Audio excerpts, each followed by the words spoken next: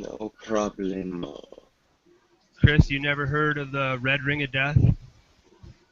No, I've never owned an Xbox, man, so I really don't know what it means. Yeah, it's like on the start button for your Xbox. There's a little red circle on it. Yeah. And it turns red when it's really up. Shut your face, Crow.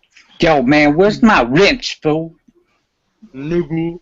Alright, I'm sorry. I didn't know you didn't have a wrench. Type something. Man, it's like, how many months do I have to be your friend, man? Bullshit. 100. Because 100's the biggest number in the world. Type something. Oh. Hang on. Hey, yo, we live? Yeah, yo. I didn't think we were. I'm gonna put you I apologize for my language, man. 100, right? Can't Chris, you're say, not a moderator? What the fuck? can't say poo, bum, willy, vagina, boobies. Not allowed to say them words. Has to be stronger. Only kidding. Poo bum, willy badge. What are you talking about? What are we talking about right now? Language issues. Yeah. You British are masters of linguistics, for sure, man. Yeah, some of them talk great dirty though. Can I just ask, what the hell is y'all's obsession with JLB? Please? Like, what you talking about, man? JLB. I don't think any. I'm not sure that like most of the English guys think he's okay. You know, I think there's only just a few people that just kind of still. But he gets mentioned in every live hangout, like everyone. Yeah, I mean, his attitude comes across like, you know, rubs people the wrong way. It rubs me the wrong way. It's very condescending, you know. So I mean, if he actually would sound like serious, I don't know. He's nitpicky. Yeah, I understand. Yeah, he Like does. nitpicking definitions of words and flat Earth belief. Like come on, oh. His explanation on the horizon yesterday was just horrendous. It's like just. I still haven't heard the whole thing. I fell asleep listening to it. I'm sorry. Yeah. It wasn't because it was boring. I was just tired. And I mean, actually, I think he has some validation in some of the things he says, but it comes across so like I can't even deal with it. Condescending. What are we gonna talk about, man? Chicken Games of Thrones. Thrones. Talking about Games of Thrones. What? Yes, Who man. watches TV? Snow. But go ahead, talk about it. I haven't watched TV in like 2 years. So the big thing was Jon Snow last year. He got killed. That was a big deal. Back to life like Jesus, right? Yeah. It's kind of fun that he looks like Jesus, huh? That's what people say, but nobody really has seen Jesus, so I don't even know how he can even say he looks like him. So, but I liked the show. It was just too easy for him to come back. So I don't watch it, so yeah. I really don't know. Yeah, it's a good show, man. I like the turns and twists of the storyline. And it's really got good writing. I mean, you know, the writing is good, so it's not like your typical TV show that you just writes a line just to get, you know. Wait. I don't know. It's good stuff. Wait. Or we can talk about my music. That's good stuff too. Sure, man. Talk about that epic song that will never be released. Yeah, the All-Star song. Yeah, that's gonna come Yeah, out this week. It's gonna come out this week. yeah, right. Probably Monday. It's Monday or Tuesday, the big day. But like, I don't know. It's like the Oh. concept. The concept is it's like it would have been awesome 2 weeks ago, but now it's kind of like since time has passed out and died down, I don't even know if it would make sense to people. Like, what's going on? And where's my rent, man? I gave you a ranch in the re-Lizzoed. Oh, I gotta reload. Yeah, probably. I'm sure. Yeah, reloading. I'll try and answer your question earlier on about JLB. I don't think it's so much British people or English people that have, from what I've seen, who still kind of listen and got respect for what he says. I do agree in some respect he is a little bit over skeptical and a bit nitpicking about certain aspects. I think if I got anything off listening to him and his stuff, I think what he's trying to say is there's probably or possibly a bigger thing that is being overlooked here is, you know, obviously the shape of where we are compared to what we're given is significant, but what is the nature of where we are? Where is it? Some kind of construct? Is it a prison? Is it a realm? Is there something that's been overlooked here? I still do have a lot of time for what he has to say, and I'm going to continue listening to him because there is some good stuff to take from it. Yeah, I think that some of the ways that he's gone about things haven't been ideal, and it has kind of upset the apple cart, or turned a lot of people away from listening to him and respecting what he has to say. For me personally, it hasn't put me off entirely. I just think that if there was 100% definite proof that it was absolutely, totally a flat plane, I think it would have been proved by now, and it hasn't been definite. Well, you know what? How about we've proved that it's not a globe? How about that? But Yeah, check this out. Definitely. I agree with you. The star trails. Let's ignore the southern hemisphere because it doesn't matter. Polaris. You've got time-lapse photos of the stars going around in a perfect circle. That only works at the North Pole if the Earth is spinning. In America or wherever else, if you're seeing perfect circles, that can only mean the sky is spinning. Do y'all understand that if the globe is spinning, you will not get perfect circles? You'll get like wonky. What do you understand that his view, JLB is his view is like if you didn't record it yourself, it's not really proof, Like you know what? Record the damn southern stars already. We need somebody to record them. Yeah. For God's sake. There's been a couple people talking about recording them, and then they fell off. They never posted again. Because whatever. It doesn't matter. But Polaris alone proves that the sky is spinning. It has to be the sky spinning for the stars to go around in a circle, unless you're at the North Pole, which none of the videos are taken at the North Pole. Yeah, I mean, I hope everyone understands it. Well, here's the thing: it's pretty much anywhere in the Earth, it's going to be a circle. Anywhere, that's the funny thing. No, it won't be a circle. That's the thing. You want to think, because if the stars are the one going circle, then it would be anywhere because you're just looking up. Yeah, if the sky is spinning. Yeah. But if the Earth is rotating in a circle, you will not get circles in the sky.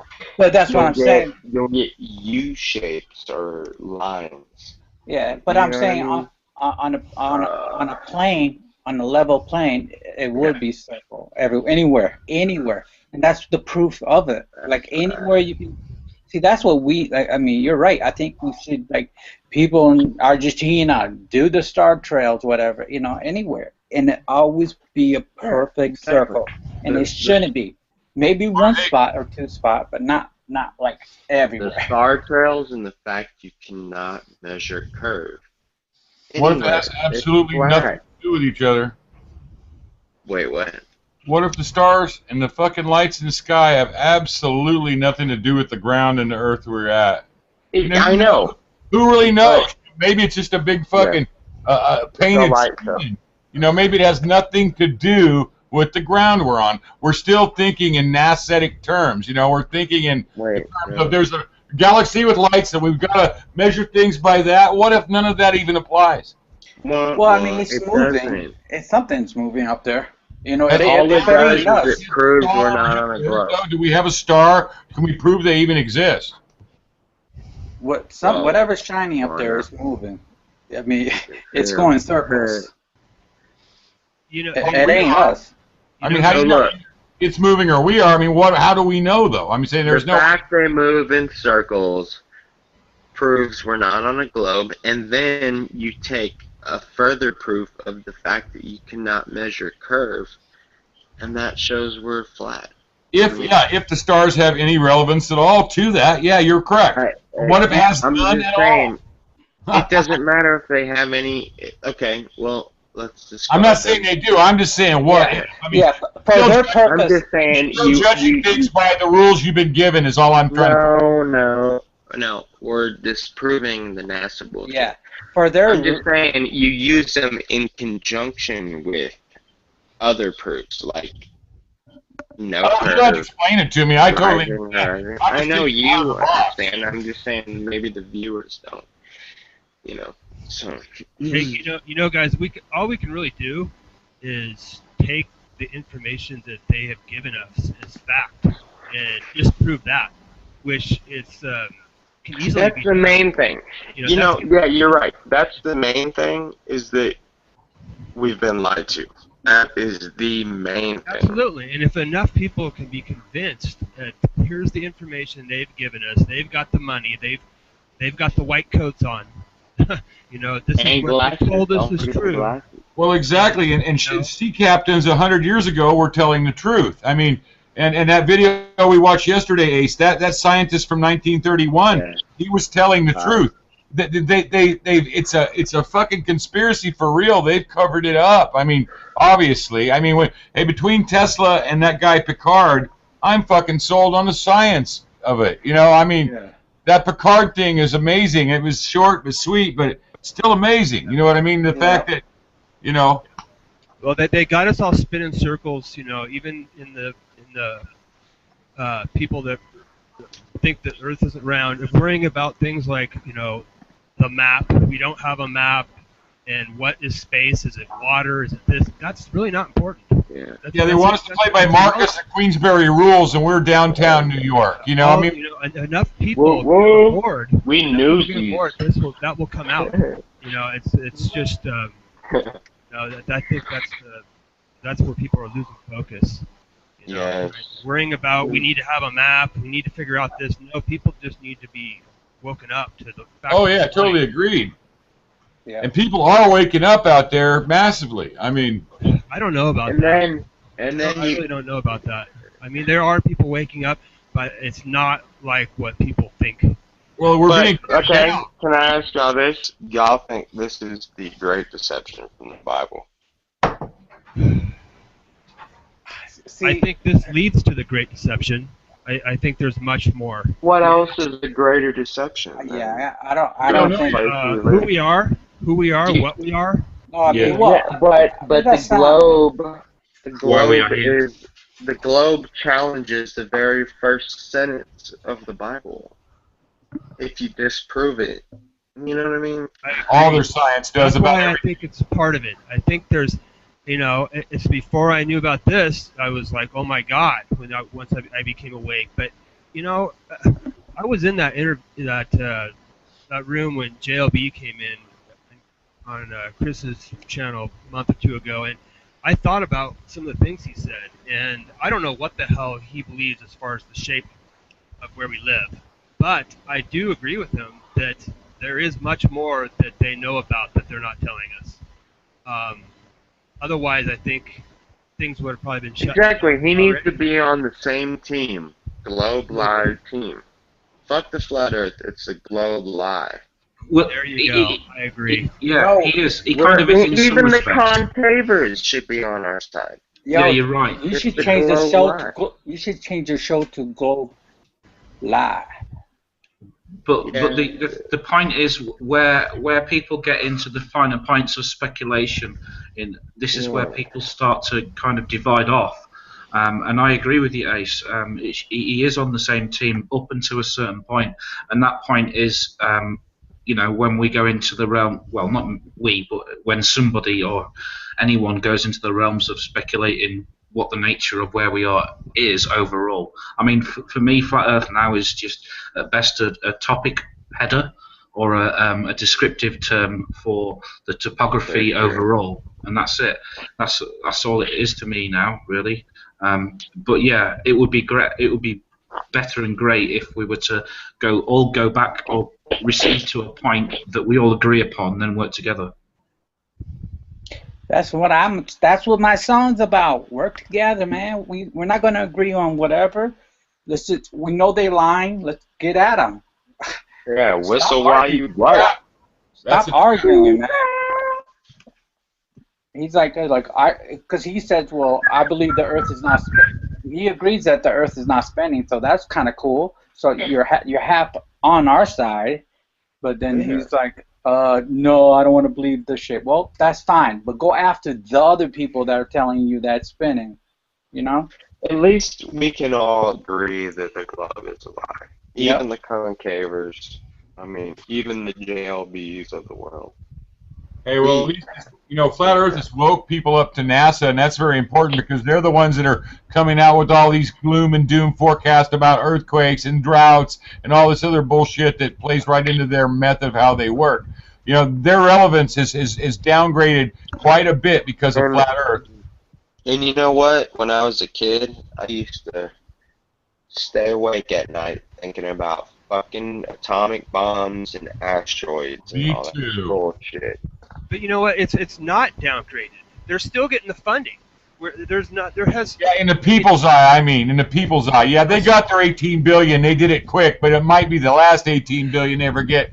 I don't think so. I don't think so. I want to think you're right, but I mean, when I'm out on the public, I was on a date the other night, with my girlfriend, and there's this people. I mean, we started talking about NASA and whatnot, and they're like gung ho. They have no clue, and people are just. The percentage of people that think that we did go to the moon is still very small compared to the amount of people that actually believe we went there and that we're going to fucking Mars, man.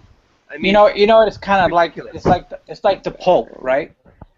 Obviously, like there's some bad baggage with the Catholics and their priests, but yet they will still back up whatever the Pope says.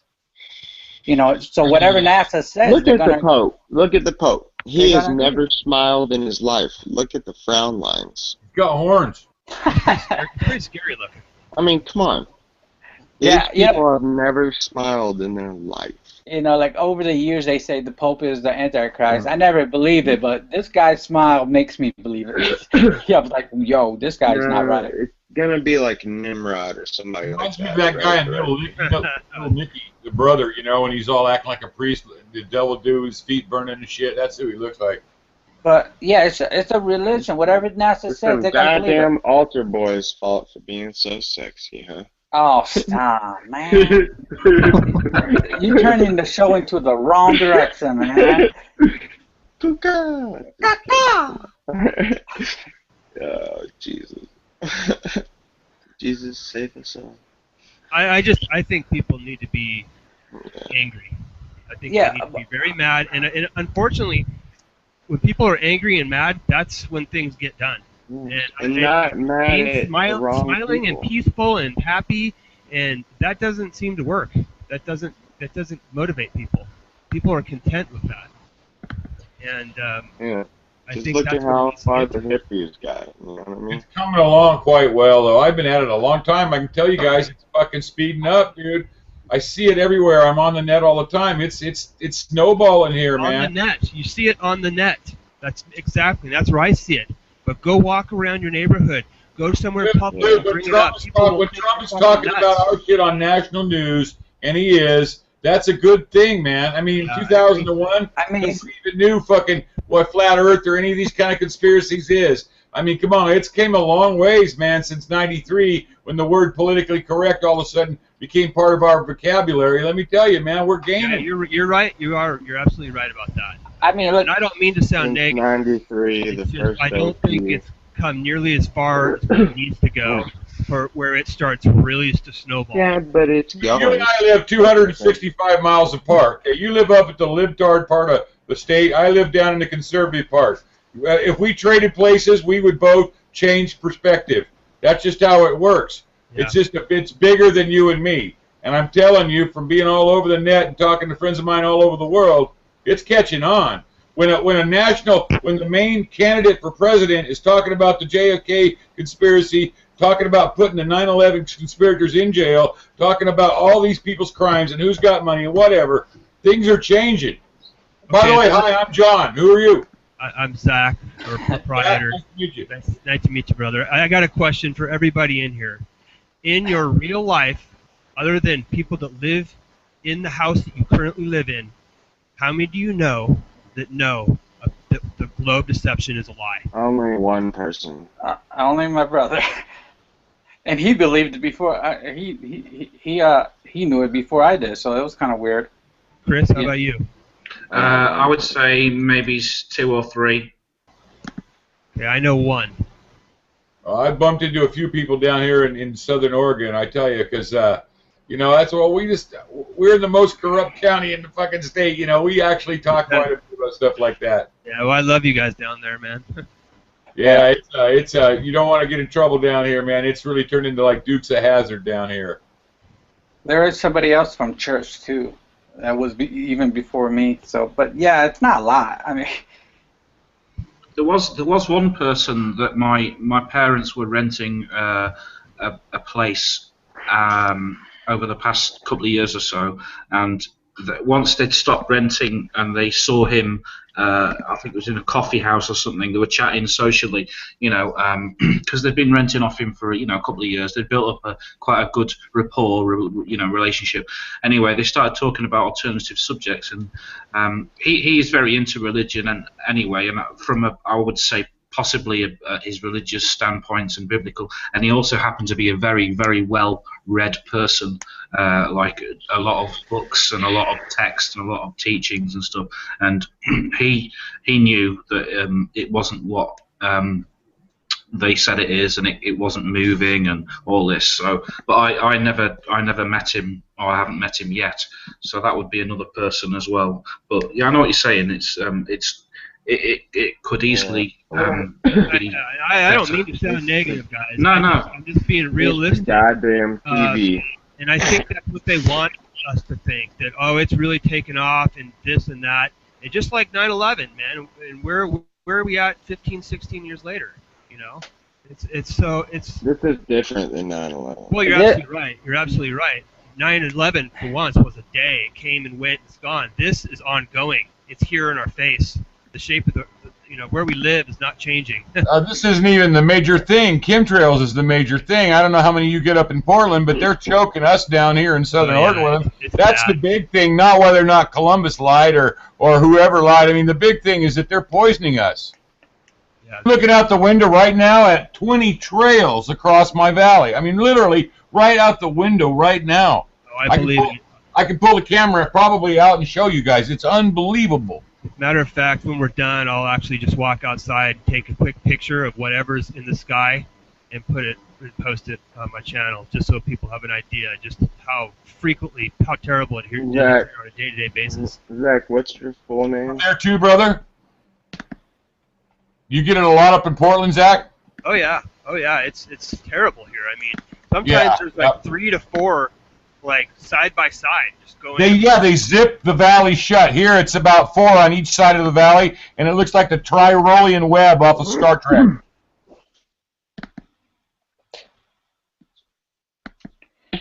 You know, this week CBS talked about flat Earth. Fox News talked about flat Earth. I mean, that's something, right? Right? Did it? Yeah. Like the guy. I didn't know that. Yeah, you didn't see the It's clip. picking up steam. You It's didn't see the not clip? losing steam for sure. It's picking it up. Yeah, the guy mentioned flat Earth like twice on CBS. There he was talking about Zika, whatever. Oh yeah, he just slipped it in, didn't he? And he went, and the Earth is flat, and then he moved on and carried on talking, and then, said it again. And then he said it again, and the Earth is flat, and then he carried on talking. Really? Yeah, and this is like, CBS Morning, and like a lot of people watch that show. It's like, whoa, what's going on? Nonchalant. When was this? When was this again? It was sometime this week. I don't know exactly what date, but he was talking about Rio and the outbreak of the virus Zika, whatever. And he's like, this is how you make cookies. You pick up the dough, and the Earth is flat, and then you grab the brown sugar. Like a nonchalant. Like, what did you just say? Wow. You said what? The flat Earth? What? Yeah, you said the world's flat. Yeah, it was a definite thing.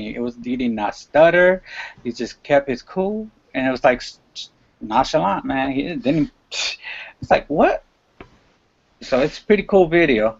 Propaganda Destroyer got me when I first saw it. See, look at that. There's like real time right there. He just walked outside. There's boom. There's one chemtrail. I can't stretch my cord out any further, but I'm going to try to. Yeah, I can see one in the upper right. They turned our blue sky today into milky, yucky-looking crap.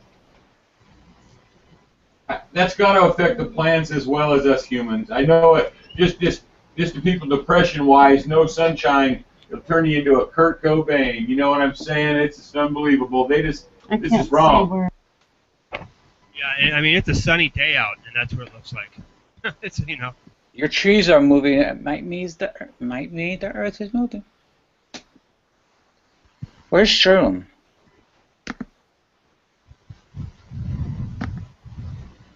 Saw him hanging out in front of a steakhouse earlier. I hope he's okay.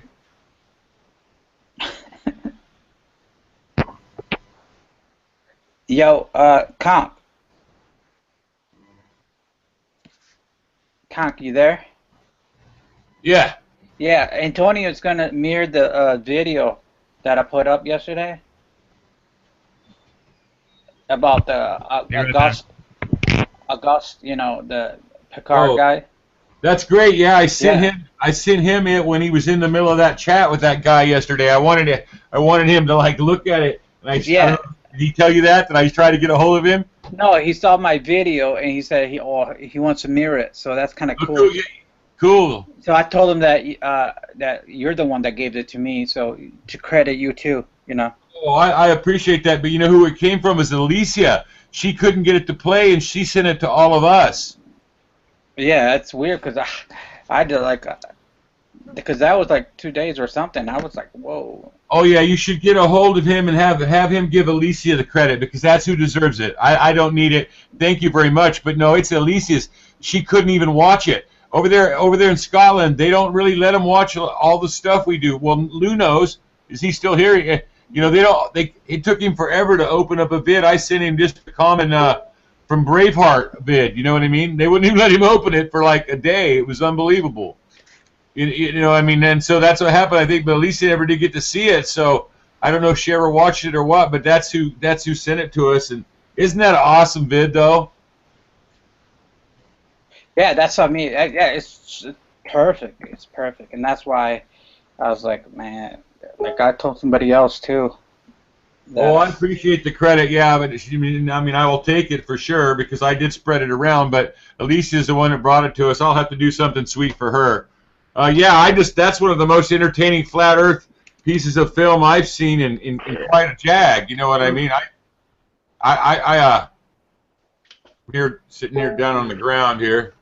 Mm-hmm. Anywho, yeah.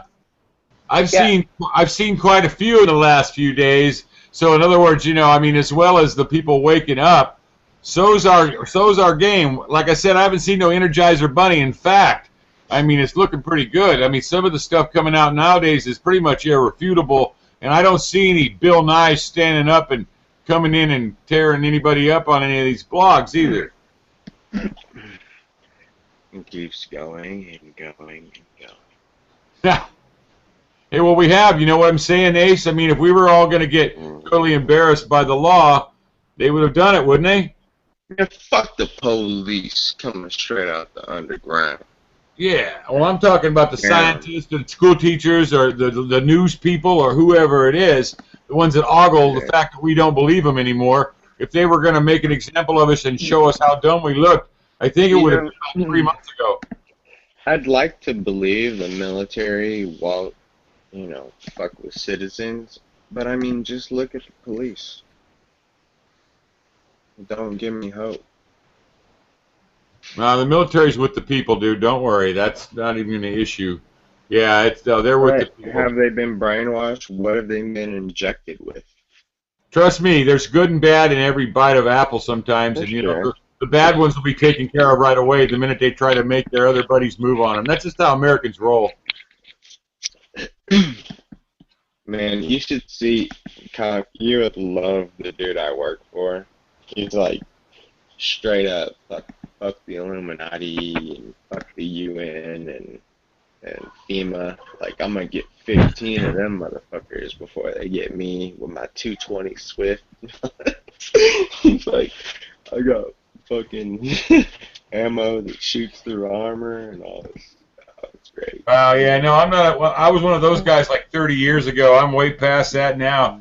I'm all about like Ben Franklin type guy now. I mean, I know I'd blow off once in a while, but I'm thinking doing if many people are standing up. It used to be all about just people being dumb and crap on YouTube, but YouTube's becoming such of a thing, Ace, that I'm seeing them censor so much. Not just me, but Is there an alternative? I heard someone talking about on Amazon. Amazon contacted me and said that they got the same thing as YouTube, but when I tried to register, when I got registered, I never could really figure out where it was or when I'm registered now. But yeah, apparently it's going to be something like this. Man, fucking YouTube's like North Korea. It's crazy. Dude, they're totally censoring all the Hillary videos, any bad news at all. Have you met one person in real life that's like, yeah, Hillary Clinton, woohoo? I have not. I have not met a single person. Talk to a female. I'm talking about the negative stuff, dude. When a negative thing came out the other night, I went to read it, and it said error has occurred. So I jumped down to the next vid, and then I jumped down 25 more vids, and they all have been taken off. This is like 2 in the morning, right? For the next day, they're gone. The newest one's 2 weeks old now. They fucking wiped them all out. And then I seen the same thing happen on Google yesterday. Something came out from Fox, and it was about that. And the minute it hit Google, I logged on it, and it was gone. It said an error occurred, so I just copied it and put it in my shit. Yeah, they're sweeping the net of anything bad about her at all. They're literally doing that. I mean, that is something right out of 1984, the movie. I've never seen anything so bold in my life. Do you think they're perhaps going to push for a manipulation of the vote then? They're trying to, but it doesn't matter, man. All color Americans love Donald Trump. It's all over the net. They can't hide it. Some of his biggest fans are Mexicans and black people and just Americans, man. They can't hide it. He's the most popular politician in United States history, and we love him. I mean, it's unbelievable how many people really love the man, but the news just constantly lies. The news is doubling down because they're going to be in jail along with the rest of these people. You watch him drop out right towards the end. No way, dude. I saw his sons the other day, and I'm a father of 4 boys. And I tell you what, I was so proud of his boys. I was alive, knew who he was when those kids were born, and they're running his deal. And if you watch the video of them, the way they look at the camera and the way they get excited when they talk about their dad being president, about how much he would help America, you can't even not believe these kids. And you look how beautiful his daughter is and how dignified these people are. So you believe that? You believe what I know this. I've known this guy and known of him for 40 years, okay? I've watched him. I used to hate him. No, I've watched this guy, dude. I watched the government wreck this man. His dad was a Scottish guy, came over here and made $300 million 100 years ago. You know what kind of money $300 million was 100 years ago? He did that off of real estate. No, these people, All those kids, those Trump boys, they had to earn their shit from their dad. I mean, they were spoiled. He goes, we're billionaires, we're spoiled, but hey, anytime we wanted something that wasn't offered, we had to work for it every fucking time. And so you don't think then the elections are just all a show then? You think that it's... I do, yeah. I think that they try to make him... I'm thinking he's taking it. You understand me? He's fucking taking it. That's what I think. Because I've been around politics, buddy, since 1968. And I'm telling you, this is an amazing thing. Be part of it. Don't be skeptical. Because he needs every fucking buddy. The other day when these commie Mexicans come out down south, try to cause some shit after the rally, there come his people, and they met them motherfuckers in the streets. That's why the cops were there, dividing the fucking Americans from these fucking communists that are down there trying to cause some shit, give the news something to talk about. No, the deal is this. Trump is loved by Democrats, Republicans, liberals, everybody that knows anything about politics loves this man because he's coming for the satanic cabal that runs this world, not just fucking the ones that are in America. The American president's the most powerful guy in the world. This guy's used to having power underneath his pinky finger his whole life. He's a billionaire. In fact, in 1984 or 94, he didn't even know how much money he had, and he had at least $4 billion then. He has no idea. He has no idea how much money he has. Okay. Let me ask you this then. So, that you said the president of the United States is the most powerful man in the world. So you don't. So then you don't think that the world, all the countries, America, Russia, China, are all controlled then by the same people? No, why are you trying to put words in my mouth? No, I'm asking you. I'm totally on the same page as where you're at everywhere. Okay. That's why this is so awesome. Yeah, no, I absolutely was not trying to put words in your mouth. That's why I said what I'm telling you is, I'm on all those conspiracy pages back when you were a little guy. I've been on these for a long, long time. I believe them all. But you know what? That has nothing to do with the current history here. This fucking man is for real, okay? I know this because I've sold work to people for 30 years, looking them in the eye, making old people, young people, everybody happy. I know this fucking man. This man is me on a good day, okay? This guy is way better than me. And I see his sons, and I see what beautiful guys they are. You are judged by your children. Just look at the video of Trump's two boys who run his zillion-dollar thing right now, and you cannot like this man. If you knew how much... how old are you? Because, man, I seen him wreck this man when I was 20, and I hated the guy then. But after they wrecked him, that gave him character. He didn't run away. He didn't hang himself and fixate himself and some fucking bullshit. He built it back up, dude. He was $900 million in the fucking hole. $900 million. And he came. You haven't always liked him then. Yeah, well, I'm 43. First of all, 1984. I'm so jealous of him. I couldn't stand it, and I just didn't like him. How he always got the hot girls. So what about Ron Paul then? I mean, look what happened to him. I love Ron Paul. They ripped him off in all 3 primaries. Trump did not allow that to happen. If Trump would have listened to the media and let them pull shit, he'd have been out all long ago. He's got all the He's got all the shit he needs now. He don't even need the Republican Party anymore. He just took it over, just like Washington, because that's what he's like.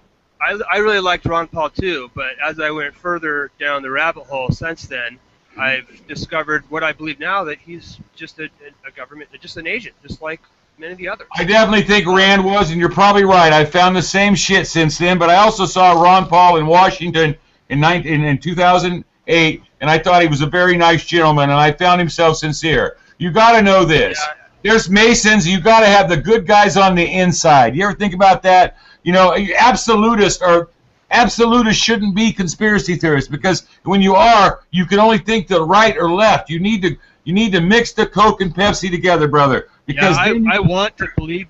I'm right there with you. I'm not believing shit. He's proven it to me. I don't fucking need to believe in it. No. Okay, hear me out, brother. What I'm saying is, I just can't believe that in today's age that you can even get to that level without being fucking completely corrupt and, under the fucking screen. Look at his record, okay? Because there were good guys back when I was growing up. There were good men. Well, yeah, that's he but to be a rich one. Not everybody was Kardashianized, OJized, and fucking fucked up like people are nowadays. Exactly. Nowadays, that's what I'm saying. 70 years old. The man has integrity, my friend. Integrity is it. Chris knows. Chris has integrity. He has integrity. And Crow is the man of integrity. These people know what integrity is. I'm telling you, I'm a good judge of integrity, and these guys have known me for 6 months, and I've called a lot of shit when it wasn't very popular. But you can ask them all. I've been right every single fucking time because the old man has earned my licks. I'm not no idiot, dude. I've been on my own since I was 16. 16, okay? I built businesses up. I've been almost killed a bunch of fucking times. I ain't fucking looking for the rainbow. This man has got a record. He's on record going back 40 years all the time. You look at the films. He says the same damn thing. Go national. Get rid of these stupid trade agreements that suck our jobs. Get our people working. What the fuck is wrong with that? So What you the think fuck we is should? wrong with that? So you think we should have a wall built around our country? He's not going to build a wall around our country. He's going to put a short little bit of a wall down there where the fucking Al-Qaeda can walk right across. It's not about Mexicans. The Mexicans love him. I know lots of Mexicans. They all love him. Go on some of the sites and read. You're getting me worked up here because I tell you what, all you got to do is look into this for a minute, just like you did the Globe, and you're going to see that I'm not up here talking out my ass, that I'm 100% correct. So let's go back to flat Earth. The Earth is flat. That's a fact, right? I don't trust nobody. Denying the curb, ignoring the hills. No, it's fucking flat, man. We haven't had a chat in a while. Thank you, Ace. You're a gentleman in Scala. Mm-hmm. And you're probably about seeing tracers right about now, huh? Mm-hmm. Does everything have a pastel hue around it? I feel fucking weird, man. I ain't gonna lie. You want to go get shrooms and they make me sick, man. That's fucked up. You want to go get some... weak. The trick is eat like one a day for a couple days, then eat a bunch. Like it's that first time that makes you sick. You know what I mean? You know what? I don't know. I get like when I used to do them, 1 out of 8 times it would be good for me. The rest of the time it made me just feel sick. Man, I don't know. That's why you gotta buy a giant bottle of Pepto-Bismol. Yeah, we did vitamin C to intensify the effects. You know? Oh yeah. That reminds me, I gotta go mix up some fucking emergency. Thanks. Go do some vitamin C and get your fucking high going. Kool-Aid at work. That's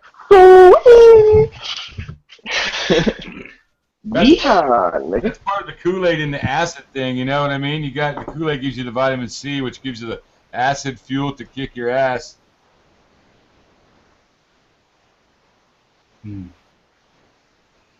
Look at now, it's starting to get a little blue. They're like, I don't know. And then I realized I had my shades on, and when I look under my shades, it's still just as opaque. I really miss being able to look up into the sky and see anything, you know. You can't see more than a few hundred feet. Yeah. I can remember playing Little League out in big open fields in California and being able to look up into the sky as evening, you know, because we'd go after school, so our practice would go into dark in the summertime, you know, in June or whatever, in May. And you could see for just so far up into the heavens, you know, it seemed like as the stars started to come on, you know, it had depth, and there's none of that anymore. Now everything looks almost two-dimensional. Is there much street lighting around where you are, Conk? John? Well, yeah, I guess out on the street, but see, I got a chunk of property, so I got a big backyard with trees and, you know, a creek in it, and you know, it's not the Ponderosa, but it's aight, you know what I'm saying? I mean, I'm looking right now over my trellis where my plants are growing, and I'm over a bunch of cedar trees, and there's literally, I can see 10 trails, and that's only probably a fourth of the sky. Yeah. I mean, like, is your visibility good on the nighttime regarding light pollution? Oh, yeah. I mean, if I go in my backyard, yeah, there's no lights even near my backyard, yeah. Yeah, you gotta look at the sky at night out where he lives. It's amazing. I mean, the stars. I mean, it's nothing like when you're in the city. Yeah, except for you can't see it anymore. That's what I'm telling you. I mean, it's very seldom that you can see stars at night because they're out chemtrailing every single night. one night about a month ago, I was on chat, and I went out. It was 10 o'clock at night, and it was blue, crystal clear blue, and there were 3 trails right by the moon, and within a matter of minutes, the whole sky was blotted out. Even the moon was lost its brightness, and in the morning it was cold and dark and gray, just like Seattle. And once they get that blanket laid down, who knows what they're doing up above that? Fuck, man, they could have like 40 planes up there. Because it's literally like a blanket of cotton. You can't see through it. Yeah, I miss being in the countryside. If I had the choice or the monetary assistance now, I'd certainly move to a small holding if I could. Say if I was to come into some money, I would kind of seriously consider going and living somewhere very rural, very countrified. You could rob the queen. Well, I tell you, they're pushing everybody into the city, and they're making it so everyone pretty much has to live. Yeah. If you drive across America, and then everyone thinks that we're over fucking crowded, but we're not. Yeah, if you drive across America, it's like just barren. There's like nobody. There's all this open land and hardly anyone around. Everyone's forced into the cities. Crazy. Yes, part of the agenda, and even like where I am because we're a small island, especially the cities that are close to each other. It spreads over the years. It spreads out so that what once were smaller towns end up getting eaten up into part of the bigger council city area. Yeah, it used to be that way here, but they've stopped growth for like 20 years. It's unbelievable.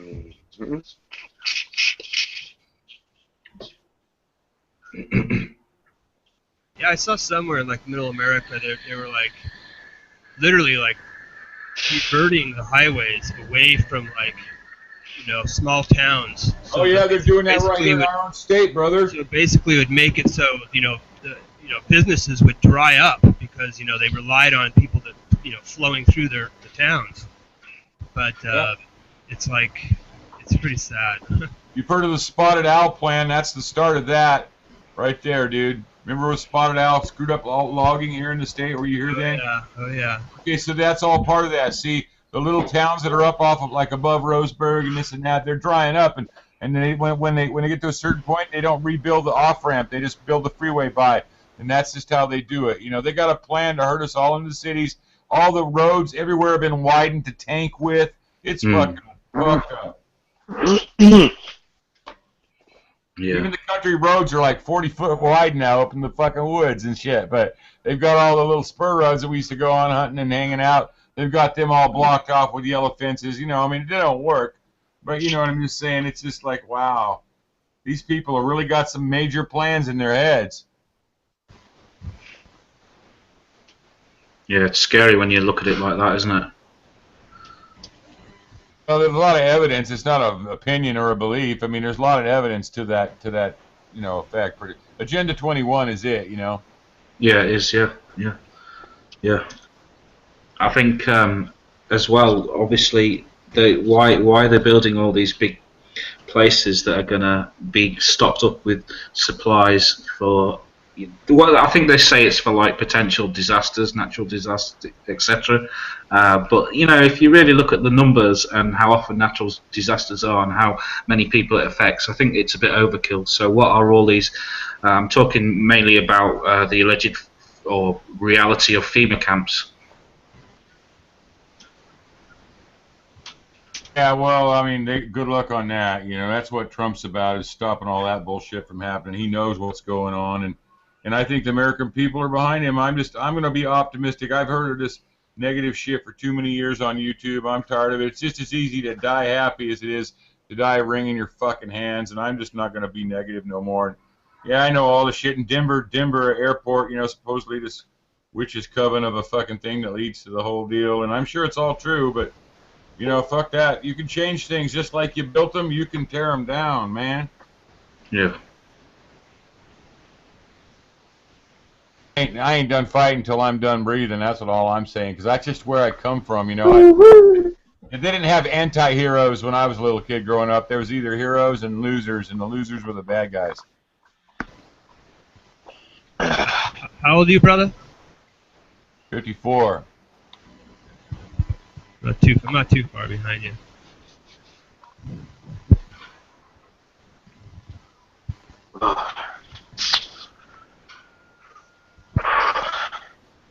So is Flat Potatoes finished yet then, or is it still on? I hope so. Wow, Antonio and Martin are all just chilling over there, but we got much love for them guys. You know what I mean? They should be over here. Yeah. Listen to that shit on repeat. No offense, Well, Pat. I personally believe it's only got so much of a shelf life. I don't know. It seems like a lot of people like it. They like the entertainment. Yeah. That's what it is.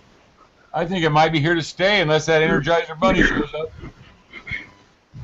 Boy, I made the mistake of posting a comment in the Globebusters chat right towards the end about someone had said something about Patricia Steer, and I said, yeah, I'm making Flat Earth look silly one video at a time. And man, I got just fucking eaten up. Oh no. But, Yeah. I probably shouldn't That's have done pretty that. nice, dude. Yeah, she's a real sweetheart of a lady, man, honestly. Yeah. I don't know. Time will tell. Not for me, but hey, people can. She was nice to me. whatever they want. Shut up, Crumb. You don't know nothing. You a shield. Your mama's a shield. Was away for a while. You guys attacking people. We gotta play Crow's new song, Ace, man. His new song, what's the name of it? Apologize. Yeah, I was on the tip of my tongue. I could see the video in my eyes, and I'm like, I can't read it, but dude, it's awesome, Ace.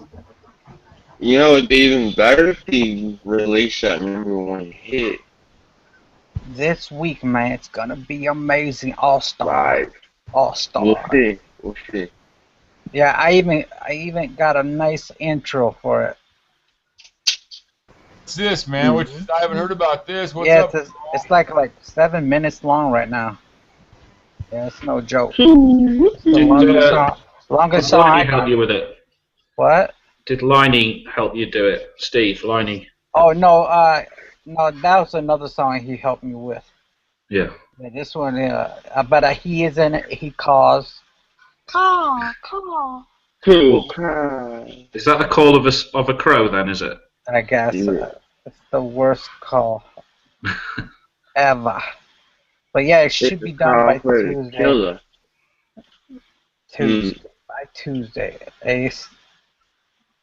Oh, we'll see about that. Yeah. So, did I tell y'all I have to fucking go to jail over the weekend? Can you believe that shit? When? This is starting on the 4th, this weekend coming up. Saturday and Sunday, man. I have to go to jail for like a few weeks. Yeah. It's fucking bullshit, man. I think it has something to do with the flat earth thing. I think I told you already, but That ticket? yeah, for driving without a license. After, yeah, my license expired the day before, and this fucking bitch cop was sitting in front of my house, man. I swear to God, it was the most fucking. It felt so wrong, you know what I mean? Like, it was a setup. She even, she's like, she said my name, you know what I mean? Like, right when she got out of the car.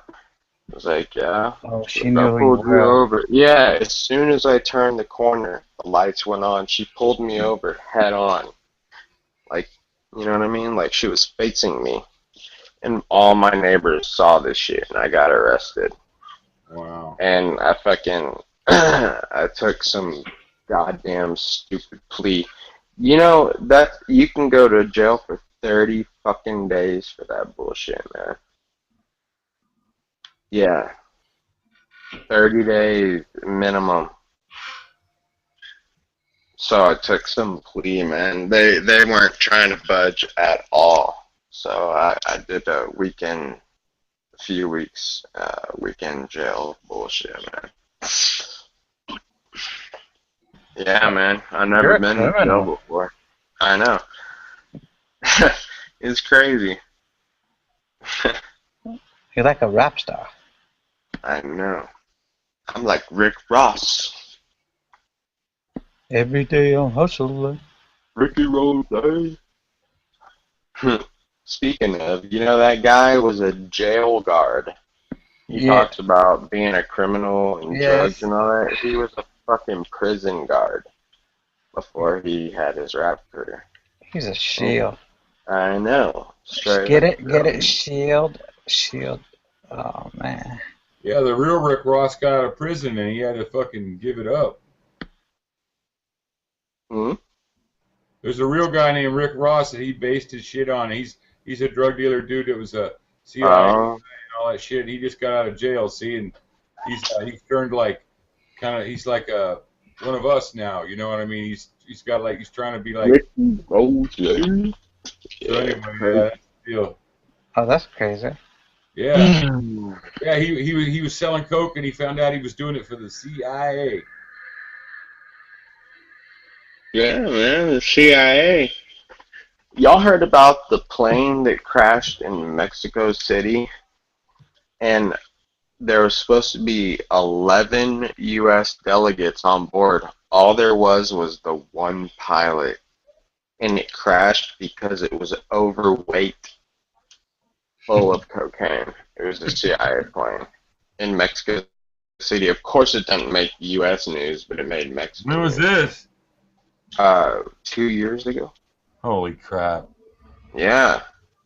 Overweight. They couldn't even fucking. They had to squeeze that last little bit in, you know what I mean? How come all them U.S. delegates aren't in fucking jail for fraud, you know what I mean? Yeah. Bullshit. The law never gets in trouble. Yeah. One rule for them, one rule for another. Yeah. Bastards.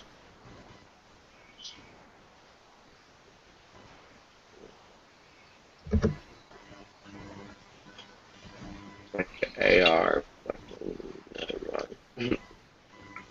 So, do you is it a short stay, or I mean, how's it going to pan out? Is there any way out of it, or do you know? Oh, no.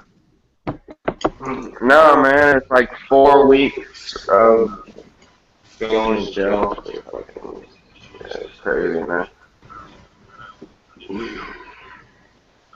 Bullshit. Unbelievable. I was so pissed off. And this drew out in court for like 6 months, too. It's crazy. So, is it just weekends, or I don't understand how it works? Yeah. So weekends. And this drew out in court for like 6 months, too. Somebody's got their watch played on. So, is it just weekends, or I don't understand how it works? Weekends. Let's see you on your other one, Ace. Reading back to me. God damn it. Woo! Lag like a motherfucker. Jeez. Alright. Let's restart it.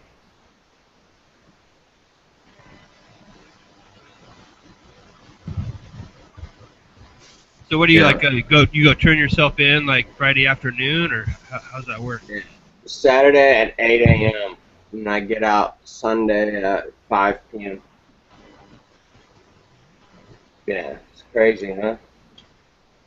And it's like a community type place. It's not normal jail.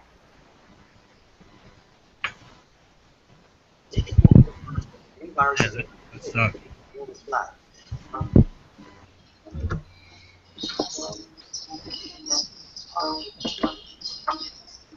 Yeah. That seems pretty harsh, really, just for driving with an expired license. It is, man.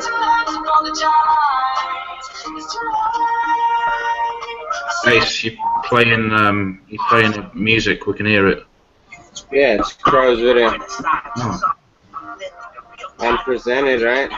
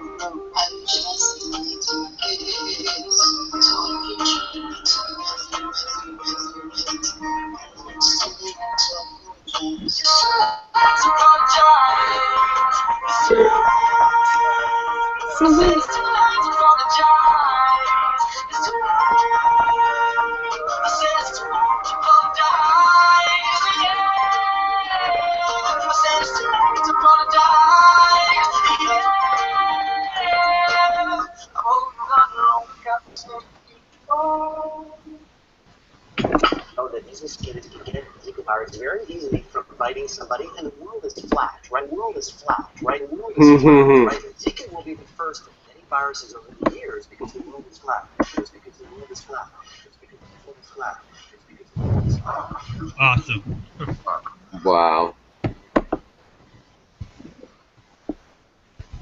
Good job, Crow. I wonder what inspired him to say that. I wonder what inspired the guy to, seize the opportunity to do that. That's Thanks, what I was man. thinking. I was wondering if, like, maybe they wanted him to do that, or if he's going to get in trouble for doing something like that, putting himself Is out it there. real? I mean, I was always kind of wondering if that was even real. What do you mean by he- real? He said it twice, so. Yeah, well, I guess. I mean, because his lips line up and all that, because they move it around and stuff so much. It seems like, I I don't see what know. you're saying. Yeah, it matches. In Fox News, they did another one too, where the guy's at the table and he's like, I forgot how he reworded, but he said most of the people on this table are flat earthers, and I was like, what? Really? All right. On Fox News, I was like, what? That was crazy. Yeah, Propaganda Destroyer. He has those videos. Like it was. Yeah, he found them. So good stuff, man. It's good stuff. Yeah. And it's Oh, so I'd weird. like Like to they take- just do it like nothing. Like it's no big deal. Oh, the world is flat. Like we like everybody knows it already. You just don't care. How long did it take you to put that rap together? The rap was easy. The video is more tricky to get. But yeah, I write too much, so it's not hard. Yeah, it's because it's like a water faucet, man. Once it starts coming, you just either got to put it in a bucket or shut the water off and let it back up, Yeah, exactly. Once you have an idea, you can run with it. Sometimes like 8 ideas will come in one day, and other days nothing. It's just weird. It's just how whatever. Yeah, the hardest part is probably condensing it to just one song. Back So to you the just you gotta stretch it. Like I wanted to do that song probably a month ago, but I didn't have the right instrumental of it, so I had to wait That and makes wait. it too. Yeah, that instrumental's sweet.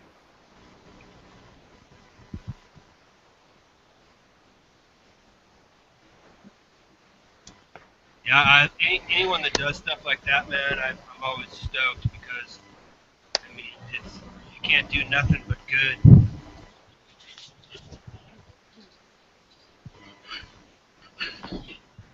Do you think the guy who did, do you know that sample that you took, Too Late to Apologise, is it where's that from originally? I'm sure I've heard that before. Yeah, it's just a One Republic, and what happened was somebody made their own version of it, and what I did is sped up the beat a little faster to make it a little faster, so to get some kind of beat out of it. So I had to change the speed of it. But yeah, it's some guy. I credit the guy who did the version of it. So, but it's originally from One Republic. But I like the song, the programming better though. I like that. The programming. That's a good jam. Check that out, guys. Oh, look at that. Do you see it? There it is. I'm out the back door, so I can't really tell if you guys can see it, but it's cocktails.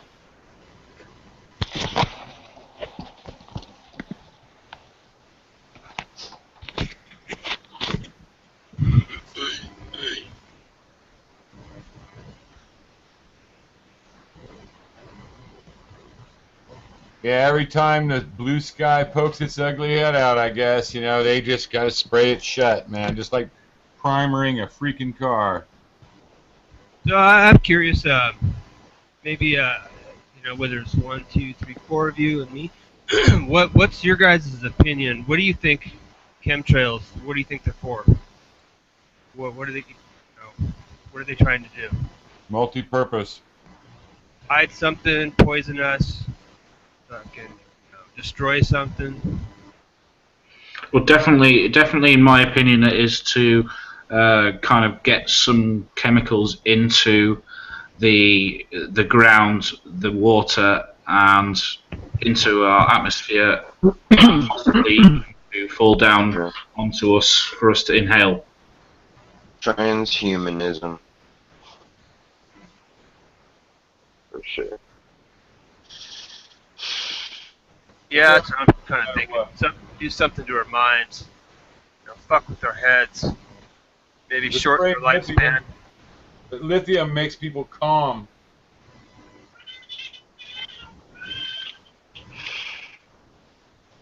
Haha. Pop them. Pop them. I think I know where Shroom is. Yeah, what? I think I know where Shroom is. Who's that? Never mind.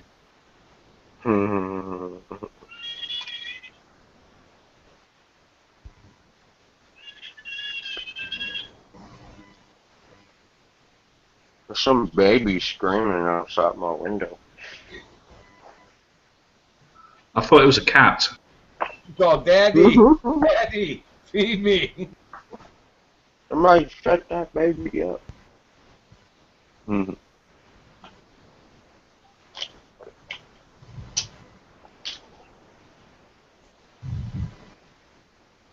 So where's Flat Earth going, guys?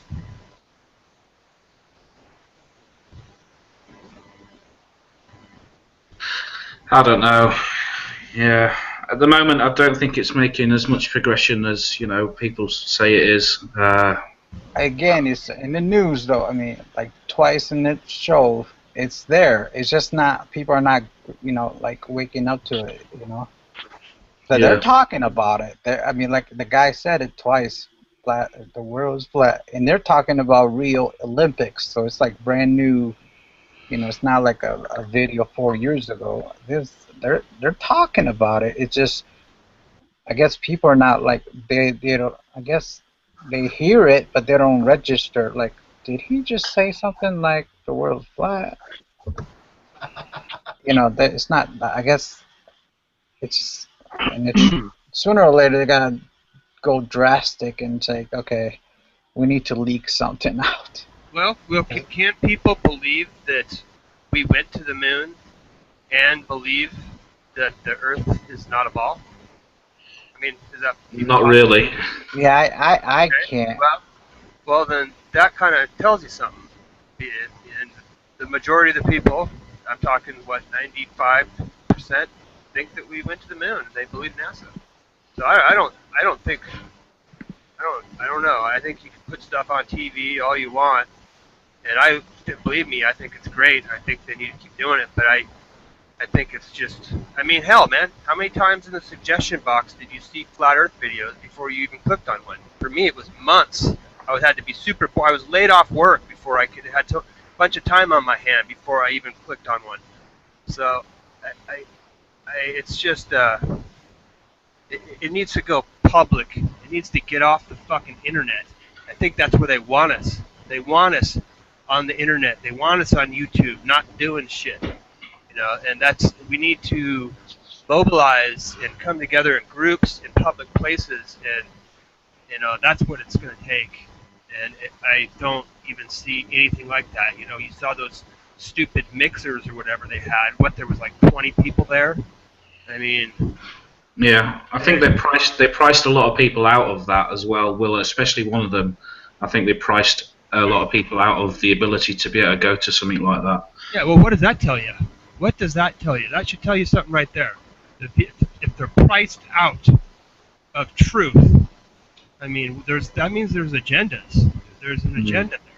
I mean, why would you have it somewhere, first of all, that would make it so you'd have to charge people to cover prices, let alone just to charge people to, I don't even want to hint at making a profit, or I don't even want to go there yet. But why wouldn't you have it in a public park? I mean, look at Martin Luther King. Look at him. When they demonstrated, they sure as hell didn't go to a fancy hotel, and rent out a banquet room. No, they went somewhere public where not only that they could gather, that people walking by that could just see them and be like, hey, what's going on here? I better check this out. I don't know. I just get really angry.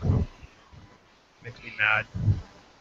Yeah, I mean, what I suggested a few weeks ago, and I'm going to, in the coming, I would say, month or so, is I suggest people start utilising sites like Meetup and start having meetups in their area, and do it like as soon as possible, and then just build up a good few members, then announce a meetup, and then start getting together and meeting in, say, like a public house or I don't know, a park or whatever, and just like so that you can actually physically meet one another and talk about it, and then see where you're at with other things, exchange ideas, and then discuss where you want this meetup to go, and how to, whether they want to organise things like leafleting, etc., co-running websites, collaborating. Hey, So all what are y'all talking about?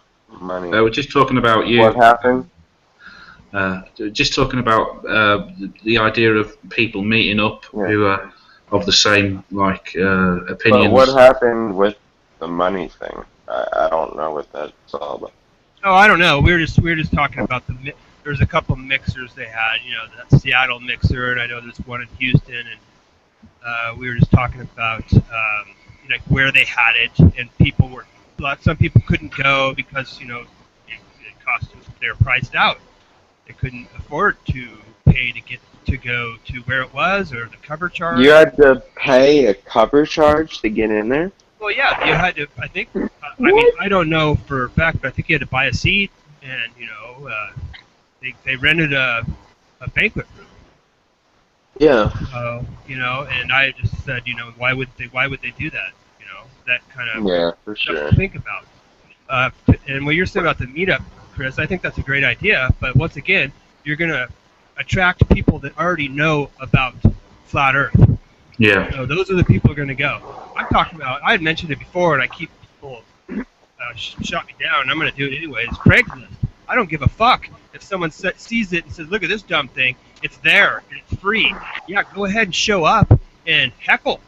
Go ahead, but that's going to attract attention. People are going to be like, what's going on? If someone's walking by and doesn't know anything what's going on, but then they see one thing that makes them think, one thing that they can say, wow, I've been lied to, they're going to walk away from there. It's probably, that's how the snowball rolls. It's how people need to stop being afraid of being called an idiot, and a dumbass because you believe the Earth's flat. Yeah, but the thing is, it's the whole thing with a friend tells a friend tells a friend. So, it's gonna keep picking up. It's not like it's going in reverse. It's going to be slow though. You're absolutely right. But I'd like to see it. I'd like to see it happen in my lifetime. You know. I mean, I think it will. I mean, look at the pace. It's. Yeah, just since November, it's came quite a ways. How many people do you think are awake to this in the world?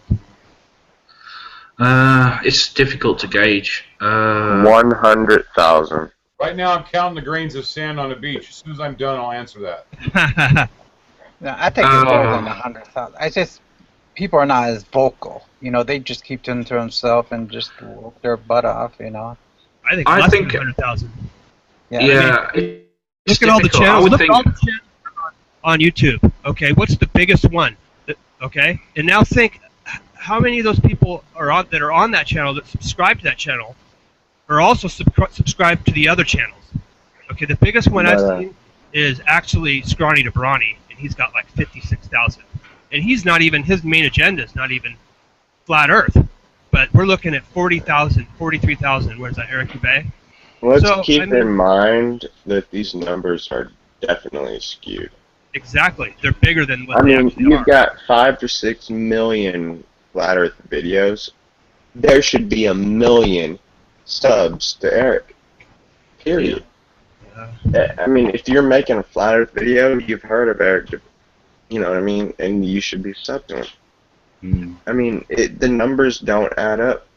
I've seen my numbers go down. It's crazy. Yeah, it feels kind of, they're really like right in bed with us, Ace? It's amazing how, if my subscribers even got notified, there's 123, and, I'm getting like 13 views, I don't even look at the views anymore. It's crazy. And there's been videos where I've seen more people comment in the comments than the number of views. Yeah. I used to comment on blogs, and the next morning, I mean, I still do. I mean, I never quit, but in the morning there used to be a lot of, it'd take me 2 hours to answer them all, and, trolls and good comments and crap, and now there's not a one. This morning, not even none of the junk mail came today, and all the magazines that I subscribe to and all that shit give me junk mail every night, right? Okay. Not a thing. So let me ask you this. Then. So it sounds like from what I hear from you guys that the numbers should be actually bigger than what they are, and maybe there's an agenda by government, whatnot, to make the numbers look lower. So let me ask you this then. What would be the purpose of that? What would they achieve from doing that? To keep it from going viral. Well, the people that looked at it still would look at it. Whether or not their numbers are lower, that maybe let's say 1,000 people looked at a video, but they make it look like only 400. Well, that's still 1,000 people looked at it. And but you have to understand, a lot of people are superficial. If you thought 10,000 people knew, or you thought 3 million people knew, which would you feel more confident? You'd feel more confident if there was 3 million people knew your particular thing, but that could be the truth. But they tell you only 10,000 do. We tested it the other day. Remember, Ace, when I had everybody go look at my comment to see if they could read it?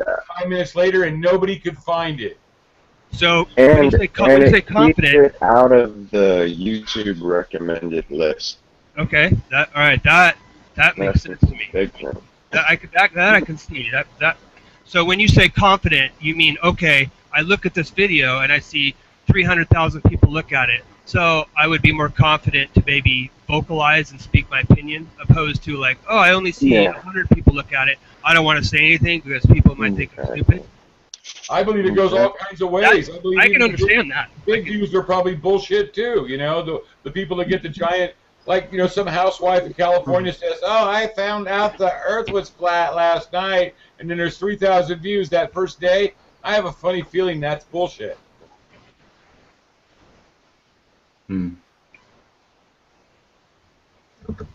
Yeah. I don't think one way or the other. I'm just curious, man. That's why I'm asking. Because those are the type of things that I think about. All of us are connected, all of us being connected, what do you call it? It multiplies our ability to, what I'm saying? It multiplies our ability to reach people. and if like Ace's views and mine and whoever are choked down to nothing. I mean, I'm not even getting responses from blogging anymore, from political sites or anything else. I mean, none. It's ridiculous. The trolls always attack you. That's not even happening, dude. I mean, there were no mails in my mail this morning in Google. That's ridiculous, man. I mean, they, for some reason, being associated with Flat Earth puts a kibosh on you talking out. I mean, I know that we all know, all of us. I'm just wondering how many people they're allowing to even see it. Yeah, they've definitely got ways of doing it. You know, because they are, if not the biggest technological company, internet company in the world at the moment. So they've definitely got the means and the capability to skew numbers, to block it from certain searches, you know, to manipulate how many people get to come across the information. Yeah. If you can produce bubbles from space and gravity rays all in a matter of a couple of months when you need to, you can do anything you need to do. Yeah. Well, I've often wondered about that. You know, how certain videos I've seen that don't even have that many views will automatically pop up at the top of the list. You know, where there'll be other videos that've got hundreds of thousands and they're not popping up as quick. And you know, who's in control of that? How that's, you know. But are those videos popping up for someone that's never heard of Flat Earth? You know what I mean? Yeah, that's a good question. That's what I've seen. I'm seeing this is all computer program shit. They can manipulate anything they want. But you remember, okay, I'm sure most of you, like me, probably started hearing about Flat Earth because you were looking at NASA's fakery. And so when I was looking at NASA's fakery, that's when the Flat Earth videos started popping up in the suggestion box for me. And then, of course, once I started watching them, then it kind of snowballed. Every time more and more videos for Flat Earth would pop up. I never thought of going down that route. I really didn't. I wish I had done, because I would have got to this information of the, you know, the current presented model not being possible a lot quicker. I just didn't. I didn't have the because I had too much invested in the whole ET UFO subject. I just didn't. I didn't think to go down that road. I wish I had done though.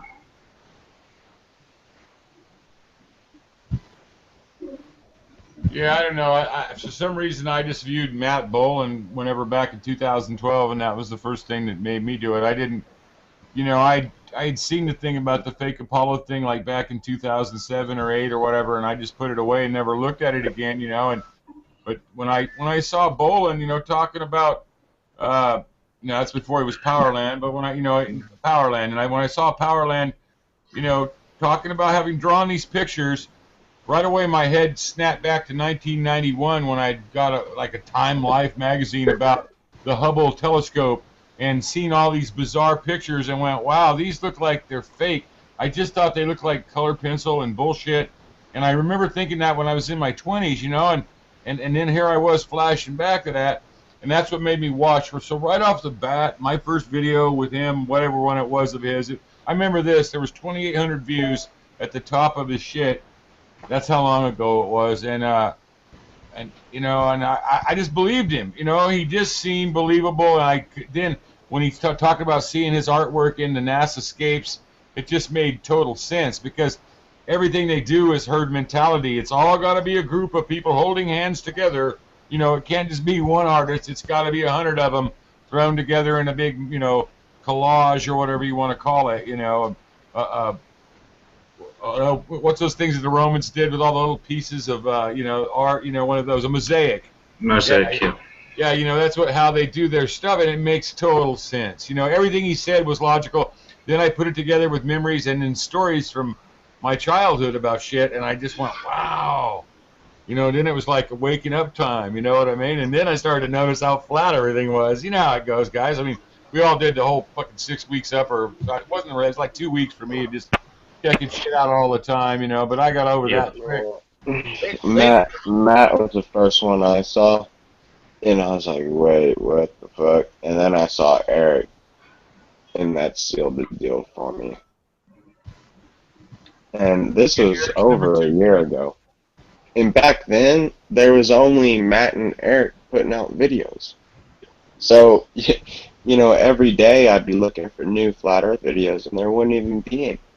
And now there's so many, it's ridiculous. You have to sort them by the hour. Yeah, the first time I saw 200 proofs, I was like, fuck, man, there's a lot of nails in that coffin now. It's crazy, and even if one of them is true, that's all it takes. Exactly, much less if 120 of them or whatever are true. Exactly. When I was looking at NASA's fakery, when I first started looking, I remember someone had told me or was talking about how, we went to the moon in like 1968, 69, and, we haven't been back there for 30 some odd years. And immediately a light bulb went off in my head that that's just not possible. Like, there's nowhere that we would not do that. We would be there today. We'd still be going. Yeah. And, Logical. Yeah, exactly. I was like, something's not right. And, the first thing I thought about, I think like most people was, well, there was a war going on. And I tried to make it myself think, well, I could justify my country lying for Russia. But at the same time, I had already come to the realization that Russia, America, we were all controlled by the same people. That's really what, set me off. Because I was like, there's something else. Yeah, but they're all something's not right. And that's pretty much It wasn't hiding anywhere. It was always there. It's called the UN. Yeah, one of my best friends asked me a couple of years ago, this was before I knew anything about the Flat Earth information, about going to the moon. This was shortly after I'd been to a live presentation about the moon photographs and how none of them could have been the inconsistencies, and none of them could have been a representation of really being on the moon, etc. And he says to me, and I feel a bit embarrassed now, actually, my response. But at the time, I didn't know any of this information. He says, so why haven't we ever been back to the moon? And my response was, because it's too expensive to go there. That was my response. So, that was the first thing I thought of trying to rationalize it, Yeah, I was pissed when they said they weren't going back in 72 or whatever it was. I was like, what?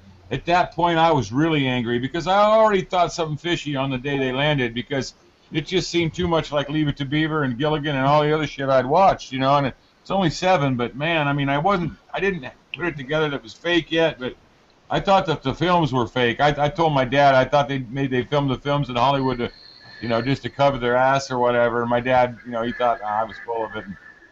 Anyway, yeah, I don't know, man. When they said they weren't going back, I could just see, like, Columbus, getting told, well, we're not going to go back, and I just don't buy it, Once we set foot there and put our flag there, we would have been building shit there. You can show people pictures of the dead astronauts that are still alive. You can show people the last 20 minutes of that video. There's something, what is it? Something funny thing happened on the way to the moon. I think that's what it's called. That's what it's called, yeah. You can show them, all kinds of silly, and they will still just kind of justify waking up is hard to cognitive do. Dissonance, at its finest. They don't want to believe it. It's kind of what I've come to they either that or they don't care because they don't understand the importance of it. They're so busy being busy. Yeah. Themselves and their life and making money, getting pussy, looking good, and getting a new car, and that's what they want us to do, man.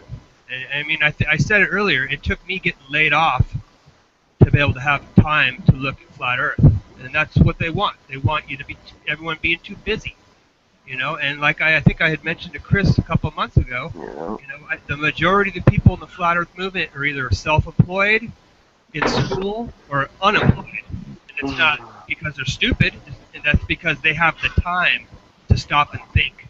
Busy, and then watch primetime TV. Yeah, and they don't have to sit there and be like, well, that's a scientist, so I'll just take his word for it. You know, so that there's really something there. You know, it's, they got us fucking running around. You know, it's just nobody has the time. Yeah. Yeah, you gotta pay bills, man. Yep. You know, fake pictures don't pay the bills. Well, it depends who you work for. Yeah, 5 years ago, I probably was the same way. You know what I mean? Until I saw Building 7 melt on film and it all came rushing back, I was just as guilty as anybody. You know, people just got to wake up when they wake up. And sometimes when you wake up hard, you know?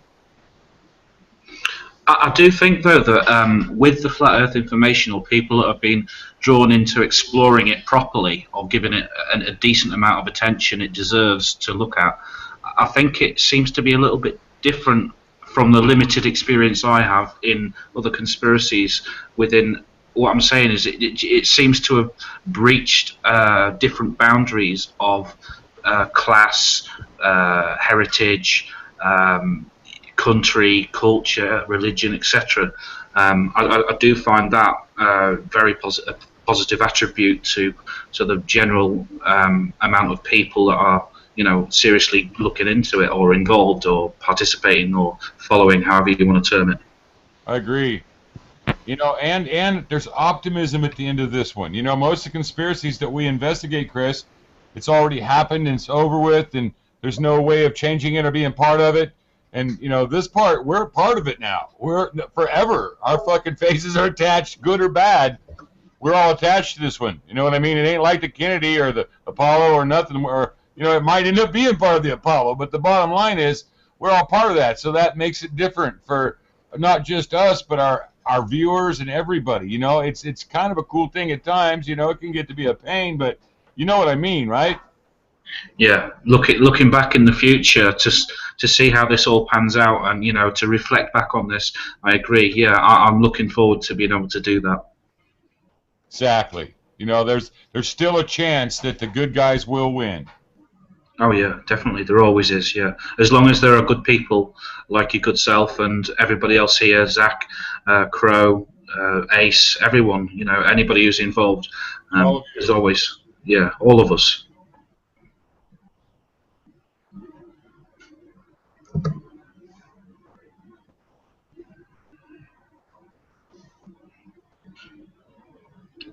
Is Ace feeling okay now? Are you feeling all right, Ace? He passed out. Really? Yeah, I'm alright. He's alright. I didn't believe that. False alarm. He might be climbing on the wall, but he passed out. Sweating real bad for some reason. Mix one other kind of shroom in there with those. It's okay. You'll probably be all right.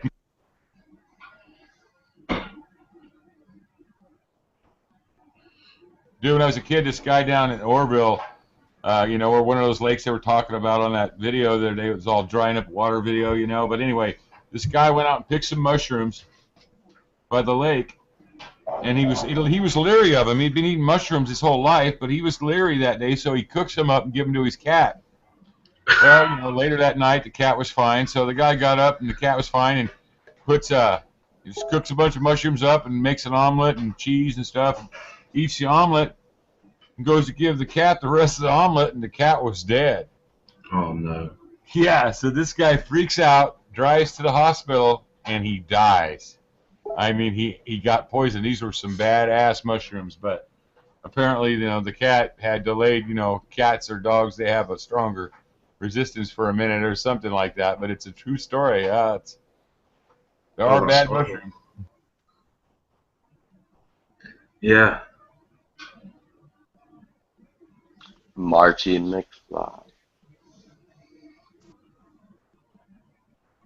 I went to the coast once to pick mushrooms, and we went and we picked. It was funny because we drove over there on 2 street bikes, and there was 3 of us. So we, like, one of us had to ride bitch, you know, and it was quite a ways. It's like 125 miles to the ocean.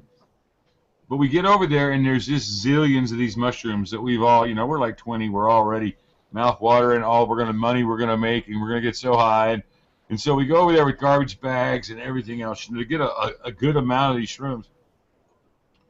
And we basically argue about, we got a book with us. It's got a picture, tells us the right type to get, Liberty caps and this and that.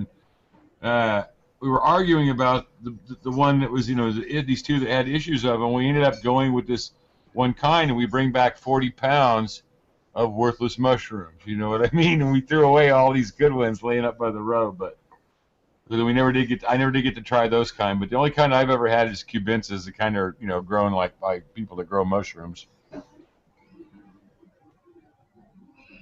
Yeah, as far as I'm aware, there's like only, I think the fly agaric or fly agaric can be used, but I'm not sure about any other type in the UK. I think the fly agaric or fly agaric can be Hello, used. hello. I'm not sure about any other type in the UK. Who that is? Yo, what up, people? Hey, Martin. Hey, Conk, I spoke with the Scarecrow. He said you passed the video with the guy talking about the first guy to go up in the balloon. Isn't that an interesting video? Yeah, I sent it to you yesterday when you were having it out with that guy. Yeah. In your discussion, I was trying to get you to have that for some info because, hey, dude, you did great, man. He didn't really cut you much slack, but you were such a gentleman to him, and you faced him up so good. I was very proud of you, sir. Thank you very much. I appreciate that. So, yeah, are you familiar with the cartoon or the comics called Tintin? Tintin? I think so. Yeah, so there's a scientist in that called Professor Calculus. Professor Calculus is based on that guy. Oh, really? Yeah, that's kind of cool. I really am not familiar with it after all. I'll have to look it up. I was thinking it was something else. Yeah, I'm putting a video up now. In fact, I could maybe screen share if you want. If that's sure. okay, Ace? Well, it's up to Ace. Yeah, Ace's deal. Ace, are you okay, Ace? Do it. No, I'm alright. Yeah. Alright. Alright, cool. There's two of you in there, though, Ace. I see two pictures. Yeah. He's drunk. That's Pocket Ace. He's drunk. So we have Crow and Chris and Conk, and I probably need to put my glasses on to see who else. I know Martin, of course. Hey, Martin. And Antonio. Hello, Miss Steer. Hello. Adam. How are you, Hello, Conk? And who hello. else am I not knowing who's there? Have I not named? I don't know. I can't see. I should put my glasses on. I don't think Nathan can get in because he's blocked by Chris Truthseeker. Oh, really? Yeah, Yes, I just sent a message on Skype. What's up, Chris? You've been a bit rude to me a couple of times. What's going on? Have I been rude to you? How have I been rude to you? A couple of comments are a bit snipey. Oh, is this what you came on for? To confront me on air? No, partly, yeah. Oh, okay. Oh, shit. So do you think it would be better if you did this privately, or do you want to do it on air like this? You're making public comments. I'd like to see what the fuck's going on. Well, then why not ask me privately or challenge me in the comments? No. If you've made it... No, come on. You're here now. Just explain to me what the fuck is your problem with me. I don't have a problem with you. I just think that you talk like a child. Well, that's... You think I talk... Should I talk like this? Would that make you happy? Come on. Don't be so freaking daft.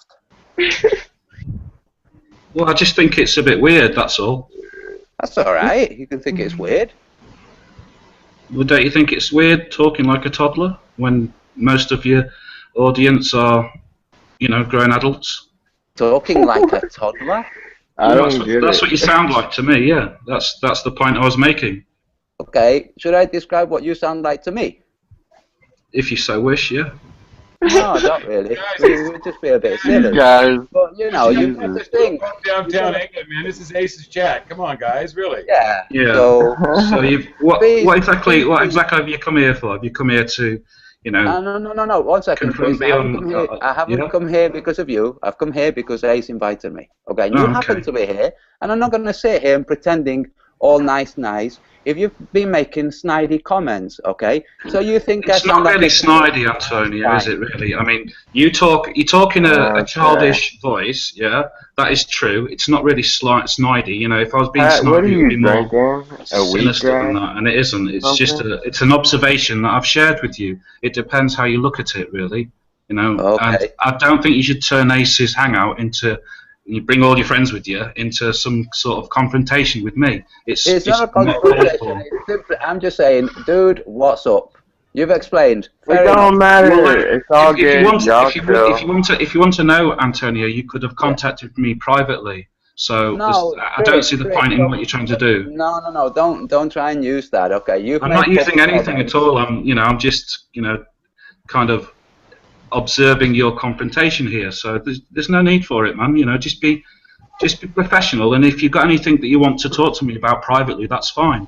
But there's no need to come on here, bring all your friends, and then turn this into some kind of confrontation. There's just no need for it. And you do when you do talk, like especially your earlier videos, maybe it's not so much these days, but I do find that you have a bit of a childish voice, and it didn't come across well at first. And now I've got used to it. It's just irritating. Okay, so just to make sure, how I didn't interrupt you. You know how I didn't interrupt you when you were talking, Chris? Okay, I didn't interrupt you, so now I'll just. How awkward, guys! God. Yeah. No. I'll just say this. Look, Chris. Okay, if you think I sound childish and you have a problem with it. Sorry, but it's tough shit for you. I'm not going to modify how I behave, okay?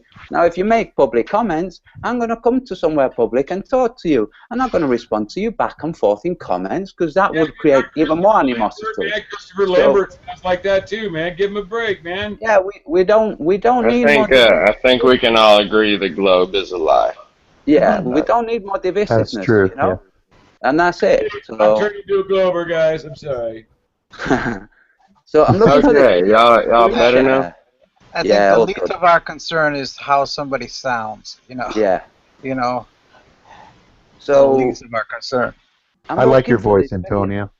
Also, I think when Antonio uses that voice, it's a Spanish accent and not meant to be a child. It's a voice I think you use as a sort of a way to point out the ridiculousness of what's going on when you're showing pictures about NASA and stuff like that. And then when you're doing a serious video where it's just Antonio, he just uses his regular speaking voice. Yeah. So, what are you drinking, Patricia? Oh, a green juice with kale and celery, carrots. Rum? No alcohol, no. I just bought a 2-pound bag of hemp seeds the other day. Oh, I sometimes put hemp seeds in smoothies, but this is more like a juice. Yeah, that's good stuff. Oh, good for you. What we're meant to have. Yeah, you can actually feel it. After you eat them, you can actually feel slightly, nourished, I guess. Yeah, that's nice. Pretty cool. Ace is so cultured. The subculture of the hemp. Yeah. Oh, hey guys, has everybody watched the Scarecrow's video on the guy talking about the magazine from the 1930s? Let's screen share. Yeah. Should we? Can we? All right. Ace, have you seen it? Have you seen the video? I'm not sure. Yeah. Remember Conk gave us the video? Oh, yeah. I made a clip out of it because it was just too long, so I just wanted to get that good nugget. Wasn't it, though?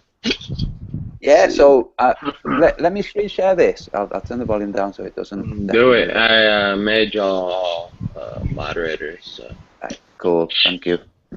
How you doing, Ace? Are you not hitting me up on Skype?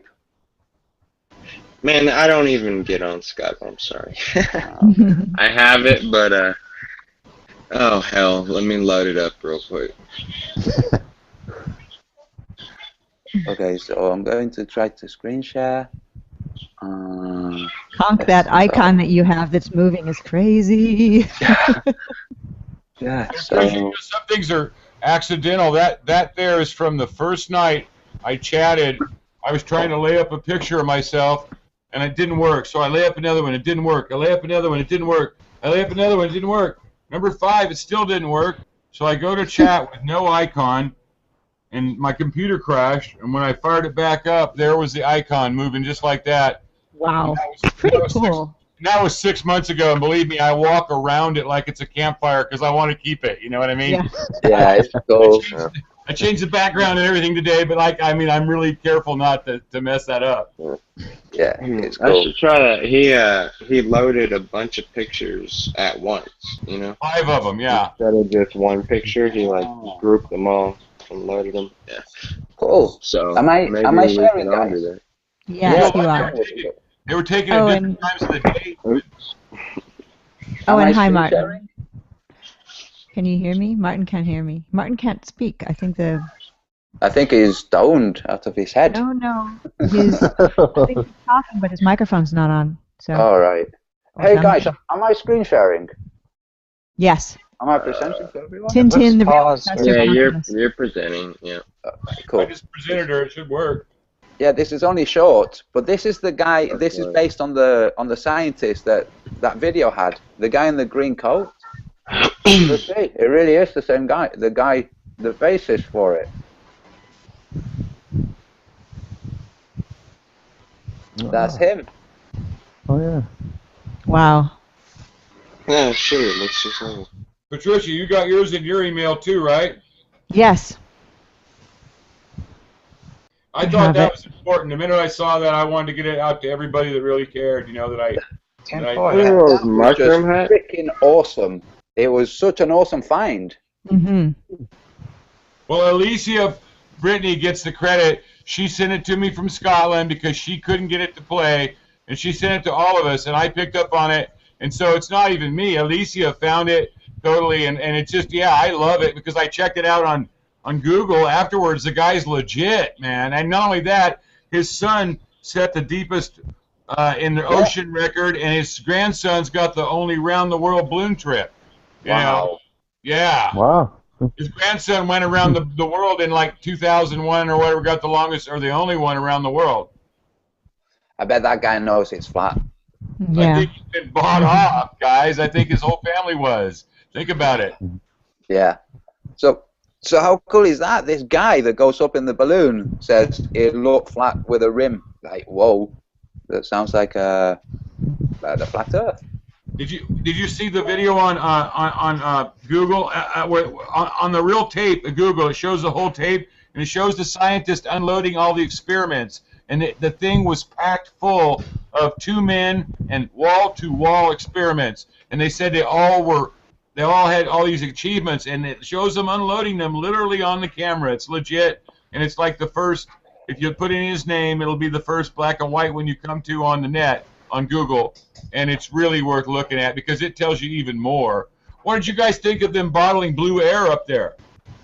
Yeah, what was that? I want to know. Yeah. I'm sending Martin a message. I did too. He's silent. Martin, can you hear us? Not if you can hear us. Okay. Yes. We can't hear you though. Might have to reboot. Yeah. He's working on it. Looks like. All right. Okay. Hey, I had a question for Patricia. Oh, hi. We don't really know each other like. No. My name's Zach. Did you guys already have the Houston mixer? Yes. It was just me who had it. It was August 23rd. Excuse me, not August 23rd. Excuse me, April 22nd. How many people were there? 20 plus. There were about 30 that said they were coming, but people say they're going to come and RSVP and then don't show. Okay. About 20 people came. Yeah, we were talking earlier about the mixers and in regards to like maybe there wasn't a lot of people weren't able to come because maybe it was like it cost too much or whatnot. Did it cost like a certain amount to be able to No, get it was free. Free. I paid for the food for everybody. I think it was a 4-course meal, no cost, and I gave away prizes, so cost nobody anything. And so the parking was free. Oh, that's okay. Yeah, because we thought we were talking about or I had said, a lot of people probably couldn't go because they couldn't afford it. Was that how the Seattle one was too? Were they? I don't know. I mean, I didn't have anything to do with the Seattle one, but I believe that the Seattle one, it was free to go. I mean, there was no entry fee, but you had to pay for your own dinner and your own drinks. Now, with mine, people had to pay for their own alcohol. And I set it up that way because I didn't want to be responsible for maybe somebody having a drunk driving accident and then get sued. But I did pay for all the food, and hardly anybody drank at mine anyway. So. Well, that would get expensive anyways. I mean, yeah. No. Yeah, that'd be crazy. But well, that makes more sense. I had just looked at videos. I hadn't seen the one that you had. I just saw the ones in Seattle. It looked like there was hardly anybody there, and I had wondered if maybe it had something to do with. Yeah, I think it's about the same at both of the events. I think that there's a lot of flat earthers in the sort of Seattle surrounding area. There's not that many in Texas. So I was happy that 20 people ended up showing up. So yeah, I'm a little disappointed with both of those, just for the fact that here this is supposed to be an awakening, and I would have liked to have seen larger numbers. I'm in Portland, Oregon, and if I would have known about the one in Seattle, I would have hightailed up there. But I found it a little disappointing. Yeah, Zach, I think I agree with you. I think we all. I expected there to be like 50 people. Yeah, I was ready for there to be 50 people there. I mean, financially, I thought, okay, I can afford food for 50, but not any more than that. So I put a cap on that in my mind. But then when I got 30 people responding, and I did lots of different promos for it and talked about it a lot. So the awareness was out there. But was it on a weekday though? Oh, I can't remember. I think it was like a Friday or a Saturday, was it not? Yeah, I can't really remember, but like Earth Day. It was on Earth Day. Yeah. And the location was centrally located. It was free, so and it was in an area easily accessible. There was no real reason more people would show up, other than the fact that they didn't feel like it, weren't confident enough to come out and mingle with others, or hadn't heard about it. But yet there wasn't any more that I could have done to get the word out. I did it on 2 Facebooks, Twitter, on videos, and did promos on videos on my channel. So maybe next year it'll be better. I'm hoping. I think it will. Do you know, Zach, we're in the UK. We're holding one in the city of Oxford. And it sounds like there might be about 20 people coming, but I wouldn't be surprised if 12 turned up. Just going by the Houston and the Seattle mixer, and I'm not paying for anything. We're just meeting in the park, and then we might go to a pub. But it wouldn't surprise me if 12 people turned up, or even 10. It might be more. Afterward, said they wish they could have gone, or if they'd only known about it, or how wonderful it was, or that kind of thing. So, and people who didn't go felt sad that they didn't go. So I don't know. I don't know what to do to make it better. Maybe mixers aren't a good idea. No, free food should win it. Yeah, I thought so. Seriously. And it was good food too. I mean, I have a video on my channel of the food. The guy goes through each item and holds them up to the camera that everyone ate, and even thinking about it makes me want to eat it right now. So. I saw your pictures on Facebook, and the food looked really good. I've never seen vegan food look that good. It was like lasagna. Yeah, it wasn't just like twigs and sticks. It was good. So I had asked the question earlier to some of the people in the room in regards to how this, I guess a lot of people are calling it awakening now, how it's growing or if it's not growing, and I'm just curious because you guys have some of the bigger channels, I guess you could say. How many people do you think are actually clued into this? That the Earth is not a ball. Nathan. Sorry, Zach, I didn't mean to cut you off. Nathan Oakley often asks people to just put a number out, because there's this weird phenomenon where when people put a number out, somebody might have a really exaggerated, really inflated number, and it balances out with somebody who has a really small number. So when you say you have 15 people putting a number out, you sum up the numbers, you divide by 15, and that generally is a very close number. And it's a really strange phenomenon that happens with like tombolas and with like, you know, big tubs full of like bubble gum where you have to count or guess how many are there. So we can do it now. We can all, you know, say how many we think. I'll add it. I'll sum it up. There's 2, 3, 4, 5, 6, 7, 8, 9 of us. What do you think? You go first, Zach. Just whatever number pops into your mind. 33. 33. Okay, 1 second. Okay. I'd say about 60 or 70,000. So 33 plus, I'll say 65,000. Yeah. Okay. Well, Conk? look, if the YouTube video indicator is anything with that 5 or 6 million videos, there should be at least 1 million people. Yeah. Yeah. I mean, Hey, Conk, can you hear us? Yes, I can. You have to explain it to me, Antonio. I was commenting in chat. I guess all my friends in chat thought I was ignoring them, so I give them a heads up. So what did I miss? Okay. We're just trying to guess how many people are awake to the flat Earth. So just whatever number comes to mind. In the world? Yes. Oh, good golly. Well, you mean just involved on Google? No. Just people in general. There might be completely private individuals, but awake to it.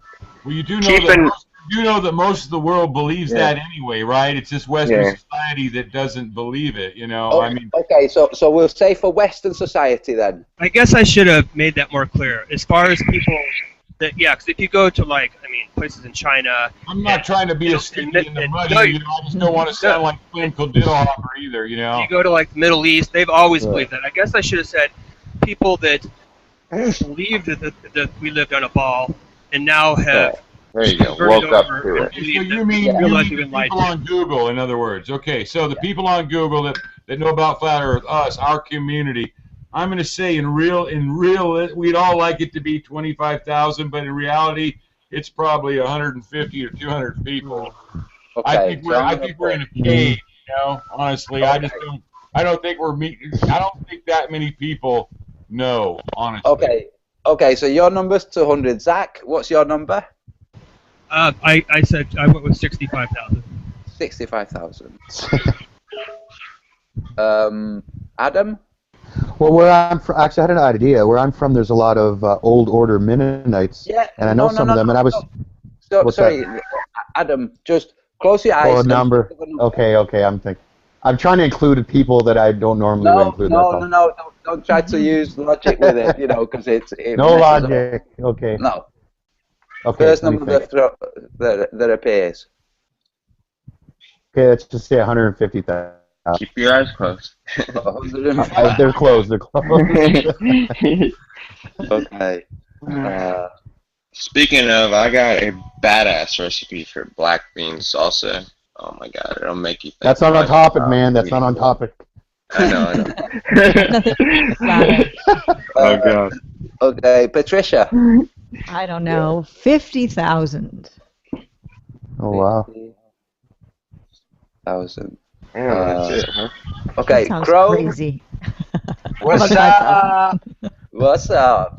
Everybody subscribe to Shroomhead. He's awesome. And in America, closet open, I think about 200,000 in America.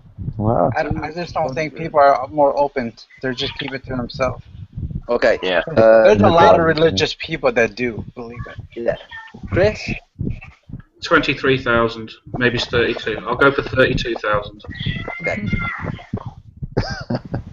32,000. No one said 33,000. Who's next to you, Chris? Sorry, who's what that? about? That's agave, I think, with the skull. Agave? He's Canadian. Yeah, he's funny. Canadians rock, man. Oh, there you are. What's your figure? What's happening, guys? Oh, you broke Oh, up. bro, you gotta refresh, man. Your carrier pigeon internet is no good. Yeah. I heard "give me a moment." It sounded like a robot. Yeah. Agave, reload. Yeah, you gotta reload now.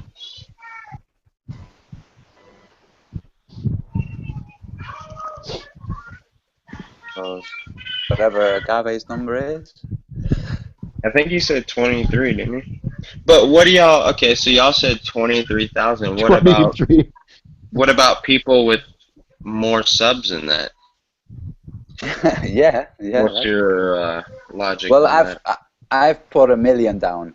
So, and there are people out there with more than 1 million subs. Some channels. I mean, not flat earthers. You know, video games players and Yeah, other man, people. Minecraft. Wow. Yeah. Minecraft. Wow.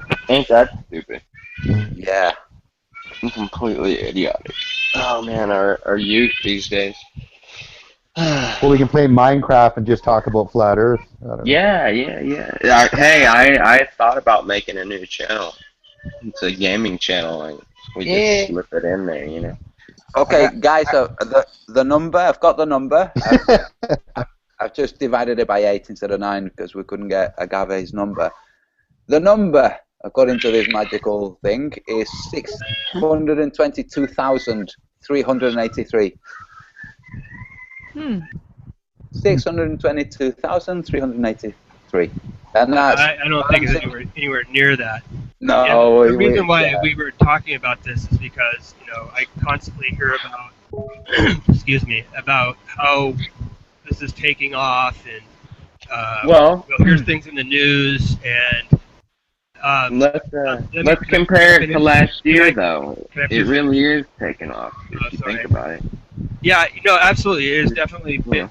It's definitely gotten bigger, but it just seems like it's confined to the internet.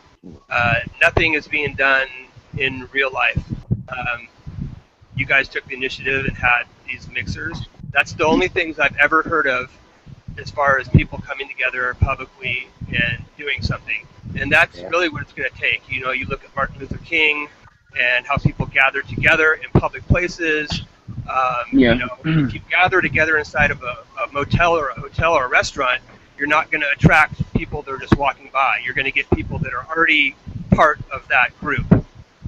You know, someone had an awesome idea about a global warming conference. We'll get all the dumb college kids to show up, and you know what I mean?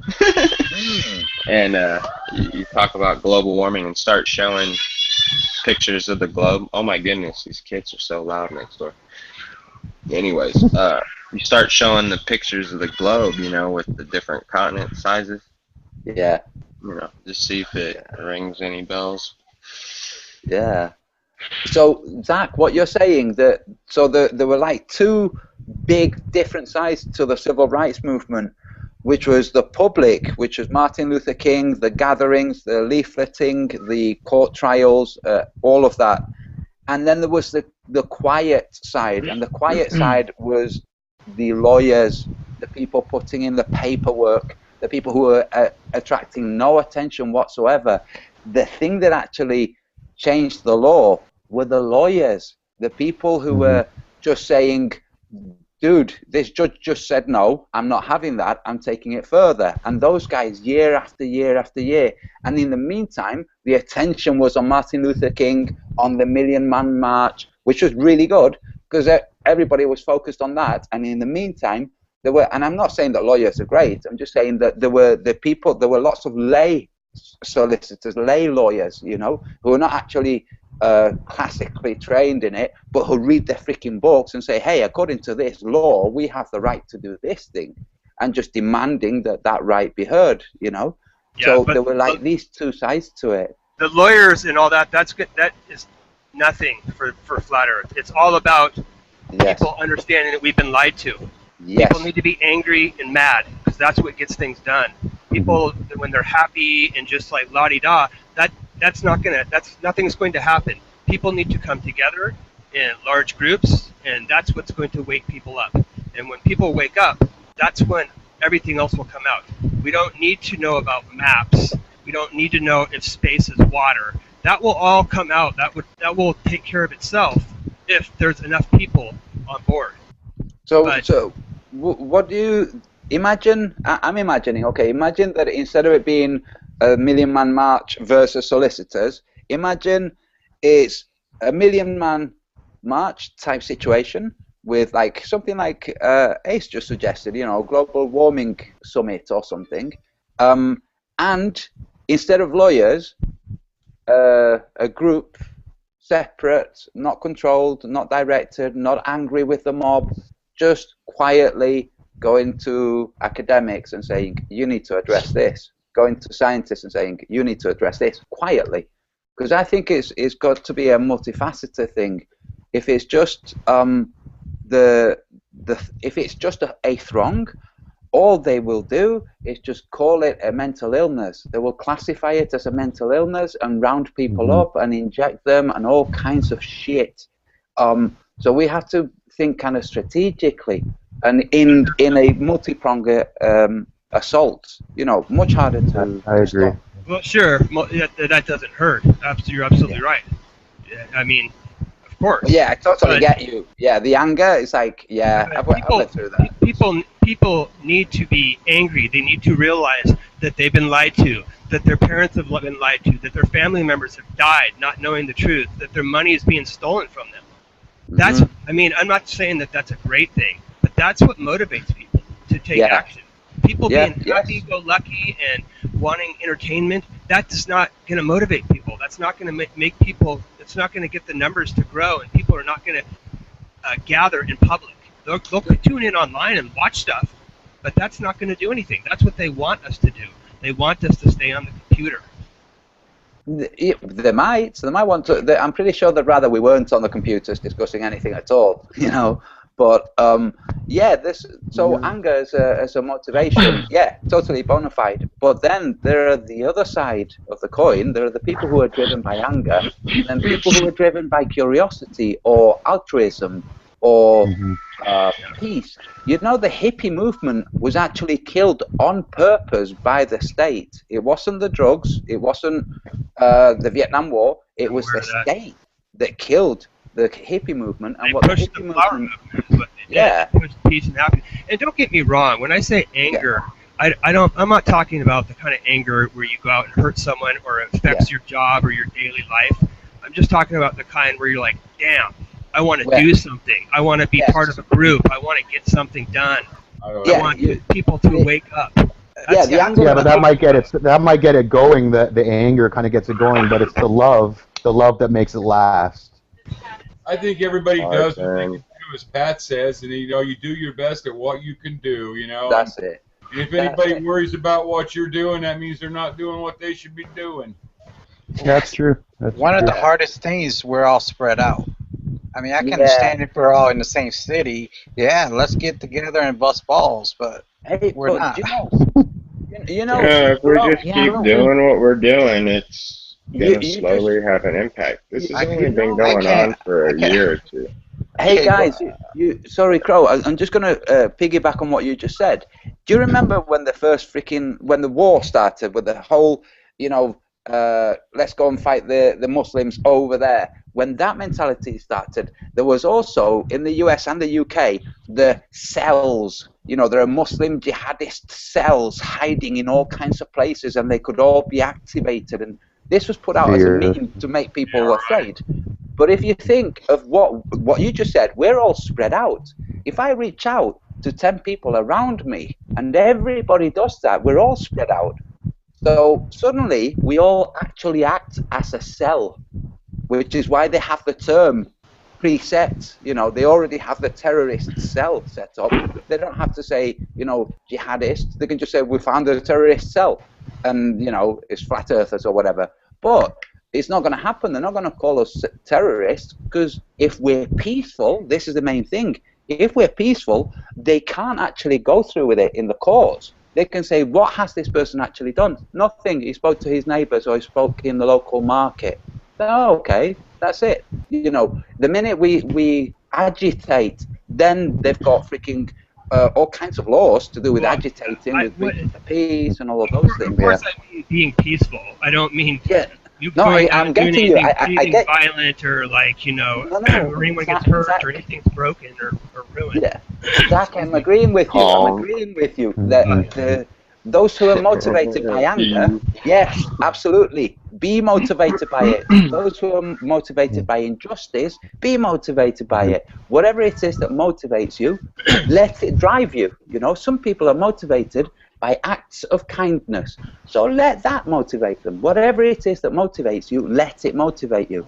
But the fact that we're spread out and we don't have a hub or a center or an organized structure, that works to our advantage, because the minute we have something set up, that's it. It can be hijacked. It can literally be hijacked. It can be made. Yeah, it can be hijacked. It can be manipulated. You know, it can be coerced.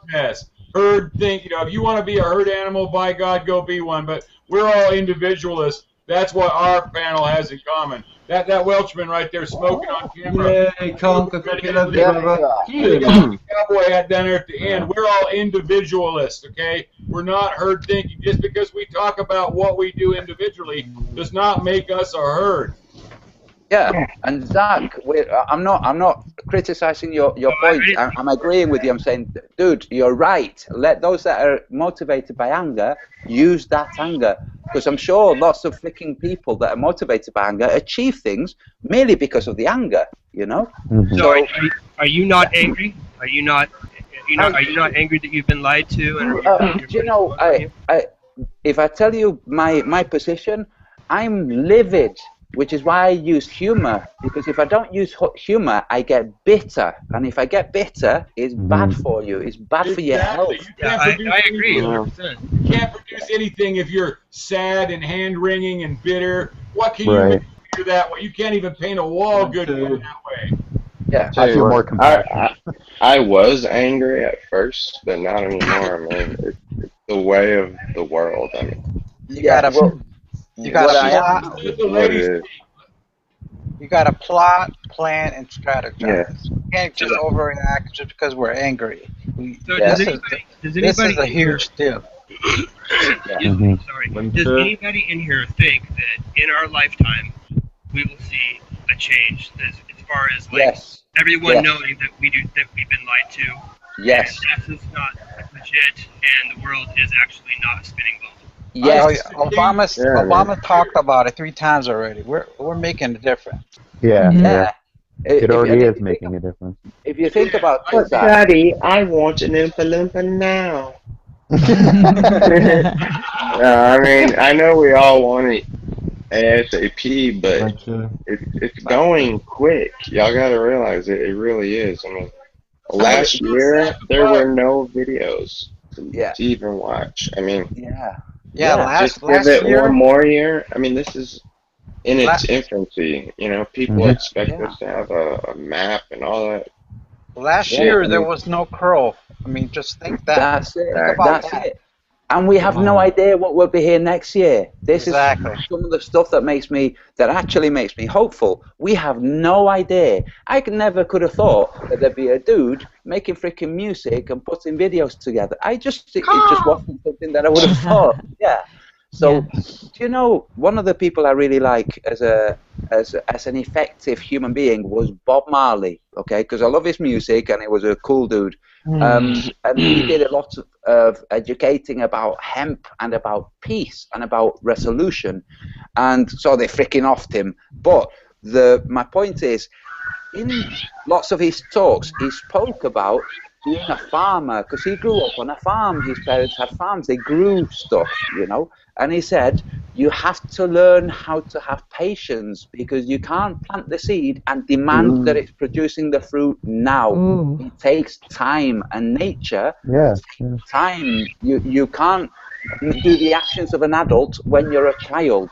You have to allow time to affect you in a way that you can then affect the world. And he was such a wise dude, you know.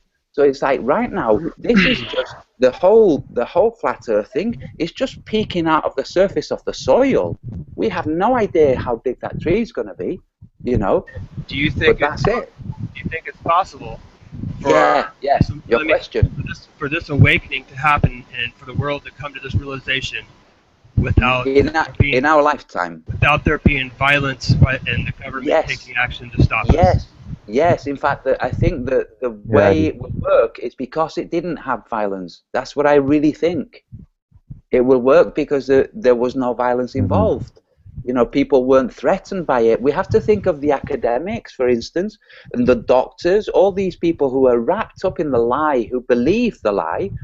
We don't want those people to feel threatened because they're human beings that have been brainwashed into believing what they believe. We want them to notice, to realize that they've been lied to start basically working for improving things. Right now we have doctors that are developing cures that are getting offed the minute they publish their papers. They publish their papers, they've gone through the peer review. Next thing, oh, got stabbed around the back of the shops. Now, what the fuck? You know, got run over twice. There's all kinds of stuff. So we don't want people to feel threatened. We want, if anything, we want people to feel kind of intrigued, curious, you know, maybe amused. Because I see this, you know, this ramp up of the police state. Yes. And I constantly try to thinking about, you know, what that possibly could have to do with, you know, the truth coming out about certain things, and that being ramped up even more as you know, as far as, you know, the government or the powers that be getting more and more frightened about the public finding things out. But we have, sorry, Zach. We have to keep one thing in mind. Okay, the media will spin things for whatever it wants to spin. It sells more through fear. You know, if the media was telling us everything is fine, after a while nobody would pay any attention to the media. So they have to tell us that things are not fine. So, for instance, in the US, you've got the FEMA camps. Okay, I've seen the whole stuff with the FEMA camps. I've seen Jesse Ventura, the whole Alex Jones, everything with the FEMA camps. And it's like, okay, what are these FEMA camps? They're huge places to house people. They're concentration camps, extermination camps. Look at all these coffins. It's like, whoa, hold on a second. Builders are coming out saying they're not coffins. They are used for creating the slabs for foundations for building. So that's what those plastic tubs are for. And the truth is, if you think about it a bit calmly, it's like Katrina happened. What happened? A shitload of people died because there was no system set up to rescue people from a horrible catastrophe. So then the government goes and sets up somewhere to house people during a horrible catastrophe. And then people are saying, look at that, they're building concentration camps. It's like, no, they're not concentration camps. Now, why do they have barbed wire? Because these places have got equipment inside, and they're large compounds. You don't want to pay a fortune. Hopefully they will never get used. But you don't want to spend a fortune on patrolling a building that never gets used. You're going to put barbed wire and try and put people off from going in there and robbing all the freaking computers and the electrical circuit boards and the copper wires and all of that. That's what this is about, you know. So you've got these concentration camps. You know, everybody thinks they're going to put us all in there. They're going to call martial law, put us all in there. That's never going to happen. The U.S. military will turn the guns on their commanders the minute the commanders order an assault on the population. Like, regardless of what Alex Jones says. You're so smart, Antonio. You are a smart man. No, it's just observing. That's all it is. I'm not a smart guy. I'm just observing. So you know, you brought up Katrina, and Katrina, I saw people standing around waiting to be saved. That's what I saw. People not taking action, people not trying to do things themselves. They were waiting for someone else to come in and take care of us. Americans, we adapt. You know, that's what evolution is learning how to adapt to your shit. You know what? We're wise to that. You know, we saw Building 7. You know, listen, the American public, you know, we are all awake, but I'm telling you, the American public's waking up. It's out there everywhere in public. I'm there. I'm out there. I'm hearing it.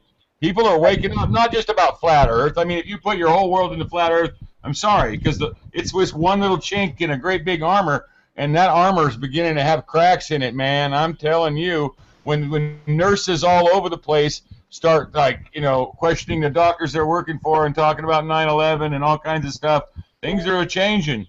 Yeah. I agree. Don't get me wrong. I think people are waking up.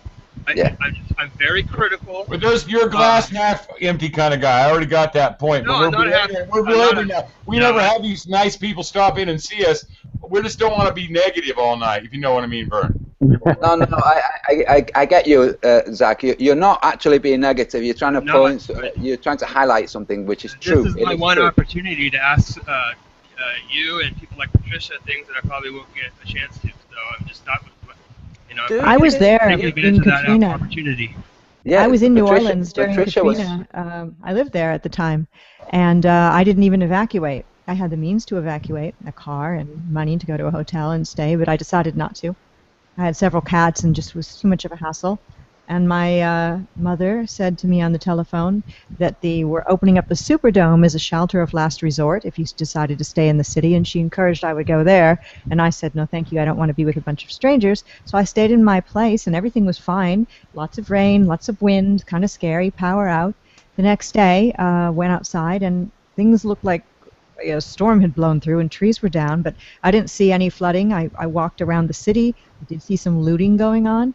Very opportunistic people just coming in to go on crime sprees because the police were, I don't know where they were, busy elsewhere. And then I left after the third day due to the fact that it was incredibly hot and there was no air conditioning, and I just got in my car and drove away. So I helped myself, but before I left, I gave all my food to my neighbors, so I did help other people. And in the building I lived in, I went into each, because I was given the key by the guy who was the caretaker, to go into each apartment and take all the food out of the refrigerators, because if you leave a refrigerator full of food when the power's out, it ruins the refrigerator and smells horrible. Gave the food away to people that were on the street, and then went about my merry way and just left the city and started a new life. But there were people, when I saw on TV later, who were on top of roofs as the water rose in the areas they lived in where the levees had broke or were broken, possibly, conspiracy-wise, which I believe. And those people were waiting for rescue because they were on a roof with the water up, so they had nowhere to go. Aside from that, were people waiting for government handouts? Yes, I'm sure there were, but those people were probably people waiting for government handouts in other aspects of their life as well. So in the end, people came in, rebuilt the town. Town is better than ever now. I don't live there anymore, but completely helped the city in some strange way. Yes, some people died, horrible as it may be. The city's more prepared if anything like that ever would happen again. And it's a tragedy, but I don't see that as really relating to flat Earth, per se. I tend to go about the flat Earth thing. I initially was angry about what I realized and discovered, but my anger turned to my natural state, which is peaceful and loving. And so I decided to make a channel where I would kind of do that sort of thing, talk to different people and get their take on it and kind of try to build community. To me, for me, building community is like knowing your neighbors next door. When there is a disaster, like a hurricane or an earthquake, you'll know your neighbors next door, and you can help each other. Kind of like what I'm trying to do on YouTube, because we are all living in different countries and different places. So my initial anger turned to love.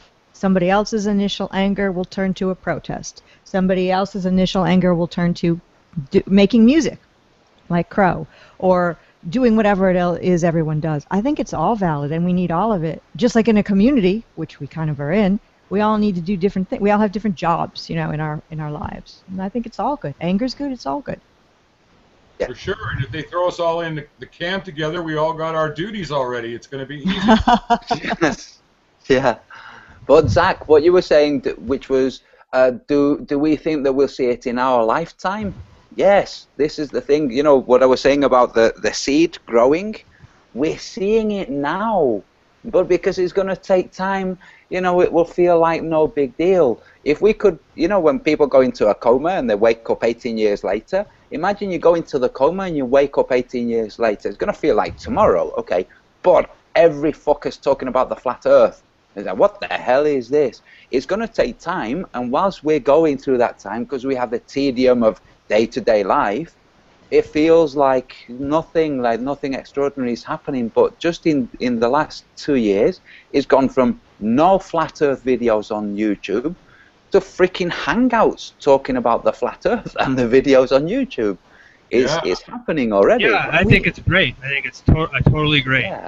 Yeah. It's a very exciting time to be alive. You know, Yes. I just want to see. My parents are really old, and it's very upsetting to me to think that my parents most likely will die never knowing the truth. Yeah, but that And doesn't. I would like my daughter to at least have a chance at maybe what most of us haven't had. And that is just knowing the truth. Yeah. Well, lucky for her, lucky for your daughter. She's got you for the father. So yeah, she's 21. She's amazing. My daughter's absolutely amazing. Yeah. But, I haven't talked to her about this. And we'd also talked about that earlier about how many people in our real life, outside of like just our family, that they know that are know about that we don't live on a spinning ball, and most people said one or two. And I'm looking forward to the day where I can go somewhere and congregate with other people that know about this and be able to look somebody, face to face and talk about where we live and what things could be and what's actually out there. I mean, it's very, it's just amazing to me, and that's the fun part. Thinking about what it could be, what is out there. You really should start a meetup in your town where you are. Yay. You really should. Start what I was thinking then, Chris. Set the ball rolling. I've thought about it, and I thought about putting something on Craigslist, but like everyone I talked to about that was like said, no, don't do that. And I'm kind of thinking, I don't care. I'm just going to do it anyways. I'm sure I'd probably get a lot of people show up that would just like. No, that's dangerous. Do the flyers like Martin and do it up there in one of them pubs up there in Portland, dude. That'd be the perfect place. Yeah, that's a good idea. There's this Meetup app. I don't know what it is exactly, but it's maybe meetup.com, where you can use the facility or the services they already have in place online to schedule a meetup and then post it on whatever social media that you've got going. That's one way to do it at a pub in Portland. And I bet a lot of people would come out. I would if I were there. Wouldn't I just be attracting people though that already know about it though? Then? No, Zach. If you think about your wording, okay. Let's say you make a flyer. Some places you have a flyer, okay, and you have loads of the same phone number, cut in strips at the bottom that people can read the flyer and rip off the phone number, so they can take it and phone, on the bus or whatever. So you put some flyers. Explaining that you're going to have a meetup about where you live, okay? Those words, about where we live. So people will be like, oh, I don't know what this is about, but some people will go, especially if it's very cheap to enter, like maybe $5, and you get a beverage for it, okay? You want people to phone you up to know how many people you're going to have, so you know what kind of hall you need, what kind of congregation. You go to a Quakers meeting house. They're usually free, so go to a Quakers meeting house. Those guys are mellow as anything, and just have a talk. It might be that 5 people turn up, but it might not. And even if it is just 5, if you haven't mentioned the word flat Earth, if you said a talk about where we live, people are going to come. They'll be interested, and the people that will come will be interested in knowing about what this talk is. Is it about growing your own food? Is it about the social services? What is it about? So these are people that are socially aware anyway. That's the kind of people you want to reach. So that's, what Martin was doing, and this is one of those crazy things, Chris, because you just said exactly what I was thinking. Arrange a meetup, and if you think you're going to be preaching to the converted, if you said we're going to have a flat Earth meetup, then yeah, you would be. But if you say we're going to have a meetup about where we live, then you don't know who's going to turn up. But whoever turns up is interested in knowing about where they live. And then when you start telling them about the flat Earth, They'll be like, dude, what is this? They'll say, this is gibberish. When you start explaining things to them, they'll be like, oh, wait a minute, maybe it's not so gibberish. And if nothing else, it'll be an interesting adventure for you. Oh, you kidding? Yeah, I'm scared shitless of bringing it up to just random people in public. I mean, yeah, well, this is. I mean, I would definitely do it, but it's just like it's a very frightening. Yeah, so you've got to think of it this way, Zach, okay? You put some flyers out with your number, okay? So that you know how many people are going to come. Now, when the people come, they're going to automatically assume that you've done this elsewhere. That's just how they're going to do it. They're going to assume that you've done this before many times. This is part of what you do. They will just assume that. They won't think this is a guy who's doing it for his first time. That's how they will come to you. And they will see you as having some kind of information they don't have, and they're interested in hearing it. That's how they will see you. So you'll meet them and you say hi, and they'll think, oh, isn't he nice and approachable and whatever. And they'll sit there and they'll listen, and that's it.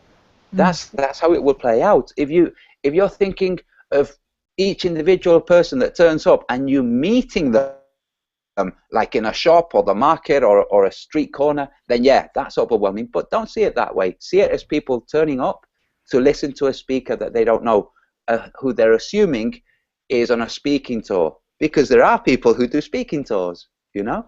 And you'll be exhibiting leadership qualities, not being a leader, but exhibiting leadership qualities, and that's kind of what we all need to do. I think it would be really, really cool if you did it, even if only 5 people show up. Those 5 people, a couple of them will think you're crazy, but 1 or 2 are going to go home, and then when you do it again, they're going to come and bring somebody else. Yeah. I mean, here's the thing. They're going to read it and say, oh, yeah, I'm curious where we are.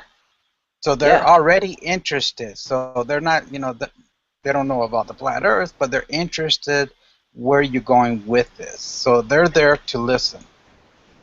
Yeah. And, you plant, plot, and strategize. That's it.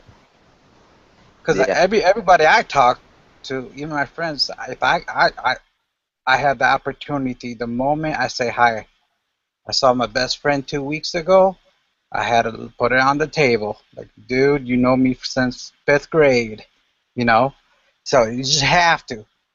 Anytime you get a chance, you just got to. It sounds crazy. I finally did it with my brother, so that was kind of cool.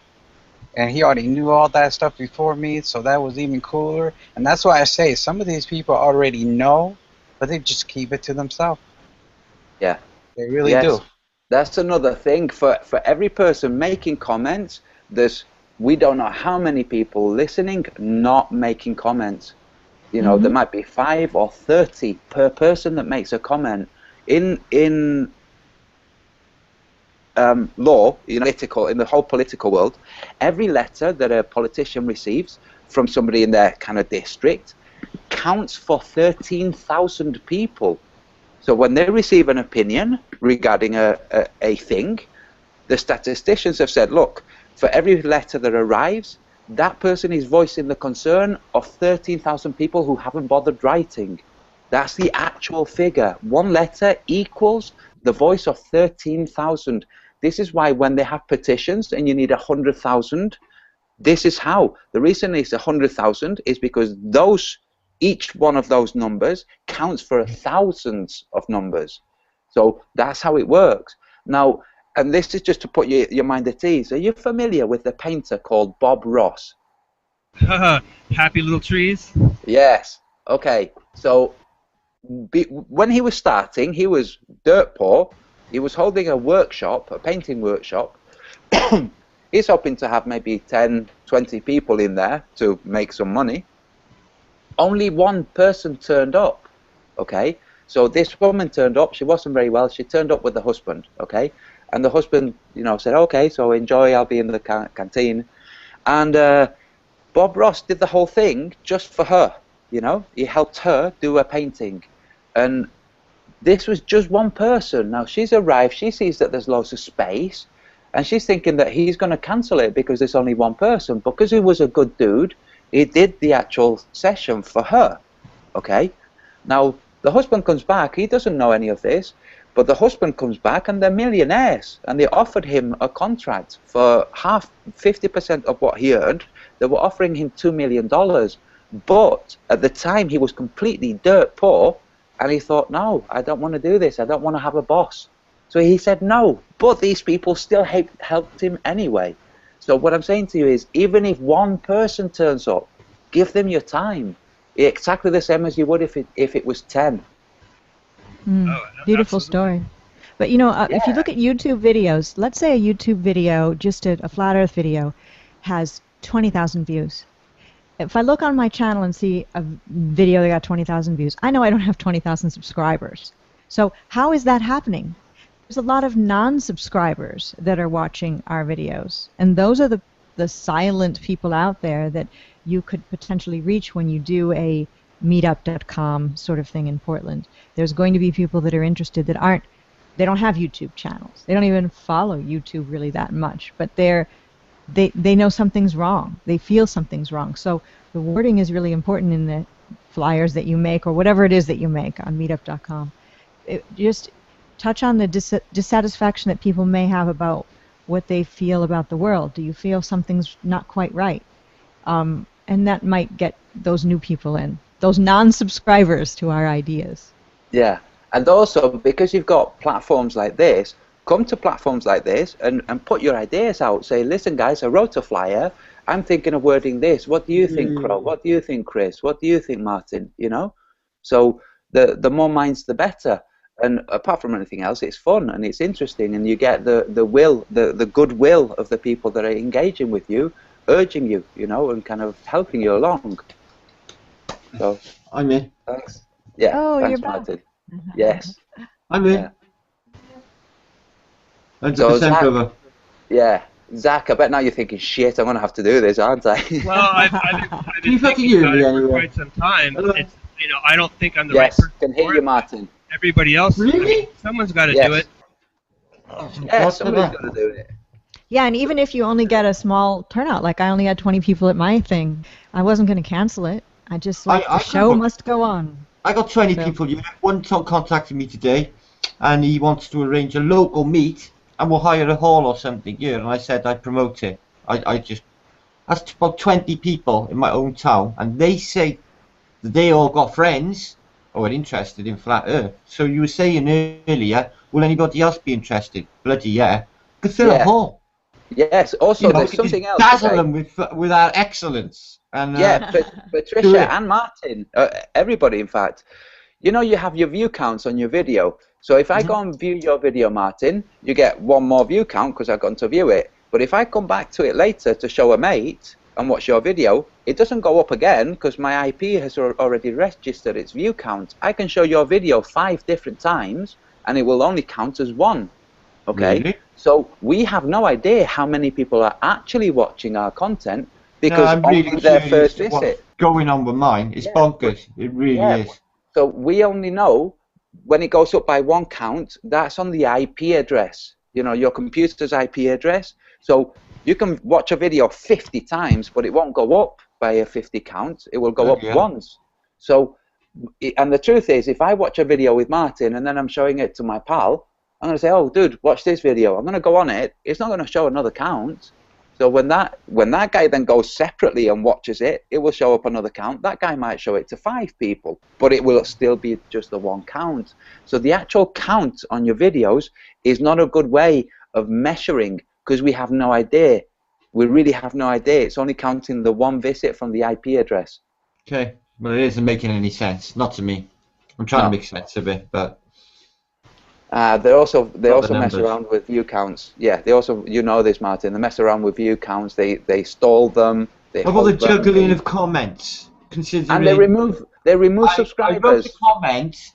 There's a YouTuber called Maximilian, and we had a problem with a troll called Davy Boy. So we had a battle with him. Basically, he went, and they took the comment out of Davy Boy, and they put it in next to something to do with Sibs. He went running to Nora, what's the matter with Martin? You know, he's got a real problem with me. And when I went looking for it, it wasn't where it was somewhere else completely. Yeah. Not my mistake, Ant. It's not my mistake. I don't make that mistake. I know they do this. It's been shifted just to cause shit. Yes. And it did. It did as well. I went and apologised to him.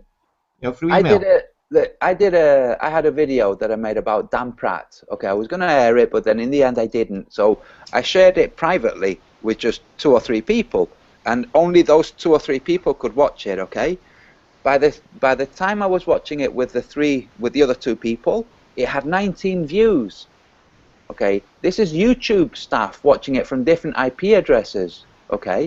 What about this then? What about this then? You know when you're on chat, and sometimes it times you out, and there's a little red writing, and it says times out 500 seconds. Well, I was on chat one night, okay, and it said, and it came up in little red letters, Martin, we seen that comment. Why don't you try mixing it up a bit? Wow. What?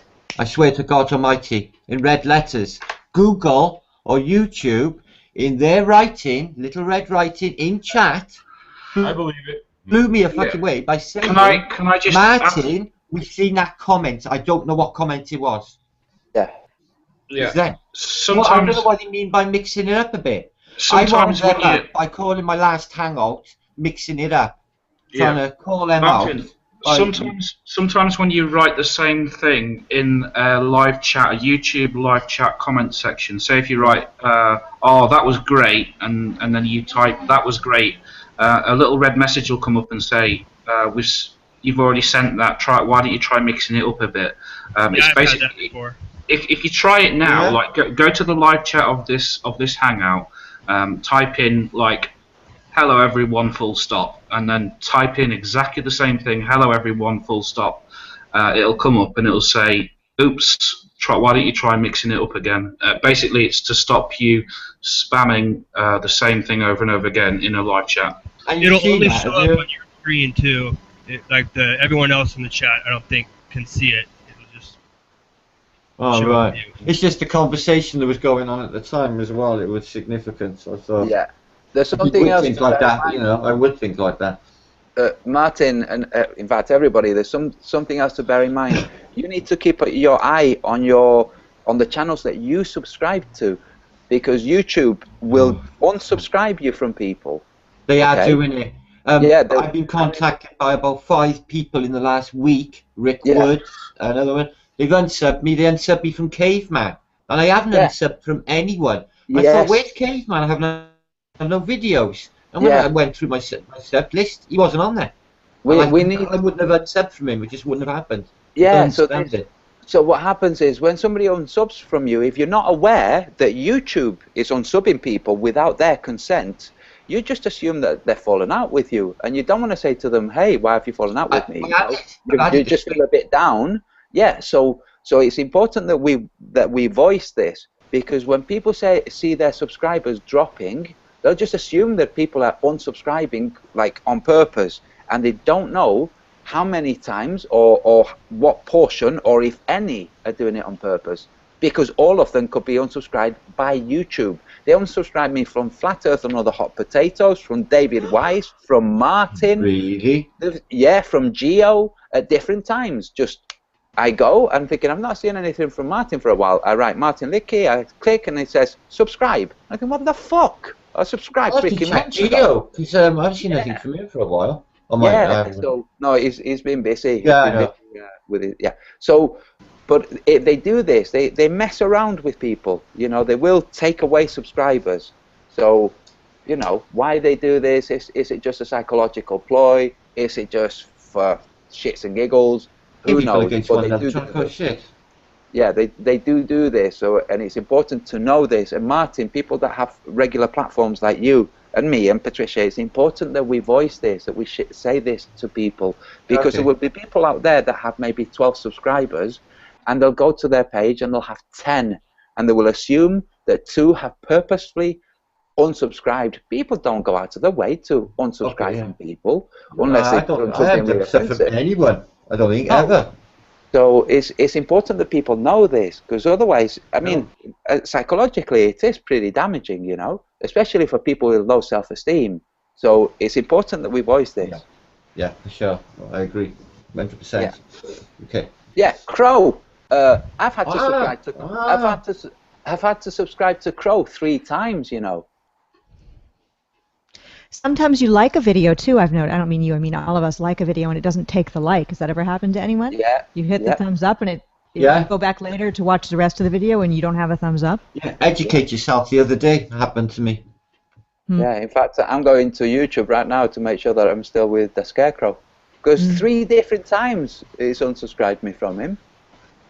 And I'm thinking, what the hell is this? I should look at who I'm subscribed to just to make sure. I mean, sure, it's happened to me too. Right, okay. I'm I've so been from you, Pat, like 7 times since November or something like that. That's weird. So I got another question. I guess Antonio, you seem to have a.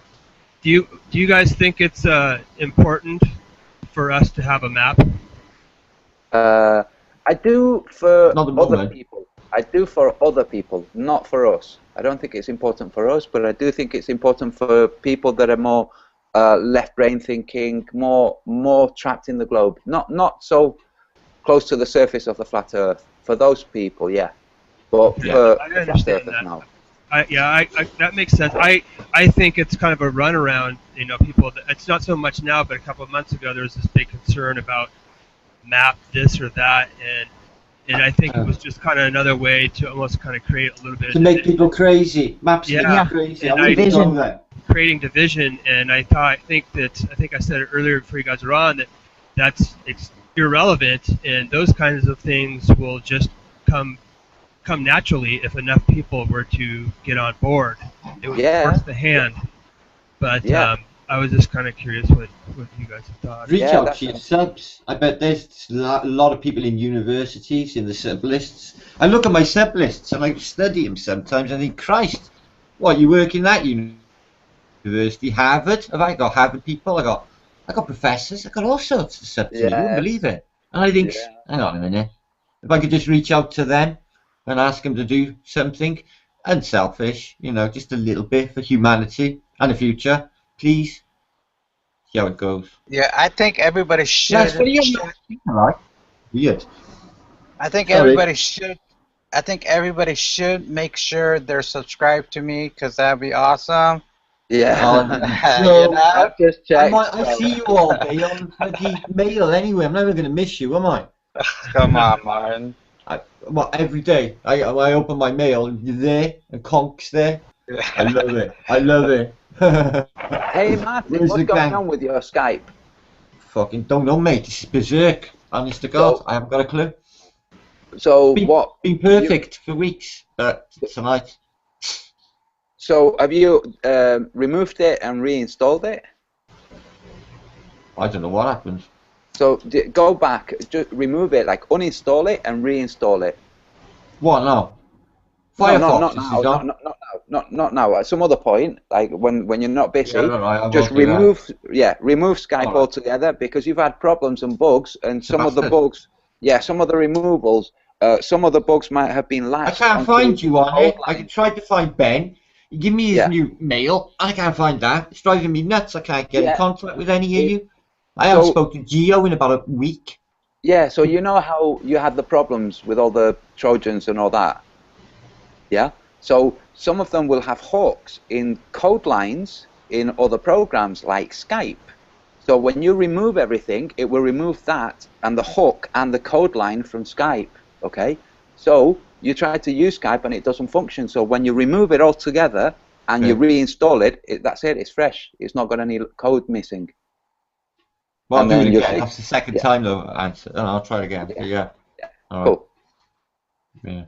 It is getting on my nerves, and I miss my Skype. I really do, especially in the morning. First person I speak to, Gio. Yeah. Not fair. Yeah. He's been busy though, hasn't he, Gio? Yeah, missing him. I caught him yesterday anyway on the mail. Luckily enough, we got mail open, Gmail, so everyone's on there, on and off. Conk's there all day, on and off. Cool. Yeah, it is totally cool. Because you want your flat earth, don't you? You want your flat earth. Mr. David Wise. We bow to you, Mr. David Wise. Can you guys hear me? All hail. Can you hear me? Hail. Hey Dave, how you doing? Whatever. Can you hear me? Can you hear me now? We can hear you. Put your camera on. Show us your pretty face. Show us your NASA shirt. Yeah, I don't have a NASA shirt on tonight. Oh, wait a that's minute. awesome, man. That's a shirt. I want one. It is. I want it. I want that actual I T-shirt. thought you ordered one of I those. don't know what's wrong with it. Yeah. Oh, have I ordered it? Yeah, I did. I did got a order one. photo one. I get some funny stares with that on. How's everybody doing? All right, we got a lot of people in here. Yeah. Most excellent. We all are excellent. Sexy. Nice. So, David, when's this festival you're going to where we're doing the big hangout? So it's Thursday, Friday, Saturday, and Saturday. I'm thinking that Thursday afternoon might work. If not, then Friday afternoon. Friday, most of the day. Okay, Friday's better for me. Okay. Yeah. Yeah. What is it you're speaking of? Let us know. So indulge us. So what I'm thinking of, I was at a music festival yesterday with my flat earth shirt on, and a lot of people started questioning me, and I started some really interesting conversations. And I told people, hey, I'm over there near the tree, and I have $1,000 for anybody that can come over and show me one proof that the Earth is a ball. And people kept coming over all day with your basic proofs, and I was politely showing them, and it started a lot of interesting conversations. Wow, that's a great idea. Mm-hmm. So what I want to do is I want to wear my shirt and have the Google Hangout. It would be up and running, and as for a live show, it'll be like watching grass grow. But I'll get somebody and I'll say, okay, boom, I'll log in, I'll Skype Antonio or yourself or whoever, and they can pose a question to us, or we could just film it live, or I don't know. It was a thought Antonio and I had. Good. Yeah. And it might be Individual fun. people's opinions and stuff. Just catch it on film. Good that way. That's a great idea. And then some people will end up hanging out waiting to see when I'll come back on, but we'll just edit it afterwards and make a cool video out of it. Like if I had videoed all of my conversations yesterday, it would have been fantastic. It was amazing. It was amazing. Yeah, like if I had Google Glass, if I had a Google Glass, it would be amazing. It would have worked out very cool. Well, it's going to work out cool. Anybody here or anybody in the chat is welcome to hang out. I don't know if it'll be on my channel or David's channel or maybe even Nathan Oakley's channel. We'll wing it. We'll wing it. Let me see how the cell service is there also. I think it's okay. I think there's a tower on the mountain. But if there's good cell service, we'll just wing it, and then could have people in like this, and then when I got somebody, I'll just break in and do it. It'll be hysterical. It'll be brilliant. Yeah, and in the meantime, we can just be shooting the breeze, chatting like we're doing now, and then it'll be like updates. Our man in the field, like literally. Like a radio when we'd be doing a show, and then you'd go off, to the live broadcast and. So I don't know everybody in here, but I'll ask Martin or anybody. I know that I've explained my happy face, sad face to Patricia and Antonio and Nathan. Did you guys watch me do that on Glowbusters? Anybody catch that? Yeah, I watched Glowbusters. Brilliant. Did you completely understand what I was saying, or is there a better way to say it? No, I thought you were bloody brilliant. Me and Antonio congratulated you. I thought it was really, really good. Quite blown away. I thought you were quite prophetic there, Dave. It was really good. It's just like I'm thinking about it, and when John LeBon said, I've seen the stars rotate around a southern pole star. Yeah, but that's why I said, but that's anecdotal, isn't it? Because it's just his. If he can say that my flight. I was thinking about it more. You got your happy face going around, right? But coming all the way around, and from horizon down at eye level. Even the bottom part of the happy face is far over your head. So it's going from horizon, over your head, and back down, but it's really doing this. Yeah. And those are opposite directions. That was where I was getting screwed up. I'm like, well, if it's going from left to right, it's clockwise, or it's anti-clockwise. Look, you got me all screwed up, Antonio. But it's not. It's the curve that tells you clockwise or counterclockwise. Yeah. Wait, and I got a question for you guys, and I think I know the answer, but I've been watching the sun, and it flies overhead, and it slows its descent down near the horizon. Yeah. If we were on a spinning ball, and the sun was, we're spinning, and the sun is going around, it would move equally all the way around, right? There would be no illusion of speed change. Agreed? Yes. Yeah.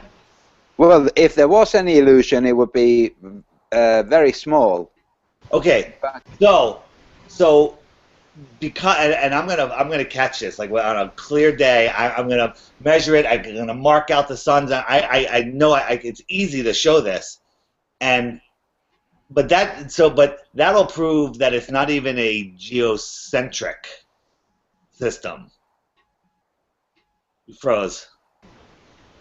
No, you're clear. Oh, there you are. Yeah, you're good. Yeah. So even geocentrism doesn't work. But geocentrism doesn't work not just on the celestial bodies. Who knows what the celestial bodies are actually doing? But it doesn't work because there's no freaking curve. So it has to be around for the geocentric model. But even there's still no curve. Gigantic, 10 times, 20 times the size. You could say it's you can't see the curve 20 times littler than they think you can now. But that speed thing of the sun, that's huge. Yes, it is. It is. And how does a geocentrist explain seasons, or the equal northern and southern latitudes having completely different life and weather? You'd have to ask John LeBon. And the moon too would have to be speeding up and slowing down as it goes in relation to the direction of the Earth. You know what I mean? Yes. Yes. And plus, you'd have to, even if everything was just the same speed, you'd have to believe in perpetual motion. Was that you that made that comment on Globebusters today? That was Jace McLeod. Sure. Yeah. I mean, isn't the explanation that there's no friction and that's why it perpetually spins? But there is friction. There's a tiny amount of particles, even in space, even in deep space, and the moon's not in deep space anyways. And plus, look at all the craters. How many meteors are hitting that? Each one is going to slow it down, maybe not much, but a fraction of 1%. Enough to screw it up to where we don't see the same face all the time. Over thousands of years, you know what I mean? But it's totally locked in with gravity, moron. You're a moron. Jokes. No, but David, when you think of the heliocentric model with the sun outside of the Earth's atmosphere, what Ace is saying is like, okay, so outside space and outside stars and outside, planetary bodies, all of them have gravitational waves. So there's not only the cosmic rays and the dark matter, there's also the gravitational waves of the planets that spun by here some time ago, all of them causing ripples. The whole of space should be just completely covered in ripples, which is why when they did that experiment saying, oh look, we found these ripples, is that they were saying, we found these that are big enough for us to measure within the field of all of the other ripples. It's like, dude, if you're traveling across something that has lots and lots of ripples, those ripples are going to cause drag. So it would cause drag on the sun, on us, on everything. And it doesn't cause drag because none of it's true. That's the situation. If there was drag, then the sun would have a freaking big comet tail. And it doesn't have a comet tail. So, no, it's preponderance of evidence. That's it. That's it. Were you able to listen to all of Pancho Pete at double time trying to catch up, Antonio? No, I did. I did the whole thing. It was fantastic. I'm really looking forward to myself laughing. Honest to God, he's off his head. I haven't yet heard him in real time. I've only heard him in double time. I'm afraid I'm bored with him in real time. How did he come out with it? I just thought, what is he on? He didn't stop for hours. I was hope going to ask was Jared or Bob on the show. I think it was enthusiasm.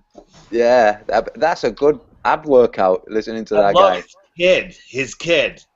Yeah. Brilliant. But he So questioned cool. That So was cool. just brilliant. Yeah, I wish my son was like that. He's a right glow bed. He thinks he's great. No, he's really. He sits there watching Andromeda and talking globe stuff to me. Can you imagine what that's like to my ears? Yeah. When I'm busy. Can you imagine? Do you know what we should do, Martin? We should start writing flat Earth fiction. I wish really myself good would be flat Earth fiction. I wish he would be a flat earther with me. Well, so give him cool. time. How old is your son, Martin? Oh, he's 27 and he's really clever. There's nothing he doesn't know. My 27-year-old, he knows, but he won't admit it. My daughter admits it. He discussed the ice cream with me the other day. He said, so do you think there's gaps in the ice cream, Dad? He said, yeah, I think that I went through. I said, I think there's things on the other side. I think there's land. There's a reason to believe a lot more as well. So we did discuss this. He does understand the models, and he knows everything about geography because of me. So, yeah, he might understand it and just be... All kids go against their fathers. It's natural. Yeah, just give him time, Martin. I will. Yeah. I would love it, though. Doing flat Earth stuff with my son. Wouldn't that be so superb? Paige's daughter is a junior in high school, and she's straight A, and she takes her science class, and she was taking astronomy, and I just encouraged her. I'm like, question this, question that. She's like, no, they'll give me a bad grade. I was like, if you get a D or fail, I'll take you and your friends out for a pizza party, ice cream, Rewarding them. Rebels. Oh, superb. My sister did the same with my niece. She said, if you get all A's, you'll get this special treat. I think it's a trip to New York. I said, if you fail all of them, I'll take you to New York, and then I'll take you to Cusco. Bob's son, I think he's like 12, and he's very aware of what's going on and the shape of where we live, and it must be extremely strange for him in class to be sitting there and be like the only one who really knows. Hey guys, I gotta put you on the hold for a second, alright? Sorry. Okay. Yeah, totally, Zach. Can you imagine being a teenager and a flat earther right now? And everybody else thinking about Star Trek and Star Wars and all the space movies. Oh man, it would be freaking awesome. Well, that guy I had on, Reese Southern, one of the previous shows in the UK, he's really young, and he was really bright, really on top of things, and a self-starter, very motivated. What's he going to be like by the time he's 21, though? I can't imagine. Wow. And, yeah. All he'd be capable of with his self-drive and his enthusiasm for life. Yeah. He sets a target in his mind and he goes for it. At 14. That's something else. Yeah. This is what I'm thinking. This is what I said before to Zach. Like I could have never contemplated that somebody like the Scarecrow would pop up. I know. I never thought I'd like rap. Or like I popped up. You popped up. To the people that were there before us, we're all just consciousnesses that have popped awake. So or that were awake and finally arrived here. But with people that are popping up like Reese. We have no idea who'll be here in 6 months or in a year or in 2 years, But at that point, we will seem to other people like veterans, but it will still be totally cool for us. We'll be seeing people thinking, dude, what a freaking brilliant idea. In all of these, 4 years of study, in 2 years in the future, we'll be thinking, in 4 years, nobody thought of this. And this guy suddenly had the thought pop into his mind, or this girl had the thought pop into her head. It'll happen. And there you go. Yeah, it's all a freaking world of mystery, and it's freaking awesome. I think it's supernatural, dude. Awesome. That's what it is. Effie magic. Yeah. It is, really. And just continuing the dialogue, continuing the conversation, creates the momentum, and then new people pop up out of quote-unquote nowhere, like we all did, from nowhere to somewhere on the flat Earth. Yes. Cool. No doubt. How many things have we seen in the last, say, since the 80s, guys, that just were a rumor, and then all of a sudden they gained a little bit of credibility, and now they're just everyday You know what I A mean? cell phone, for example. Yeah, yeah. I mean, Well, you know. back in the 80s, Conk, we had Echelon. You know, the eavesdropping, listening on phone calls. This whole thing, you know, Cold War, remnant of the Cold War. Echelon is here in Bedfordshire in the UK. Is a big array. Yeah. Yeah, I know This Echelon. is it. Yeah, it's where all the international calls, they're all eavesdropped on. Say, okay. There's a microphone down at Albertson's parking lot, and this is in a town of 100,000 people, guys. And this freaking microphone, I'm kid you not, it's 100 foot in the air and on a stick, great big silver stick, and the microphone looks like, well, Pat, kind of like your microphone, but up in the air, and it's like 10 feet long, the microphone itself, and about 5 foot around. It's giant. Looks like a mini sub mounted on end to end. Yeah. What's the purpose? It's not one of those weather monitors, is it? Because we got one of them near me. And no, it's to listen to the public, like on a mass level. I think. Right. We've got these things. Martin, have you seen these things we have in the UK? Okay, they look like lampposts, but when you look to the top, there's no lamp there. There's no, just they're recognition devices, facial recognition. Yeah, but it's like, what the hell is so? Yeah. And they got a load of posts as well, and the only reason they just have a button on there, and there's absolutely no need for the button. There's a button there. I don't need one by there. There's one by there, and on it at the top is. You guys get it right. You can't have globalism without what? Globe. Without a globe. That's it. I mean, see, that's how God got the last laugh right now. You know, what's the odds of that?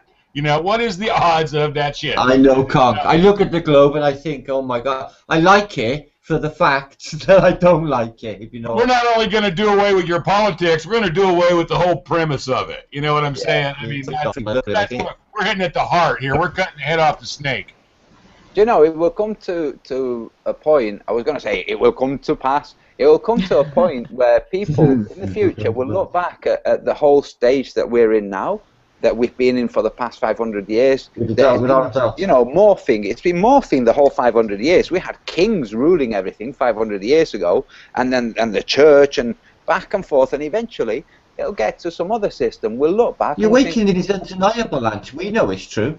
Yeah. We know it's true. The outside might find it difficult. What? Who knows, guys? Until 100 years ago, it might have just been told that Columbus discovered America. This whole thing about this round the world bullshit might have been invented in the last 150 years to cover. Fucking no, you don't know, Con. Exactly, because when you see the films of August Picard, who they named Captain Picard on the Starship Enterprise, you know, just one of more of those gratuities you get by being related.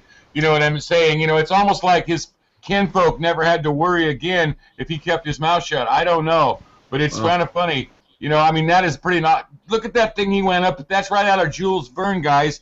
I mean, that advertisement had to have been at 20 foot a second or whatever it figures out to be. That had to have been a pretty cool ride, guys.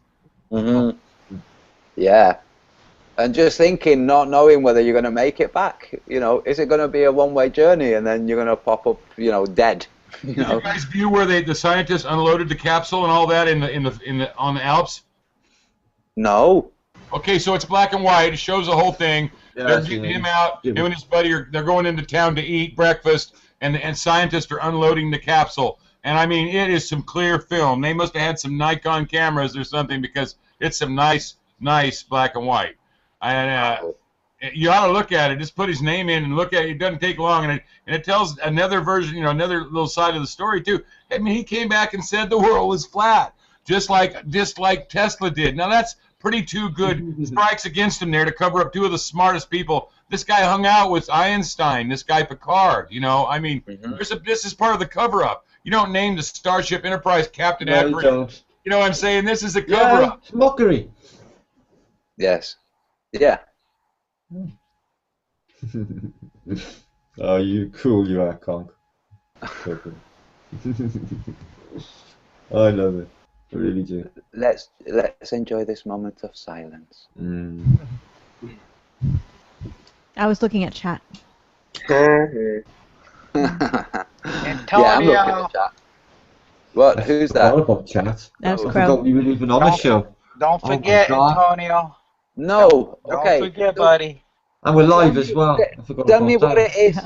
Tell me what it is that you want again, Crow. Yeah, it's just your thought, like about 20 to 30-second thought on flat Earth. You know, basically, it doesn't have to be deep or anything. Martin did his. Geo, all he does was yo. But Okay. Bob from Globebuster did his yesterday, so that's kind of cool. 20 seconds of my thoughts on the flat Earth. Yeah, I mean, yeah, if you think about it, you know. And got a rhyme, obviously. No, yeah, you don't have to. Bob Oh, did it. I sat there for 4 hours. He's trying to rhyme. And I I make it rhyme. Yeah. Oh my Yeah. God. But Oh, yeah, I sat there all that time. He was all worried. I'm not a good rapper. I'm not a good rhymer. It really sounded really stupid. No, it turned out pretty good. No, it's not. I tried to make it. Bloody rubbish. I'm Gonna not a turn good out rapper. pretty good. I'm just not the. I'm not designed for rap. Look at me. Look at me.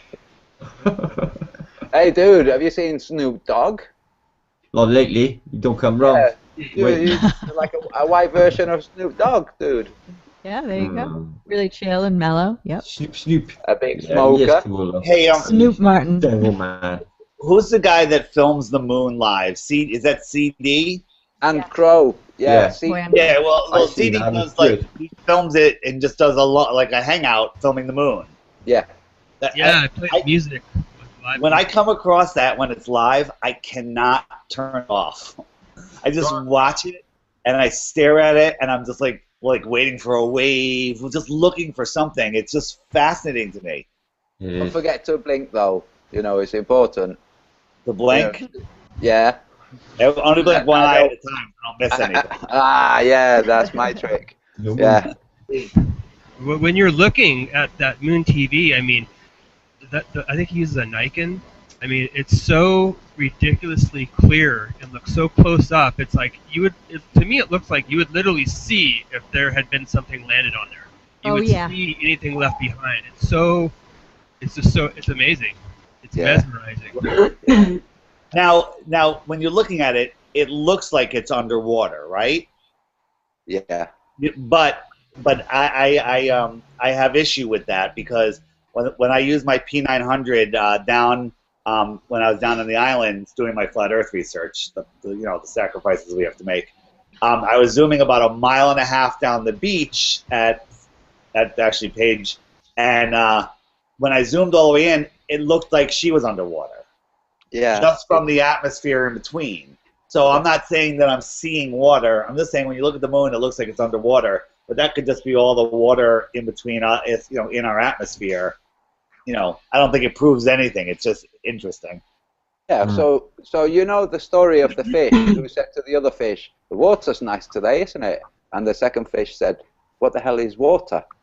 So we live in this. Oxygen is a type of liquid. We're fishes. Yeah. We have no way of knowing what medium we actually live in.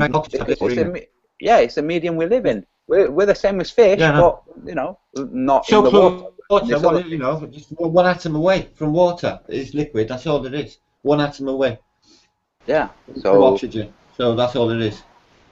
Close. And we're breathing it. So we're like fishes breathing it. We don't really understand it because we're just used to it. But it's just a type of liquid. So that's not a giant leap of the imagination to think that's water, is it? If it's that fundamental to reality. Just think about it. I think our imagination is really important in all of this. It's huge. Flat Earth is showing us that we need to use our imagination.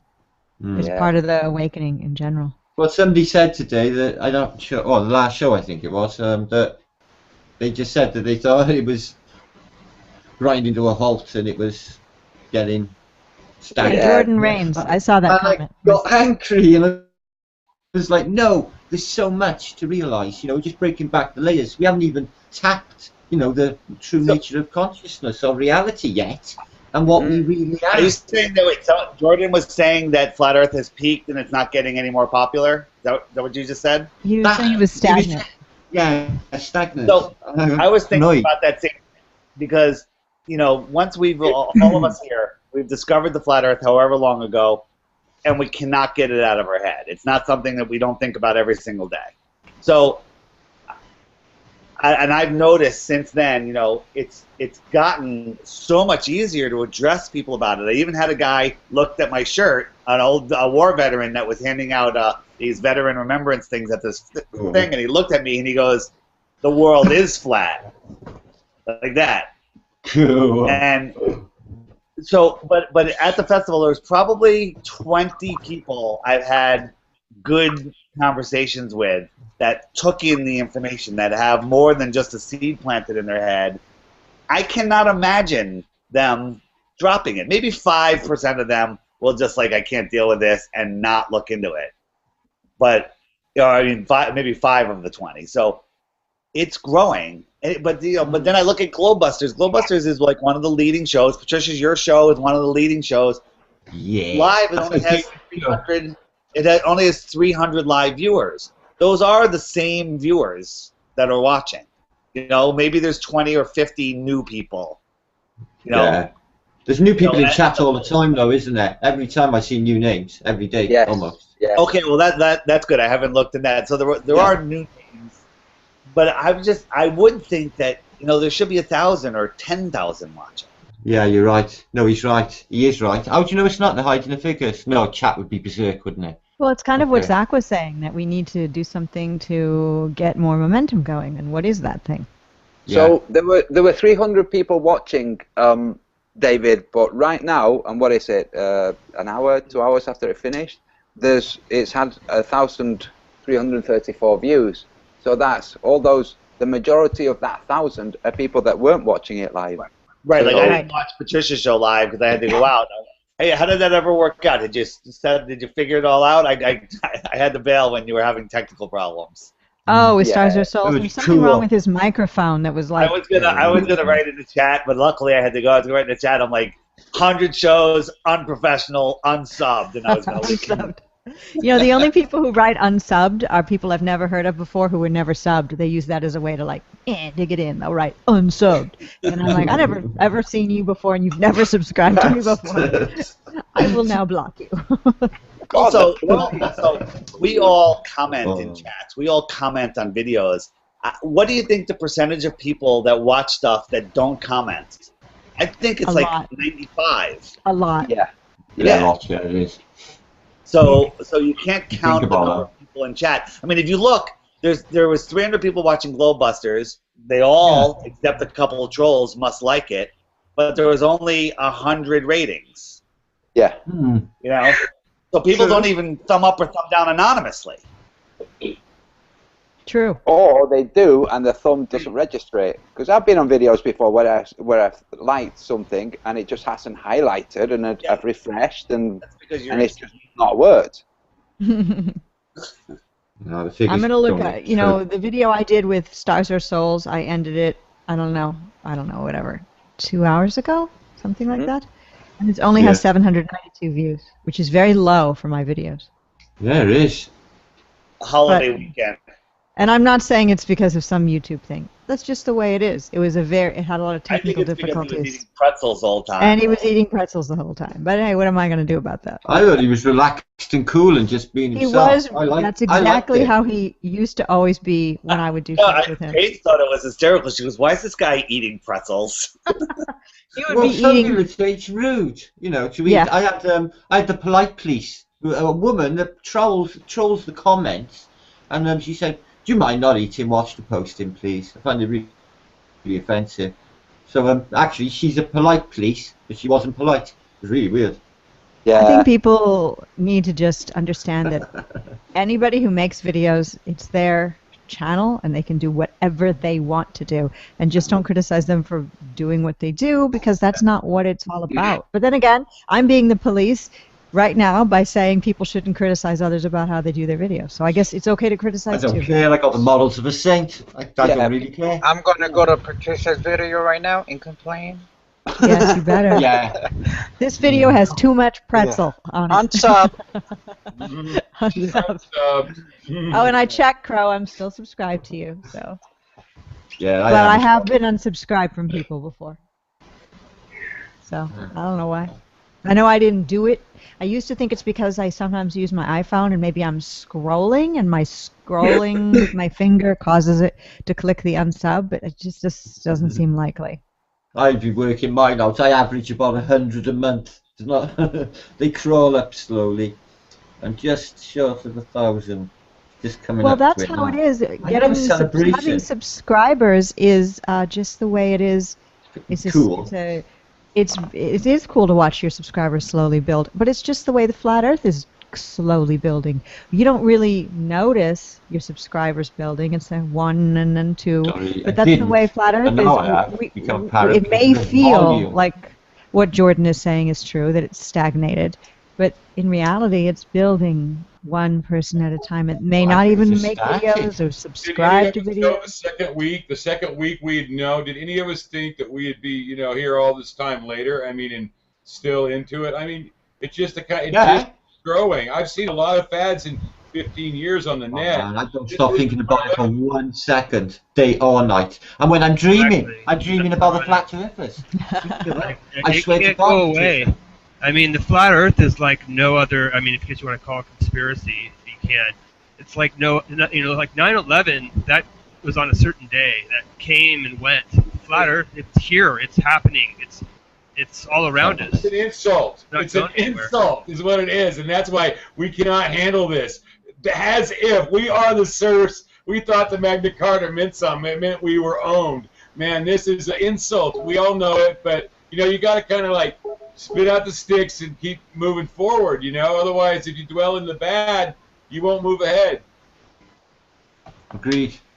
Yeah. Hey, guys, can I just bring a different subject up?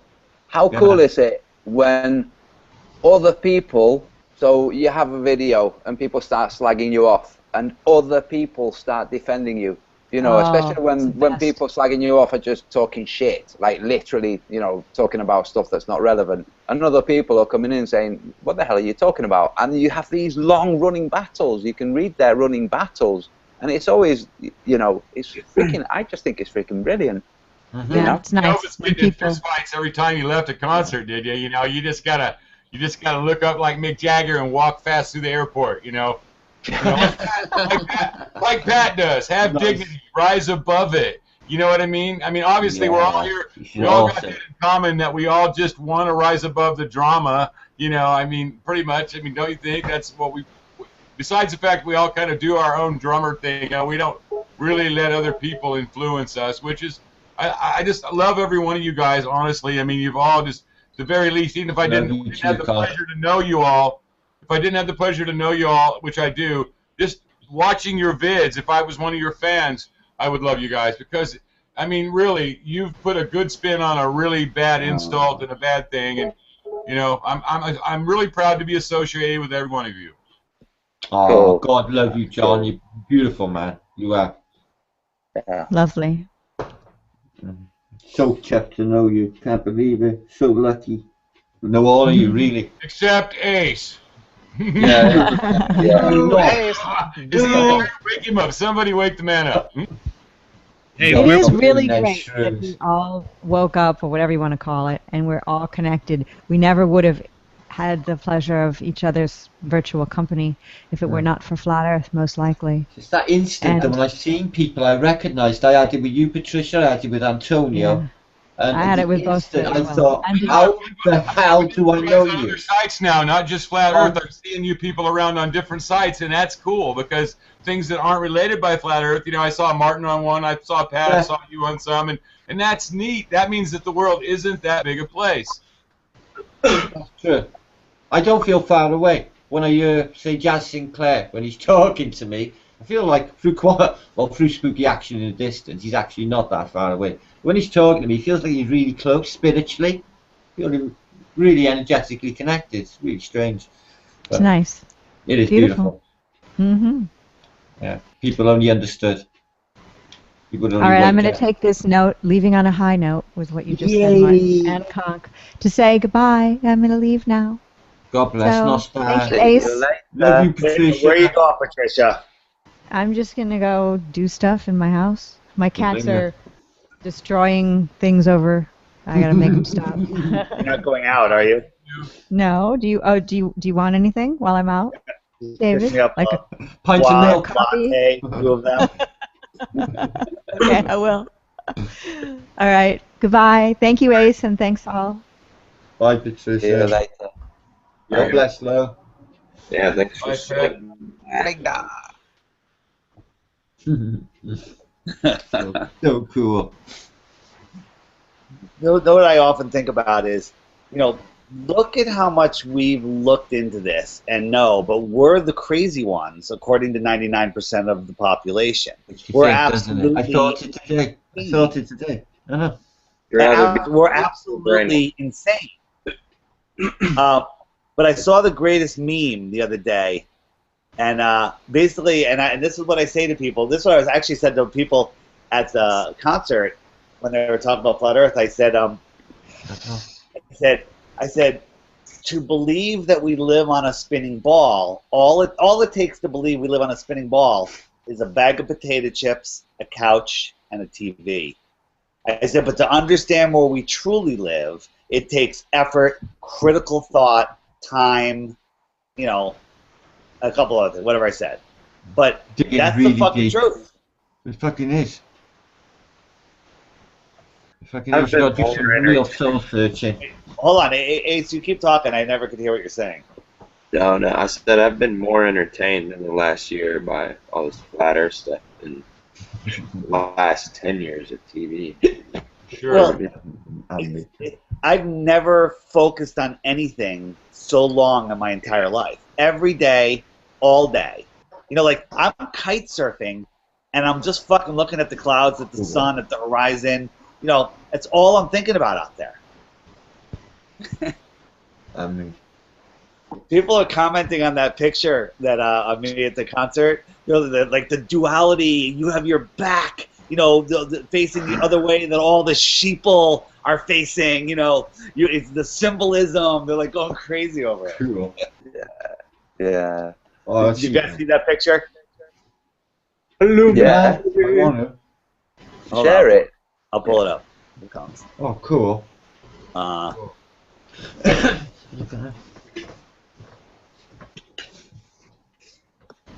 You see that? Oh, I want to do something like that. There. I can't see it. Here, I'll present you. So whoever started the hangout has to present it. There you go. You're a moderator, so you can do it too. I am? Yeah, you should be. There we go.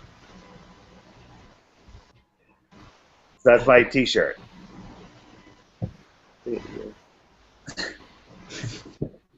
But I have facing in the opposite direction of all the sheeple. What was this? This was a one-day music festival in my town, and people were coming up to me like, "The world is flat," questioning, and it was such a great conversation starter with so many people. Yeah. Dude, everybody's got some really nice lawn chairs.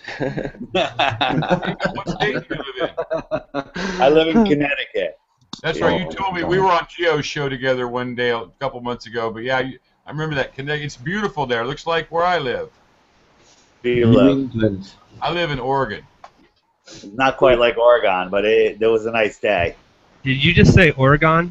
I heard that. Oregon? We pronounce it Oregon. I've been to the Columbia River a few times. I bet you have. That's what's the kiteboarding was the kiteboarding capital of the world. I actually was a big windsurfer, and I went out there to go windsurfing, and it was really crappy wind, but kites can use less wind, and I saw all these kiters there. It's like 10 years ago, and I'm like, holy crap, I got to try that, and I tried it, and that's it. Now it's amazing. Kiteboarding, and it's so much harder than what people think. It took me about 4 days, for about 5 hours each day in a row before I even got in the water on the board. I mean, just learning how to manipulate the kite. You're a regular kiteboarder? I wouldn't say a regular anymore, but for about 3 or 4 years, yeah, I was like on top of it all the time. But I got my own gear and everything. It's not that hard. It's just dangerous if you don't know what you're doing. Yeah, and there's a lot of people out in the gorge here. I mean, there's so many people out there, and you got barges coming through all the time. Right. It can be, you know, you got to watch your kites, you got to watch where you're going, and you got to watch everybody else around you. Right. It's fun, that's for sure. I seen a dude get carried away like 100 feet in the air, man.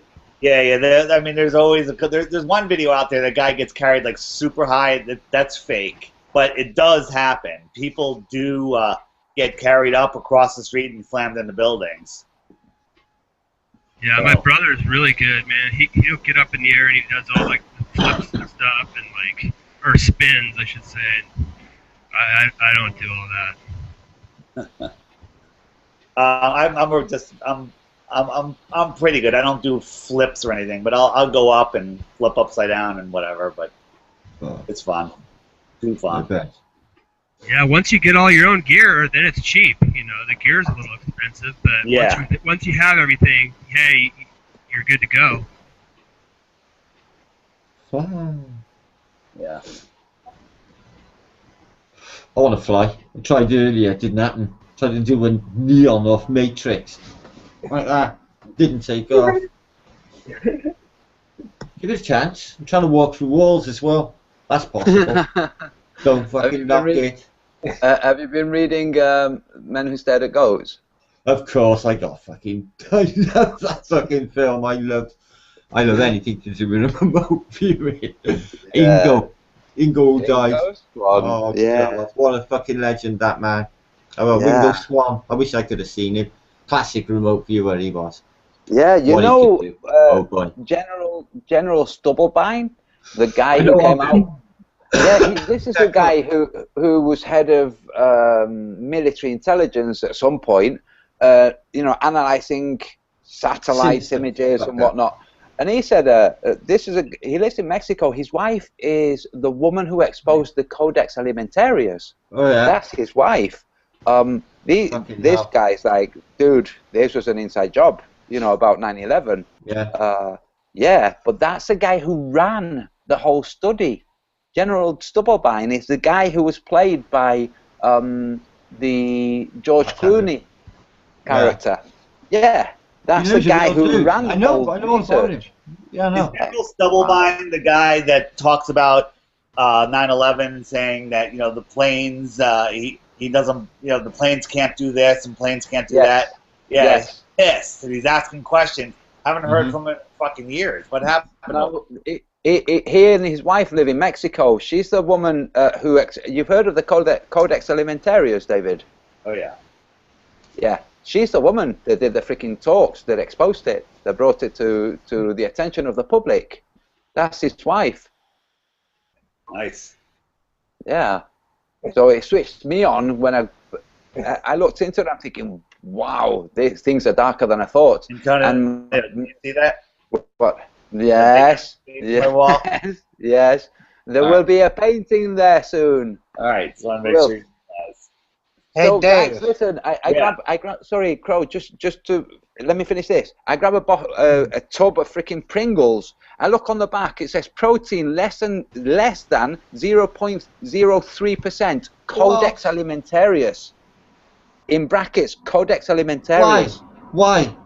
Because they have to ensure that there's a minimal amount.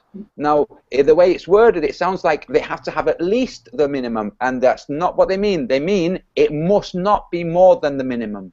That's the Codex Alimentarius. That's something for people to look into, and not eat Pringles, which are most of it plastic. None of it is. They're not potato. No. I don't. What they are? They're made by freaking Procter and Gamble. Shapes. Oh, the vacuum cleaners. Yeah. I don't know. Yeah. What is it? Yeah. Hey, Crow, you were once, and then I read the ingredients and I looked at it and I just like. Yeah. Yeah, there shouldn't be 50 ingredients for freaking no. There should be fucking one. Eating. One. Potatoes. Right. Crow, aspartame. What the fuck is aspartame? What the hell are they playing at? You see, it's the most poison on earth. Aspartame. Bro. Wait. Y'all know about aspartame, right? Dave's yeah. modified E. coli.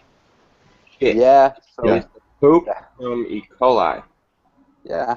Yeah, that's what you're drinking with your Diet Coke. Yeah, and then people don't know why there's something wrong with them. So it's a combination of I get the free aspartame. Who thought to eat E. coli poop for the first time? That was apparently it was a chemist. that was who saw Rumsfeld.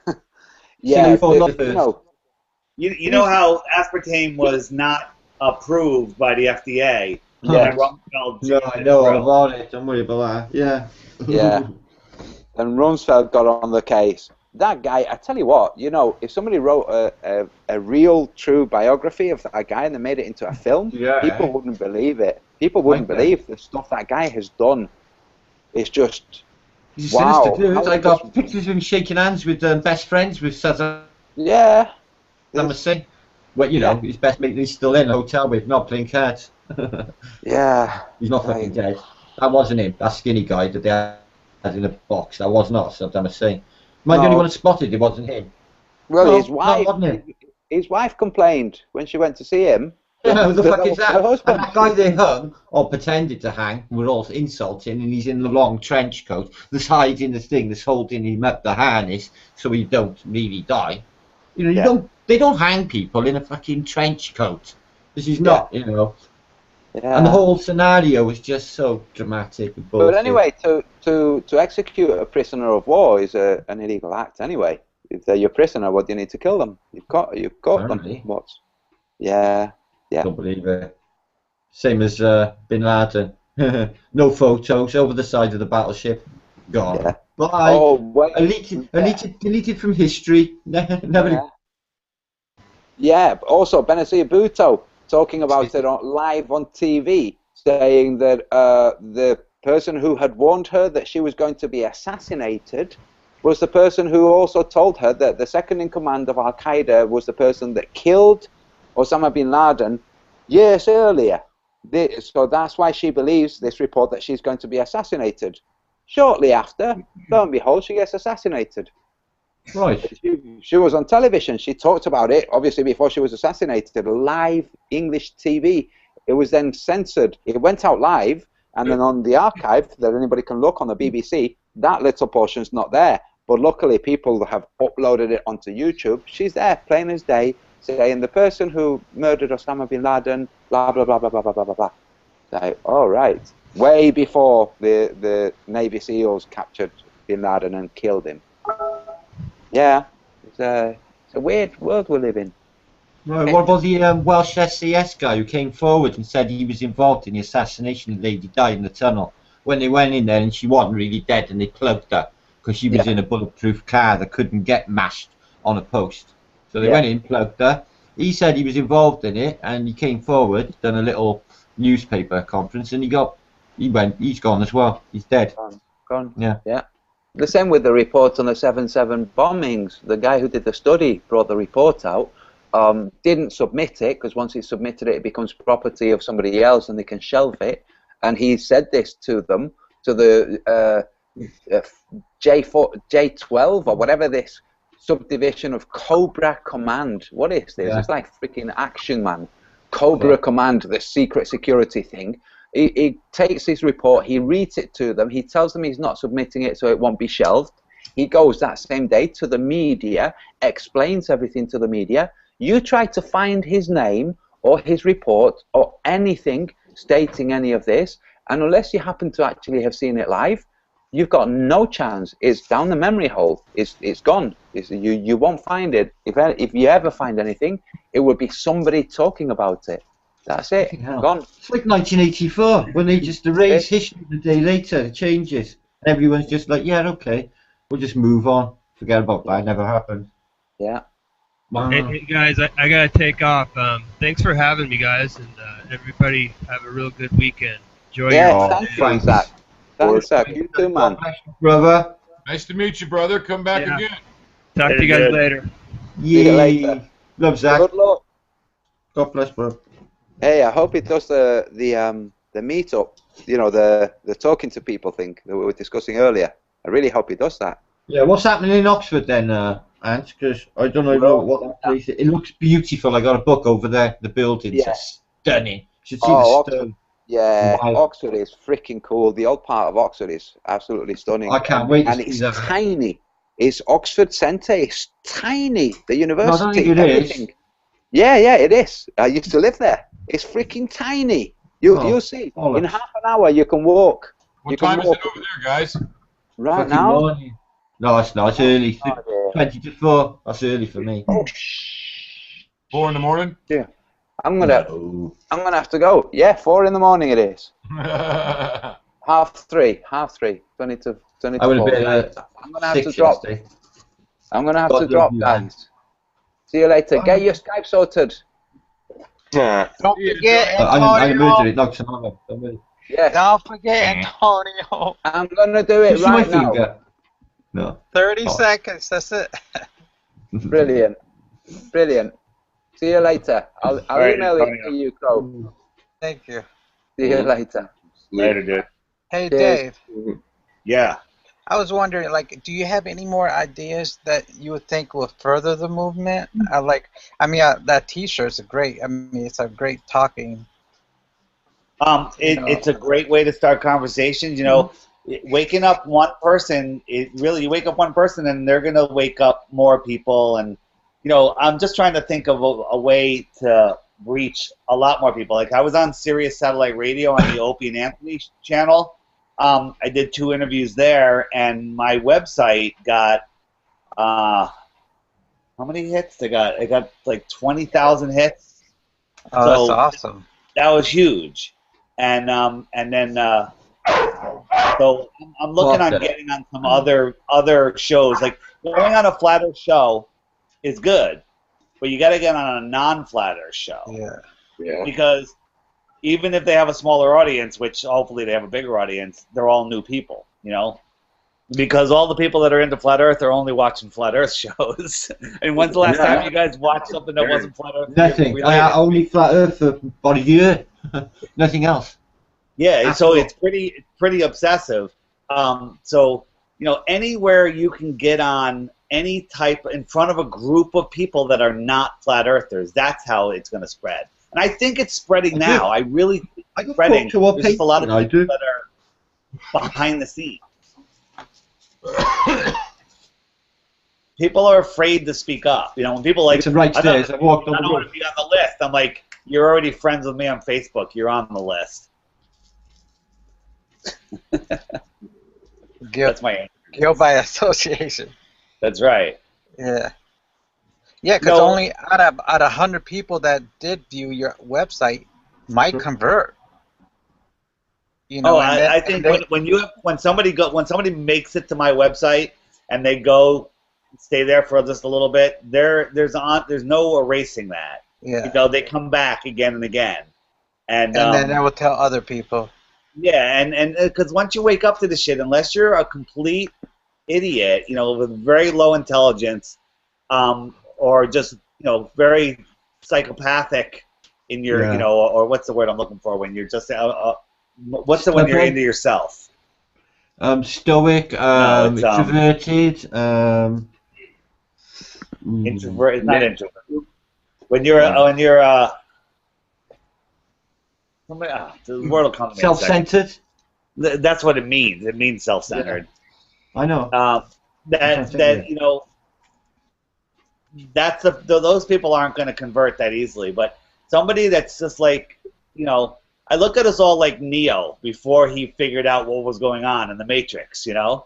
Like something's wrong and I don't know what it is. And that's how a lot of people are feeling. You know, the conversations I had at the festival yesterday, there was only one group of girls, 2 girls, that kept coming back with, like, I got you on this, you know, like, you're wrong and this is why. And, you know, they're like, astronauts. Oh, God. Yeah. You know? And so then you know, the trick is also about that. When you're talking to one person or 500 people, you have to just do it without, you know, and most of us do, just do it, explain it in the nicest way possible. It's like being an escort on a staircase. You know what I mean? you get tired of that first step, but you have to do it to get paid every week. You got to go up and down that staircase because you got to start. I mean, not everybody, you know what I'm saying, like you said, man, astronauts. I mean, that's what you run into with people that aren't on the net and haven't seen this before. They really are on ground level. Yeah. I was walking. I went over to there's a hotel that I went to use their bathroom before the venue started, and this woman, this very fancy hotel on the water in Greenwich, and this rich woman is walking by, and she's looking at my shirt, and I had my NASA Lies shirt on. You've seen that one, right? It says NASA Lies, the International Fake Station, and she's perplexed, and she goes, what's that about? I was like, I go, you realize NASA lies? And she's like, what do you mean? Like the moon missions? And we got into it. We had while we were walking down the walkway, we had this good conversation. She was open to everything. She's just like, wow. And she's like, where can I get more of this information? I gave her the website. And she's like, I'm going to go check that out today. And I just think about her day. She went out for her morning walk, to go get a coffee or something. And I just blew up her whole world. Yeah. Literally blew up. Dude, I did the same thing to a lady at the hospital about a month ago. I get there and I said something about the chemtrails or something out the window, and I don't even know why I did. I was in the where the place where you go to where they tell you where to go. Same lady every time. And she starts talking about Building 7 and YouTube and how the only place you can get your news is YouTube. And this is the lady at Providence Hospital, I'm like, I'm sitting there listening for a change, loving it, going. Cool, Conk. What do you guys do? What's your defense when somebody says, "Oh, where did you get that from YouTube?" What do you guys say? Because I came up with the perfect answer. I got a perfect answer. No, I look into old books and I read for myself. A lot of people don't. A lot of people get a lot of their flat Earth information, 9/11 information, other information on YouTube. Yeah. And people discredit it, like, oh, where'd you get that on YouTube? Well, I give them a challenge. I say, you know what? I said, YouTube is just like the rest of the world. Everything is there. Everything. I defy you to find anything that's not on YouTube. Yeah, their argument's getting thin. It's like the same game in basketball played for 4 years in a row. Really, there's a lot of knowledge to be had on the net. When I find something, I check 3 or 4 places on the net, and then I check it out for real, I mean, and then once it's, it's real, it's real. I mean, come on. Even, in the real world, all the information is out there. You have to sort through it. Make up your own mind. Even in libraries, there's fiction and nonfiction. It's all focus there. on you. What's that? I do. I focus on what I want. Whatever information I want, I just focus on it in the ether. And the information will come to me like a fucking really old book, and it'll just be like, well, that's actually what I wanted to know. And they just come to me like magic. Nobody would even know about Building 7 or even 9/11 without YouTube. You know what I mean? I mean, it really helped bring it all up, The information's not out there any other way, is there, really? You guys know about Building 6? Yeah, I've seen it on your video. It's fucking crazy. What happened to that? It got liquidized. There's nothing in the middle. I couldn't believe it. It vanished. Vanished. We don't have words for it. We don't have words for it. Atomized. Looked like it was eaten from the inside out. What could do that, guys? What could do that? What have they got? Look, if you show a 2-year-old something and it's the first time he's ever seen it, whether no matter what it is, they have to process it and put it together. Like when we see something, our brains go through every memory we had, even the little clip in a movie that meant nothing that we didn't even remember when we saw the movie, but that was there, and it all puts it together. And that's what that pre-programming does. What's it called? Predictive programming. They put these little insignificant scenes, like in a movie, they'll have a plane crashing into the building or something, and you won't even think of it because it was in the background in a scene. But then when 9/11 happened, your brain is scrambling for answers. Every single thing we see in our life, our brain has to explain what happened. Like if you're sitting there and across the room a pencil falls off a desk and no one else is in the room, your brain's going to go, okay, there was an air current, there was a vibration, there was a mouse, there was my cat, the table's tilted, something. Because if you don't explain it to yourself, you become disoriented in the 3D reality that we believe we live in. And So you have to put an explanation on everything. So when 9/11 happened, immediately radio, television saying a plane hit the building. The buildings fell due to fire. You know, they programmed that into us, and the easiest time to program somebody is when they're in shock. It's called trauma-based programming. Is that what it's called? I'm losing all my words tonight. You're right, though. It is. It's just it confused you when you were watching it. Trauma-based mind control. Yeah, trauma-based mind control. So, David, like that first commercial after JFK's assassination. You've seen that, right? Yeah. What was that? That they showed the first commercial showed right after his assassination, like 5 seconds later, and I mean it's a it's sigil magic and actually like the whole hypnotizing thing with the it's really bizarre. You haven't seen that, the first advertisement after JFK? Yeah, it's on documentary. I might have. That's one of the things I really haven't. Seriously, just put the first advertisement after JFK. You know what, people, there's certain things that I don't, for some reason, I'm not interested in doing my own research, and maybe because so many other people have done so much research that's already been done before.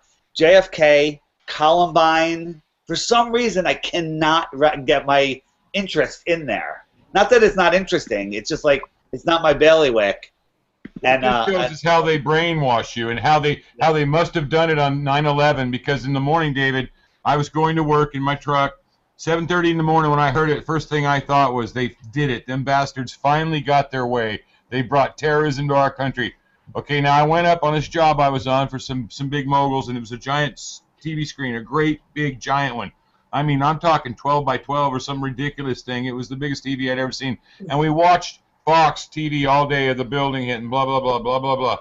David, it took me 10 years to wake up. I mean, I went from thinking I knew they did it to selling war stickers 2 months later and just being their little monkey for 10 years until I saw Building 7 melt on YouTube, and then it just all came raining home. I mean, they've toyed with our mind, and the reason this commercial I'm talking to you about is necessary for you to see, it's only a 30, 40 second, maybe a minute clip. Throw it in the chat. Throw a link in the chat. It shows you how they hypnotized us literally during a traumatic moment, dude. You wouldn't believe it. I'm very interested in seeing that. So if you could throw a link in the chat. 9/11 was a theft of human consciousness. God. What? Mm-hmm. Yeah, give me a minute. So what do you think they got? They could do Building 6 then? Because that's blown my mind, that place. That Building 6, I just blows my mind to think what happened. And I just looked at that picture for so long thinking, what could have happened? There's nothing there. Well, it just vanished into dust and just disappeared in the dust cloud. There's people out there saying that there was never any floors in there. There was never any floors in the World Trade Towers. It's ridiculous. I was in there 2 weeks before it came down. That's such a mistake. I was heading to LaGuardia Airport. I was just about to leave my house to go to LaGuardia that morning. Well, I was there. What's that? Well, it was there then, for sure. Well, the planes had already. I was like, after the first one hit, I was like, I wonder if my plane's going to be delayed. That was literally the first thought that went through my head. No way. And then the second one, supposedly hit, and I'm like, pretty sure my plane's not going off. And that's when I went down to the beach to watch. Fucked. Oh, no. And then the world changed. It was never the world changed. That was the day that human consciousness was hijacked. Yeah, no. I could tell. I felt it the day after. I thought everything has changed. Nothing was hijacked other than human consciousness on 9/11. There's a bumper sticker in there. Hey guys. Yo, bro. Hey. Great conversation so far. Cool. Thanks. You and I think a lot, David. I just realized you're DITRH. I am DITRH. Oh, I didn't know that till today, but yeah, awesome. Thanks. The reason I make reasons I make short videos. One is because what's his name? Jeff C. got me a strike originally, because I have a short attention span myself, except when it comes to flat Earth, and I know that a lot of people can't get past 140 characters, the Twitter mentality. So I was like, you know what? If I can get someone to watch a 3-minute video, then they'll watch a 10-minute video, then they'll watch a full hangout. Good thing. You and I think so much alike. It's scary. Flat Earthers do, though. I've noticed. Well, you know what? Yeah, everyone says, short videos are the best, long videos are the best. Nothing's the best. Both. All of it together gives everybody, and I think it was John LeBon made the comment. He's like, where is Flat Earth gone in a year? There's still only 300-400 people, 500 people watching a live show. And my answer is, it's kind of like cable television. It's all spread out now. People are watching on demand.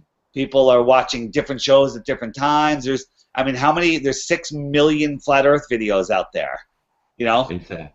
So the fact that the numbers are staying where they are does not mean that it's stagnant. I think it's growing rapidly. I wish it would go faster. Let me tell you what bothers me about when people go searching on YouTube. Once in a while they get on there, and if you tell someone new, for example, and they come back to you with some horse hockey like Zeitgeist or I don't know what they managed to find, but they somehow managed to find all the terrible videos instead of not one good one. It happens. I was wondering if YouTube has an algorithm that, that people that already have discovered Flat Earth, and they could tell by the videos that we're watching, they'll get the hits to all of the videos. But somebody that's searching Flat Earth for the first time will get a different readout, and they'll lead with all of the troll videos. Beyond a doubt, David. Beyond a doubt. It does. Hey, let me ask you this, you guys. Up, Adam. You guys know more about computers than me, but maybe I tell people usually when they're going to start a search, especially if they're brand new again, I say, listen, when you open your browser, do yourself a favor, clear the cookies, clear the cache, clear the whole thing right out, and start from zero again, so that at least when you start your search, you're not getting your kiddie videos and stupid stuff coming up on the right-hand side that you were looking at earlier. That's good. Yeah. Yeah, when I search on my laptop versus my phone, totally different results. Right.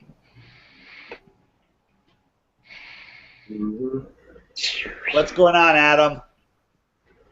I was just talking to Nathan for a while. I was on earlier, but I thought I'd come on and see what you guys are doing. Can you see me in the camera? Because there's something wrong with my camera. I can see you. Okay, because when I was talking on Skype, it went all dark. You're there. We're looking right up your nose. See the solar system on the wall there. Yes, is that the big? See my nose the Big there? Bang? That's the On Big the Bang, wall? I think. Oh, that's a mirror. I think there's a mirror on the wall. That's how the universe was created. I understand. Yeah, by a mirror. I guess so. I don't know. All right, here's a question I'm asked a lot. What's real? What big event is real? Good one. The Hindenburg. No. Be silly. Oh, the humanity. Yeah, right. Real. I mean, the fact that we can't just whip out things. The only thing I have is Sully landing that plane on the Hudson River, and now I'm having doubts about it. Why is that? I don't know. Just because everything else is fake, and a couple people are like, you believe that? Just the way they had the camera there to film it perfectly. I'm like, it's on the fucking on the west side river. There's probably 800 cameras filming across that thing at all times. Conveniently timed hero, in other words, huh? Maybe, but that's the only thing I have. Before that, it was that and Kurt Cobain killed himself, and then I'm like, fucking. I don't believe that is because I never looked into it. What did you do? Hang himself from a doorknob? Was it? No, he shot his fucking brains out with a shotgun. With a shotgun that he couldn't even. He's still alive, guys. Yeah. You reckon? Yeah, he's gone to that place, isn't he? Having over the ice wall where they all go, sitting on the beach with Jim Morrison. Probably. Yeah. Hey, I've said this before, maybe not to you guys. So when you're trying to explain the flat Earth to somebody, I don't like mentioning the ice wall. I call it the ice shore. It might be a wall all the way around, but it's like a lake that has a cliff on part of it and a beach on part of it. It's the shore of Antarctica,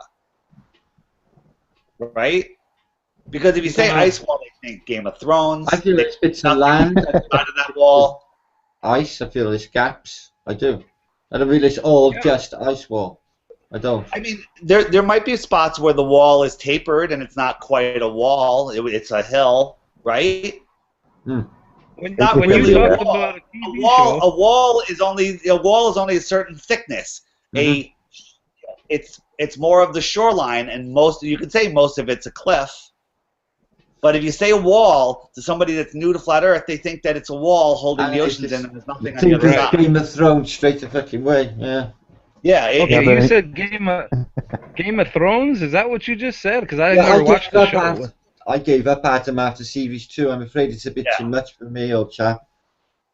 Yeah, but wasn't Game of Thrones and I just couldn't take it. No, I don't know. Game of Thrones. Game of Thrones has everybody knows the ice wall from the Game of Thrones. Yeah. And is that right? Yeah. Oh, yeah. That's in your face. The dome show, the ice wall in the Game of Thrones. I mean, I can't go off my head right now, but I know there's 100 examples of things that just relate to everything we discuss.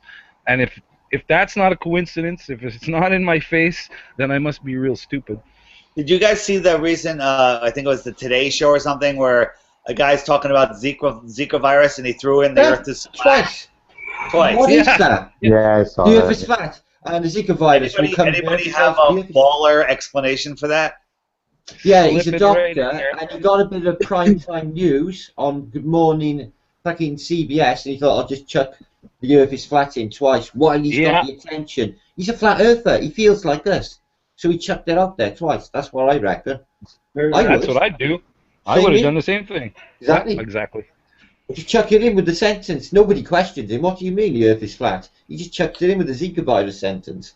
Hey, I've done it a couple times, and people have asked me about 3 minutes later in the conversation. They go, "Wait a minute, did you just say a few minutes ago the Earth was flat?" I don't talk about anything else. I think Martin asked, or somebody asked, what else, or maybe it was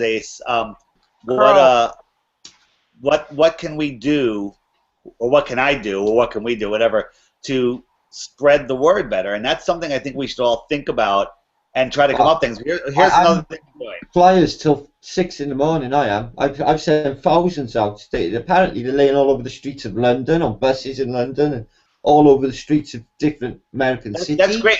By the way, I heard you mention that. Are you? How do you just buy the printing? You have a source? No, it's just PDFs. All it's just it's just you just email me. I'll send. All I'm doing, I'm sending people a load of books. You were physically handing out flyers. No, man. I got a printer. I got Canon. Yeah, of course. I'm doing fucking everything. So I was in before I was a flat earther. I was in the printing business, and when we print large press runs, and lots of times there's empty space on the sheet, that they end up just cutting off and throwing away, and I would print chemtrail flyers, and I was printing 100,000 at a time, and I would then ship them to people like Dane Wigington and other activists and stuff, and I spent a lot of money on shipping. The printing was free, but it was really effective. People have them at rallies. Like if you watch a chemtrail rally, if you watch, you can see people holding my flyers. David, I was just going to say the same thing. The printer, if you go in the printer and you don't want to spend a lot of money, walk in there and tell them, here's what I want printed, and put it at the end run of anything you want. I don't care what media it comes on. So that's exactly what I used to design flyers of all different sizes, and then people would download the PDFs and take them to their local print shop, not the quick print shop, the big print shop, and say, whenever you have space, or if it's only 4 inches by 10 inches, I got a flyer that'll fit in that. I've got little ones, I got big ones, and people started doing that, and it works. But again, that's expensive. It takes time and effort. It's expensive to distribute them. Printing them and getting that done, that's easy. I don't care about distributing. I do that. I can easily nail that. Another thing I'm doing is kids to get up there. Everybody is friends with a teacher. I have some friends that are teachers in the school system here, And my plan is to teach one of them about the flat Earth, and then get them to get me into a science class or even a debate class. And no chance. Why not? To debate kids on see how good their debating skills are, and the reasoning are. I'll pick something ridiculous like I'll defend that the Earth is flat. Right? Yeah. Maybe you could sneak it in one class. Maybe. If we can get into one class and actually get that and film it, like I'll bring like 3 fucking iPhones. I'll film it from different directions. If we can just film that once and then put that on YouTube, that will go viral. It would be stunning. Yeah. I seen one the other day with Dawkins in a schoolroom, and a kid said to him, "Have you seen on YouTube? They say the Earth is flat." He said, "Don't be so fucking ridiculous," without swearing. Evil Dawkins, Richard Dawkins. Yes.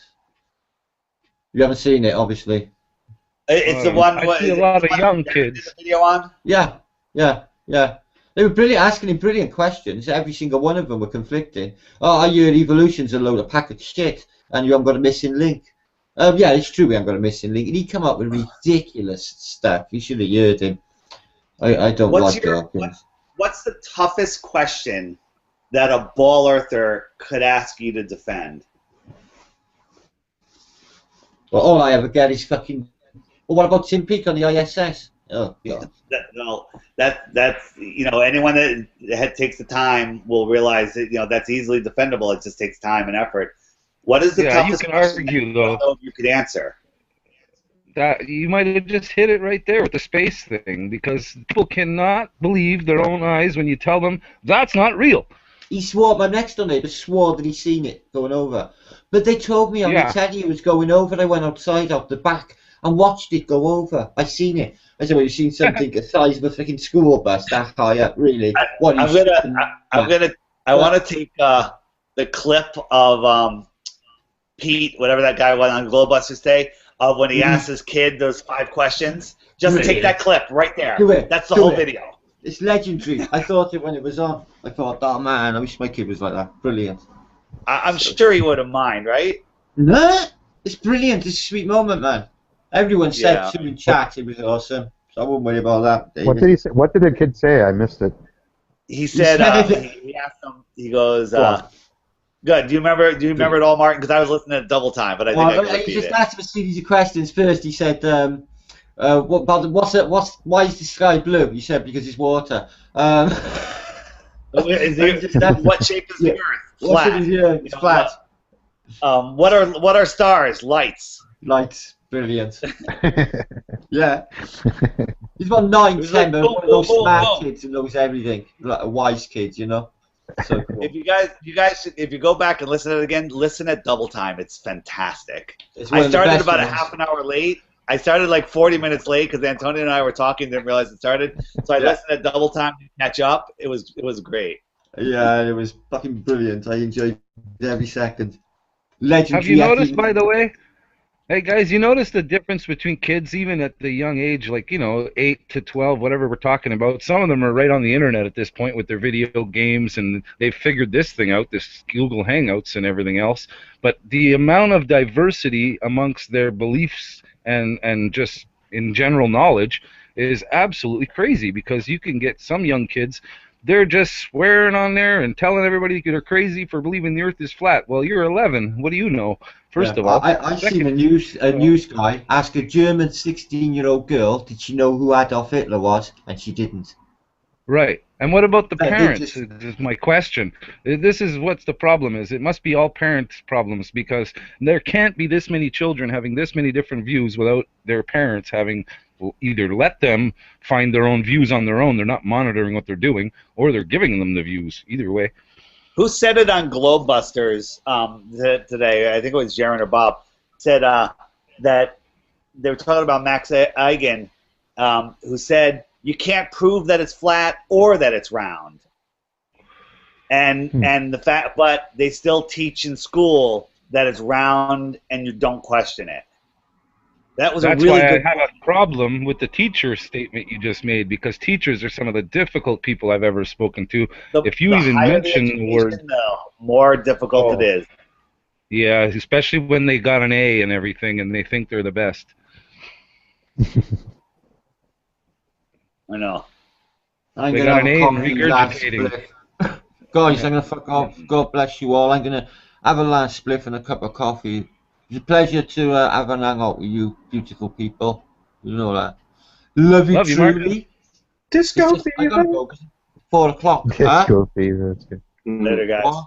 Later, Martin. Later, brothers. Toodle. Love you. See ya. God bless. Good dreams. I will. Dave, How long has this hangout been running? probably 7. There is no time. I don't own a watch. David, Yeah. how would you explain the Southern Cross to a Glober? The Southern Cross is just the Southern Cross, but it moves. It circles the North Star.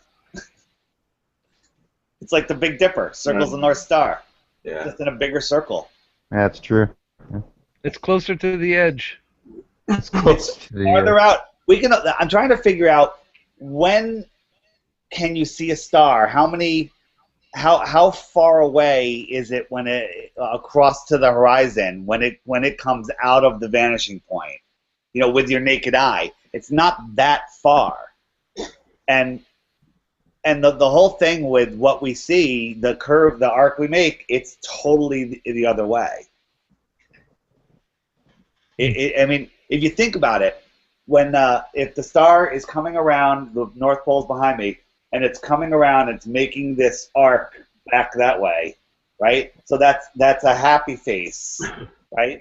But because the beginning of that happy face is on the horizon, the lowest part of that happy face is high above your head, and then the other end of that happy face is back down to the horizon. You see the opposite arch. You see it in the exact opposite direction.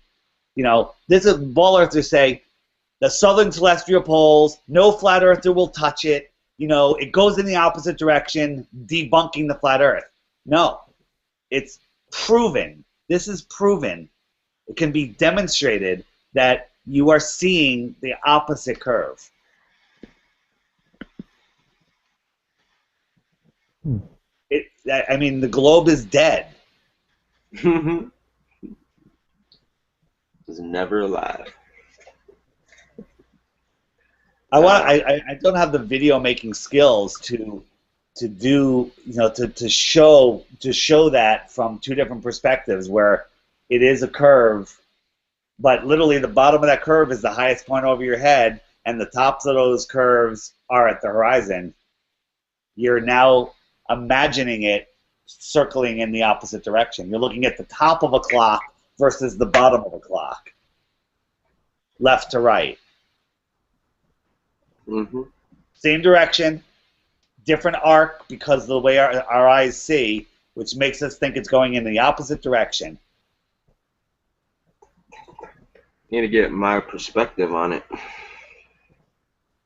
I think that's huge, though. I think this is like literally the South Pole stars were the one thing that my answer was, I'm not sure, or I haven't seen proof that they actually do circle a star, but I hadn't seen anything that doesn't prove it. But you know, there's so many people saying that they've seen it, and there's so many videos that show what appears to be a curve, but it's not what we're seeing. It's not what we're seeing. I've seen conflicting videos. I've seen ones that make the stars look like they're going in straight lines, and then the three. It also depends on your altitude. Like if you're up high and you're looking at the South Pole stars, I mean, and you're looking very far south, you might not see that much of a curve. I mean, but again, to see it from horizon to horizon, I don't know if there's that much dark down there. You know, you're not going to see it far enough. And literally, you can see things in our perception that are not what you're seeing.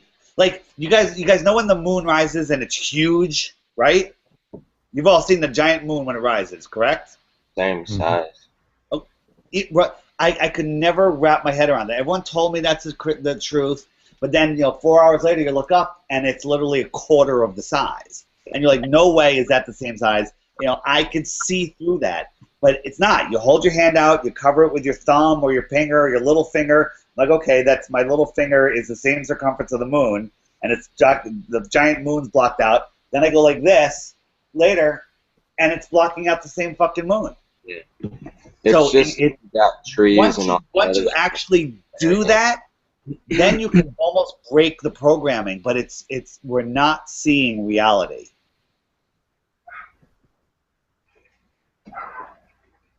So how about that? Yeah, it makes sense. Yeah, for sure. Oh, man, I like that idea of debating. I'm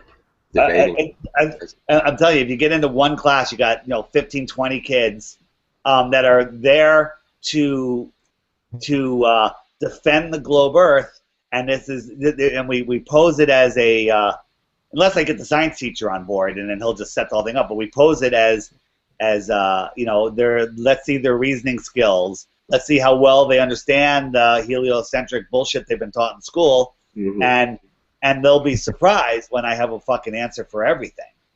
And but that's just that. That'll be a little rumor, the buzz in the school. But then you put that online and upload that to a bunch of channels.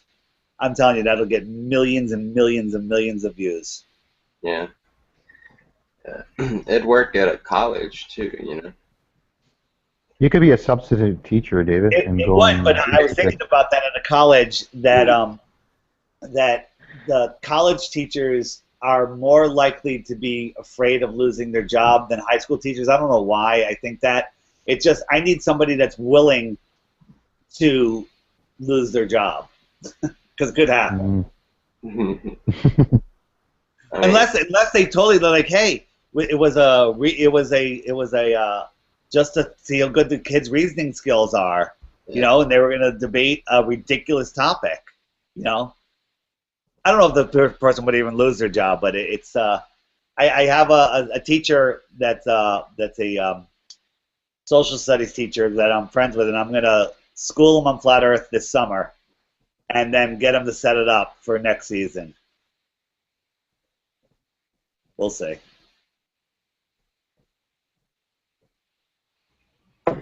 Yeah, they shouldn't be afraid if it's just a debate. It's not like they're preaching it. You know what I mean?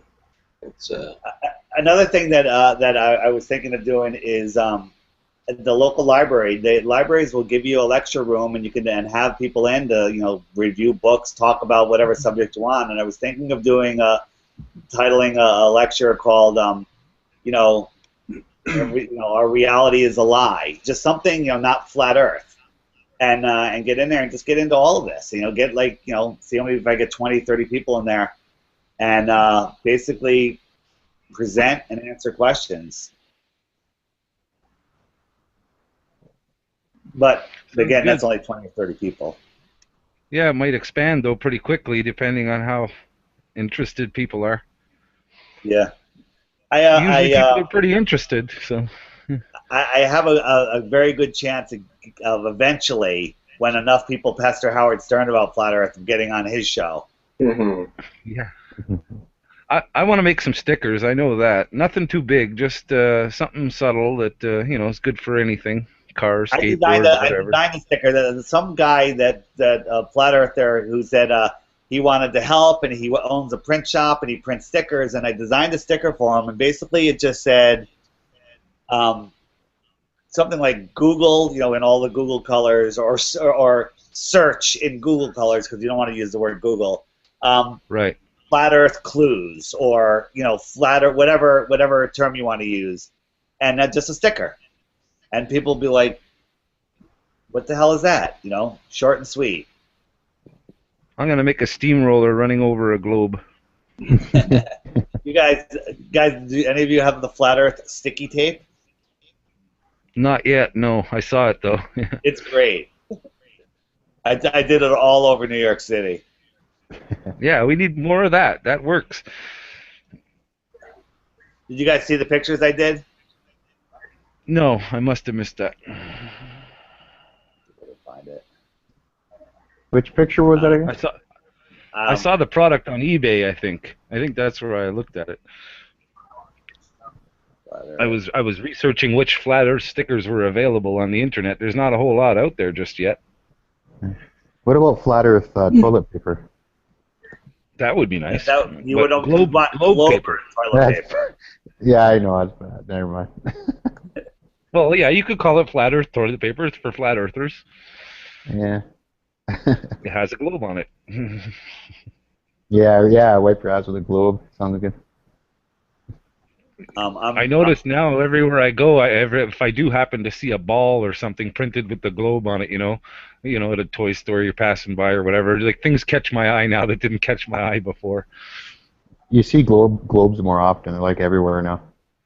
Yes.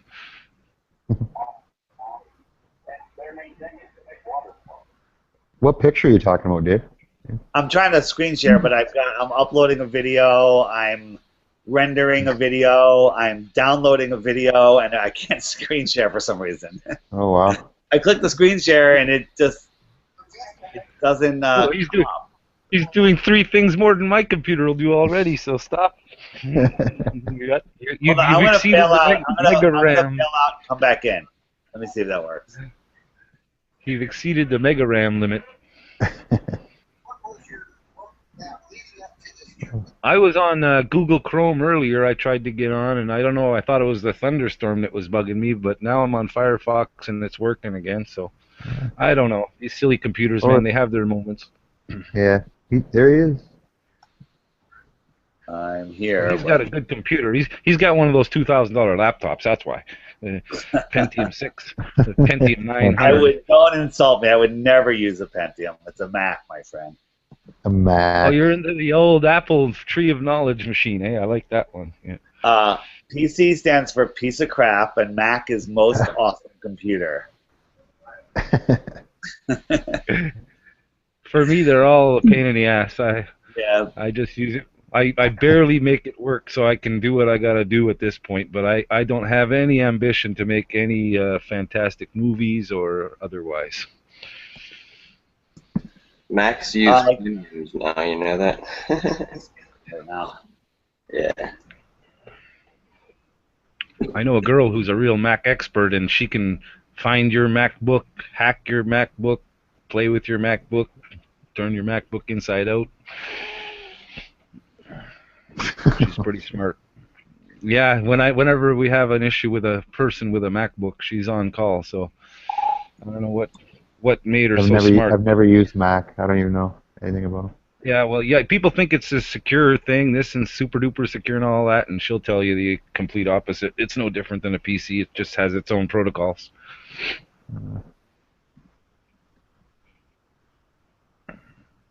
Different platform, you know. Yeah, that's what you're used to, I guess. Yeah, if you can write the programs for Apple, though, I mean, don't tell me you can't go in there and screw with things. That's why people seem to think that everything is like foolproof, just like when you hear something's new or improved or, you know, safe or, you know, whatever it is. You just immediately trust it. It sounds great, especially if it's in fluorescent green, you know, or it's got a nice shine around it or something or whatever it is. If it's catchy to the eye, catchy to the senses.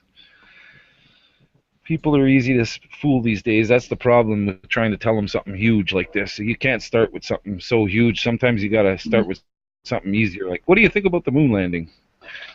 Yeah. And they go, well, yeah, I saw it on the TV. I always say I saw a dinosaur eat a human on TV, too. Yeah. Sure, I saw Sandra Bullock in space.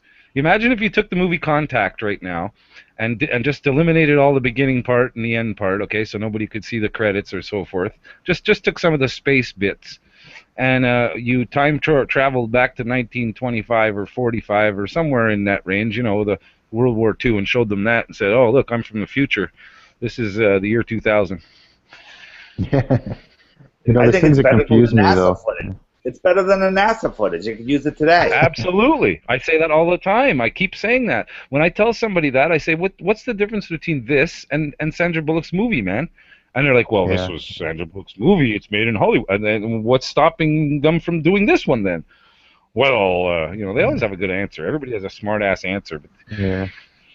They defend it to the death. It's hilarious. Matt Damon went to ahead. Mars too, and that kind of confused me.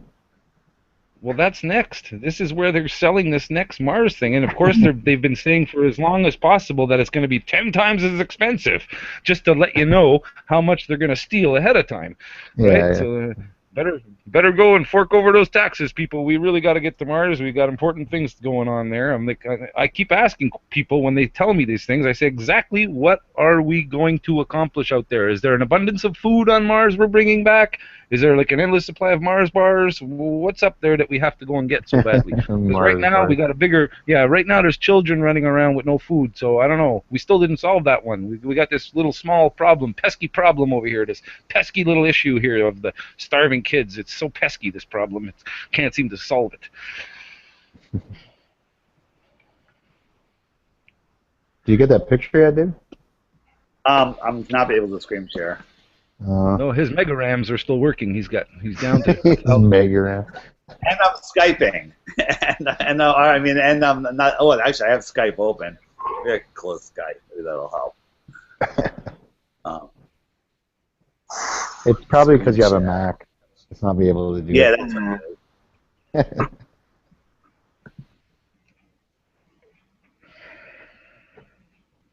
is. It's funny when someone else's dog barks or makes noise on the thing and the dog perks up its ears. It's amazing. The dogs have their own language, I think. It doesn't matter if it's across the internet or not. They hear it. My zombie dog is wondering what's going on. Yeah. Tell you what, guys, I am freaking tired. Yeah. I'm tired, man. Tomorrow. I hear you. Hey, so am I. Thank you for having me, sir. My more, David. For sure. Hey, David. I think. There, I got it. I got it now. My screen is. I with the camera off. Yeah. Just share my whole screen, I guess. Yeah. Ace is really tired. Did he leave you? No, I'm still here. No, I mean David. He didn't fall asleep that fast. Oof, down you go. I'm really yeah. Did he leave me? I forgot what we're sharing again. What is it we're sharing? It's nothing major. It's just the flat Earth sticky tape. Oh, that's right. Let's see that. Yeah, I'm gonna explore your channel a little more now. I just subscribed to it. I'm number 13,572 or whatever you're up to. You guys see that with the bike? Yeah, I see it. Yeah. Yeah. I put it there on light posts all over the place. A little subtle. This is a school. I put it right here on the water line. That's in New York. Parking right? meter is good. Yeah, wherever all the people are going to go. Bank machine, beside the bank machine. Yeah, well, bank machine, when you put it there, you're being filmed, though. But I put on a lot of light posts, and it's been staying there for a long time. I put it on but you got to be more subtle. You're not subtle enough, maybe. You got to kind of slide up there and just... I know, I do. I put it up. Yeah. I put it on just everywhere. What you do is you go find a homeless guy, you give him a whole handful of them and $10, and you say, "Here, make sure these are seen." I turned a stand-up New York studio into a flat Earth studio. That's it. That's all. What happens if New York goes underwater? Oh boy, that's going to be sad, eh? Yeah. Who knows? Well, it'll be level. It'll be a flat level. Oh, yeah, we'll be canoeing in New York, exactly. Yeah. I mean, shit, if the water even rose 1 inch, wouldn't it put stuff underwater? It's close there, isn't it? I think it is one of the closer to the water type places that's, considering its importance of, And it's so funny because I got them fucking skyscrapers. You would think they would sink, you know what I mean? But I guess they don't. It's so heavy. It's weighing down the little New York Island. Remember that silly woman in Congress that thought that all the land were floating islands? Yeah, geez.